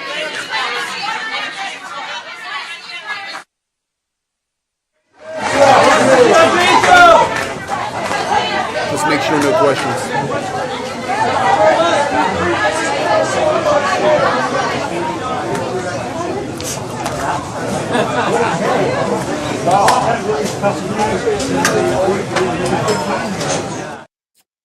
All right, ladies and gentlemen, you have heard it all. Thank you for being here. We're not closing the stream yet. I'm going to give you the commentary and the analysis now. This is so easy to see. A blind man can see it. And I probably shouldn't have said that. There may be blind people, forgive me. I'm handicapped too, so don't worry about it. Everything's good. But, okay, first of all, there was a question in the chat I was watching. And the question was, I wonder what is being lost in translation. So let me answer that for you. Nothing. She did a phenomenal job translating Vladimir Putin. What she said in English that you heard is what he said in Russian. So I can confirm that to you off the bat. Now, Nick, I've written everything down, and it's 2:07 a.m. This is my longest stream ever, 4 hours. Probably most important, your initial thoughts, and then we'll just kind of look at it as we close out with. I know people are frustrated right now. My two initial thoughts. First of all, I found it very interesting that he mentioned the Lend-Lease program, which started in March of 1941. The reason that date's important is because that's about 3 or 4 months. During that time, Russia was on the other side of the war. Russia was with Germany invading Poland and trying to take over a little planet we call Earth. Russia only changed its mind and decided that Hitler was a problem, the Soviet Union at the time, decided that when Operation Barbarossa, and he invaded in June, I think it was, of 41. And then we started helping them. They became quick allies. They're like, oh, maybe this was a bad idea. But I found that interesting that he mentioned that program, and he was the ones that we were actually fighting against at the time it started. But that notwithstanding, I'm not going to. I started talking in my own head in sort of doomer ways, like I think it's a bad sign, yada yada. It is a bad sign, but not in a like doomer way. But the reality is, they didn't mention any of the when Yasser Arafat and Bill Clinton and I think it was Yitzhak Rabin came out with the first comprehensive roadmap on peace in Israel. They talked about how and why this was progress, and they did leave the details for later. But you were able to tell that, and they made it crystal clear that, and then they shook hands, and there was none of that here. They didn't give any of the details. And in my mind, the biggest reason to not give, or even any of the broad strokes, the biggest reason not to give the broad strokes is because you don't want to be asked the questions on the broad strokes. You don't want people talking about those. You want to target what you're going to say to who you're going to say. And Trump has said as much. There's certain things NATO's not going to like, so he's not going to talk to NATO about that. He's going to talk to NATO about what he's going to talk to NATO about, and he's going to talk to each individual person. And he's the only one who's saying he's going to go talk to people. So I think there's been things said and done that people would not approve of, and that's why they've been so. Let me make it simple for everybody right now. Okay, I already knew this was going to happen, and I don't want to prognosticate, but we told you from the beginning, this is what's going to happen. I did not expect it at this level, and I will explain to you why in just a moment. But I've been sharing with you guys for the past 4 hours. With great guests, Johnny and Nick. Okay, this is what we have right now. So, we have Sumy, Poltava, full Dnepropetrovsk, Zaporizhia, Donetsk, and part of Kharkiv region under air alarm. That's the largest air alarm of the night. So, this is right after the summit. So, A, is there a ceasefire? No. B, who won today? It's easy to answer. Russia did. And let me explain why. And Nick, I'll get your thoughts on that.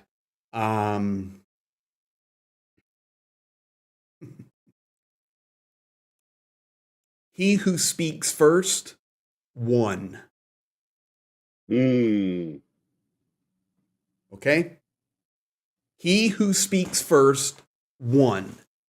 Second point, Vladimir Putin's speech was 100% pre-written. All of it. He read it. Donald Trump had no pre-written statements.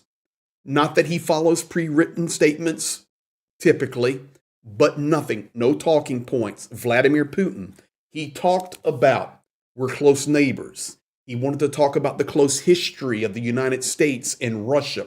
He then waxed eloquent about the Russian origins in Alaska and was very clear to mention the World War II cooperation, his stop in Magadan on the way to pay tribute to a place where there is a Russian and U.S. flag flying together.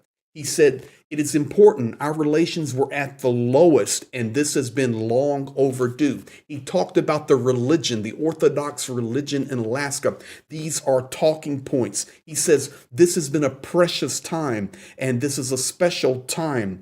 And the reality is Russia is experiencing threats to our security, and it's unfortunate because it comes from our Ukrainian brothers. We're brothers. We're all one tribe, and it's an internal spat. So I'm trying to break down for you. This is what they pumped into Trump's brain today. They're brothers. We're one family. This is not your issue. This is an internal spat. These are our people, and it's so sad that we've got to kill our own people. And for us to free Ukraine, then we have to eliminate the root causes. Everything we've been hearing for a year. Vladimir Putin just stood on the biggest stage of the world at this summit and called it out again. The root causes, what are they? The Nazification of Ukraine. They're all Nazis. They need to be demilitarized. They're stealing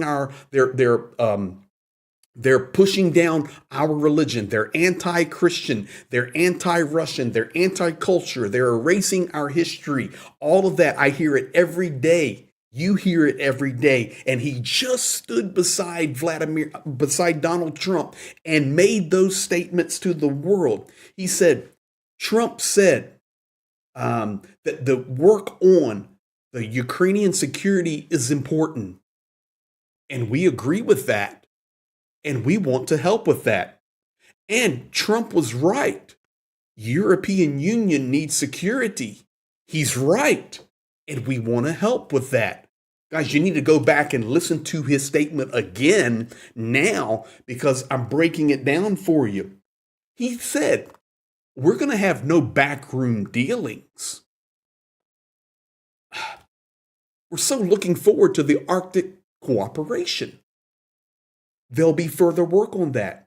And now it's time to turn the page and get back to classic good Russian-American relations. He then said, when you leave Russia and you come to Alaska, you cross the international date line. We can literally together step from yesterday into tomorrow. It's a perfectly pre-written speech.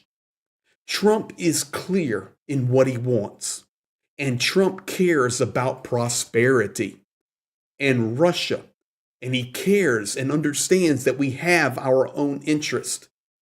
Yes, we have a business to deal with. Yes, we have to deal with Ukraine.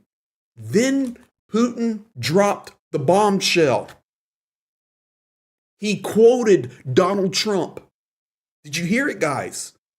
We're going to close the stream out in a minute. When we're done analyzing this, it's 2:15 in the morning here in Ukraine, and I roll early tomorrow. But he just quoted Donald Trump. You didn't hear it?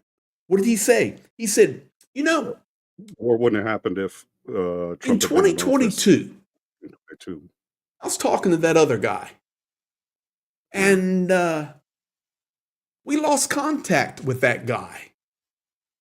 And what happened should have never happened. And I can tell you that if Donald Trump would have been president, it would have never happened. It's Biden's war. We just heard Vladimir Putin call this Biden's war. It's time to restore our business relationships and to bring our relationships back to normal. Then Donald Trump stated, Vladimir, that was profound. I wrote this stuff down, guys. That was I saw you writing. I was that was profound. Yeah. This was a very productive meeting. No, I want to give facts. I don't want to be emotional here. I was writing everything down because I was listening to Putin in Russian. I was listening to it in English. The translator did perfect, but I understand the culture behind it. The culture behind it is Vladimir Putin just owned that room. Yeah. Trump, that was a productive meeting. We got some big agreements, but not all that we wanted. No deal on the big one. What is the big one? The big one is the denazification, the root causes, and the regional control. The 4 regions, which are Zaporizhia, Kherson, Lugansk, and Donetsk, Crimea, there's no agreement on the land. That's what it's about. Now, on Trump, he did say he would not talk about land, which is fair enough, but it tells you everything you need to know. He said no deal. He then moved immediately to, I will call NATO first. And that's not what he said earlier in the week. Earlier in the week, he said, my first call will be to President Zelenskyy. Now, I will tell you guys, you can look this up and fact check it, but the Supreme Commander of NATO flew to Alaska and he is there in that room, in that meeting. So I assume he means I'm going to call NATO nations, but I'm telling you, the Supreme Commander of NATO is there. Fact check me and look it up. It's the truth. I will then call Zelenskyy and tell them about the conversations, what we agreed on, and what we did not agree on. Then he made this statement, and you guys can go back and listen. He said, ultimately, it's now on them. Go back and listen. I wrote it right down. He said, it's on them. Now, land, continue the war, buy weapons through Europe from America. I don't know. We will see how all that unfolds, but I can tell you, air alarms are raging. He then said, there's some great Russian business representatives here. Remember, Russia brought a huge delegation. It was not just journalists and the key cabinet members, if I can call them that, for Vladimir Putin, but they brought a lot of CEOs and business people there. Brilliant move on Russia's part. Brilliant. I'm sorry, I'm not praising them. I'm actually very disappointed. The United States did a complete failure today as of what I've heard. I don't hear anything we got. And when I say we, it's the United States and most importantly, Ukraine. I don't hear anything. Nothing. He said, we made some progress. Oh, about the business people. So many great business people here. And that's good because we're the hottest country now. It's like he was on Air Force One. We're making trillions. We made some progress. And then he goes, I had a fantastic time with Vladimir, not President Putin. Over the history, we've had many tough, good meetings. He goes, so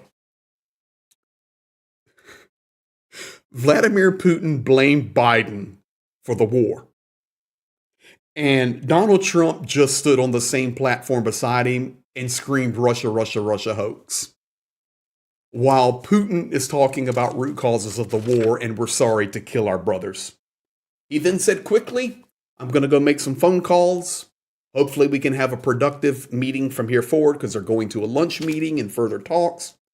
We have a few meetings that are left. We have a few things that are left to agree on. One is very significant, which is, of course, the land. And then it's over. He looks down, and I know he was pointing at Sergei Lavrov, many famous people here. I see you on the newspapers. One of you is really famous there. Over the years, I've seen you do great work. And that is Sergei Lavrov, the foreign minister, who he was looking at right there, sitting on that front chair. No look at our team. No thank you to Witkoff. No thank you to Rubio. No thank you to any of our guys. It's just we got Bessent here. They're going to talk That's a about really good one. finances. And guys, that's it. Well, and one more thing, which was because there were some observations there that was really good, especially at the end. But the other one is when what Putin did was he got to sort of praise everybody in kind of the way somebody getting a gold medal does or an Oscar. Right. It's like, I'd like to thank these people, and everybody here is so wonderful. And these guys are great. And if we had only been friends and met sooner, none of this would have happened. All of these other things. What did Trump do? He said, well, I've got my orders now. I know what I have to do. I have been instructed to pass on the elements of the deal to everybody else. He's essentially doing the negotiating for Putin with NATO, Ukraine, Europe. He's the one who's going to go and say, this is what it looks like and this is where we're headed. But Putin doesn't even have to do that. Putin's going to be in bed, and his ideas, his almost orders, are going to be being followed by Trump in real time while Putin's sleeping. Okay. Your live chat's been hilarious, by the way. I mean, I'm just trying not to. I can't even. I don't even have time to look at it. Okay, now Ukrainians are speaking. Okay, it's 2:23 a.m. Ukrainians are speaking, and when I say Ukrainians, people I trust very much, analysts and folks that I trust. They just left the stage. They took no questions. For those of you wondering, and I'm reading the Ukrainian perspective now from guys I trust. There are no specifics. There are no answers. All we just watched was Trump and Putin praise each other. Curtain. Yeah. Go to bed, everybody. Wow. And give each other exactly what they needed, because Putin can now come back and say, I have the president of the U.S. wrapped around my finger, and he can prove it. He can. Anybody who sees he's proved it to his own people. So, and Trump can go back and say, see, Putin has agreed that the Russia thing was a hoax. He knew it. I knew it. And all of this is Biden's fault. And everything else going forward is Biden's fault. In fact, Epstein is Biden's fault too. And he can and he's going to paint everything with that brush and they each got some great sound bites for their personal agendas to get over their sticking points in their own countries. That's all we've seen. And again, Trump saying he's going to go off and do some more work. Putin's done. Putin's going home. Trump is going to continue to negotiate. On whose behalf is he negotiating? There's only one thing I can think of. If he's calling up NATO, who wasn't there. I didn't know that about the Supreme Commander of NATO was actually there in the room. Let me tell you this. Said, come on in. Yeah, he was there. They were supposed to take some questions, but they changed that. So there may have been some Ukrainians there. I can't confirm. I can tell you guys, a lot of you guys know Sternyenko, very famous blogger, supporter of Ukraine here, huge channel, one of the largest donators through his work. He's been shot. He's been beat up. He's on the Russian most wanted list. He just came out and says, well, we see what happened. So as always, keep buying drones because we're just getting started. Yeah, I'm reading quickly after the guys I trust the most. Yeah, I think I mean the Ukrainian take on it is probably the best take, which is it's right now it's a nothing burger. We'll see if they again. Yeah. We said this at the beginning. This is going to be non-binding anyway, so correct. It's not as if really the question was, are they going to do any damage by Trump walking back promises he made not to engage in negotiations, even sort of parenthetically. Well, I'll give you guys. Like that. I think the last statement I'll give you is from a gentleman who is the most accurate analyst as far as airstrikes, and he's Ukrainian. His call sign is Gray Cardinal. and he's brilliant. He says to Ukrainians, if you were not able to listen to the press conference, you did not miss anything. There are no specifics. Putin and Trump had a good time together. They talked about the progress that they have made together, but we don't know what that progress is. And maybe we'll meet again soon. He was invited to Moscow. No mention of Zelenskyy. No mention of a third meeting. So what do we have? No agreement. No ceasefire. Did you expect anything else? We told you this is what you were going to get. Stand for Ukraine. We fight for our country. I think that is about the best answer I can give you. Rick Netherlands, 249 euro there. Putin talking about being good neighbors. Yeah. So there will be, for those of you that are Americans in here and you're used to American commercials, we now have a new theme song for Vladimir Putin and Donald Trump. And it comes from State Farm Insurance. Like a good neighbor, State Farm is there. So we have good neighbors. Janie DuPont, my eyes are going out now. In Russia, communist Russia, good neighbor controls you. Trump is the epitome of that. Den allersietste dans so God. Sorry, I spread the donations tonight. Take care, and I hope I didn't butcher that too much. Papa Dutch, the enemy of your enemy, $5 does not make them your friend. Get over it. Papa Dutch, $5 super chat. Make a few phone calls and tell them what happened. In other words, we still don't know and never will. Cypher, $30 super chat. Greg, get breakfast, lunch, or dinner on me tomorrow. Slava Ukraini, Geroim Slava. Well, thank you for that, Cypher, but I will help the guys with it, and I'll get a shout out of Ma. So, Papa Dutch, $5. If it was a giant wish sandwich, that's what you got. 2 slices of white bread, and you wish you had some meat. That's actually, you need to write a book, dude. Trudy, $5. Will there be a transcript? Isn't it mandated for all press meetings? Not that Trump follows rules, but Slava Ukrainian. Trudy, I would assume, yes, you're correct. Nick, you may know better than I do. I don't know about meetings like that, but I assume for sure. Trump ended the transcripts in his first term. They were reinstated by Biden, but I have no idea where the status is. I assume there's going to be a transcript. Well, I promise you one thing. I know this for a fact. There will be a transcript on Kremlin.ru on President Putin's site. They transcript everything. Rick Netherlands, 249. Trump undermined the West with this performance. I completely agree. And I'll give you my closing thought. Janie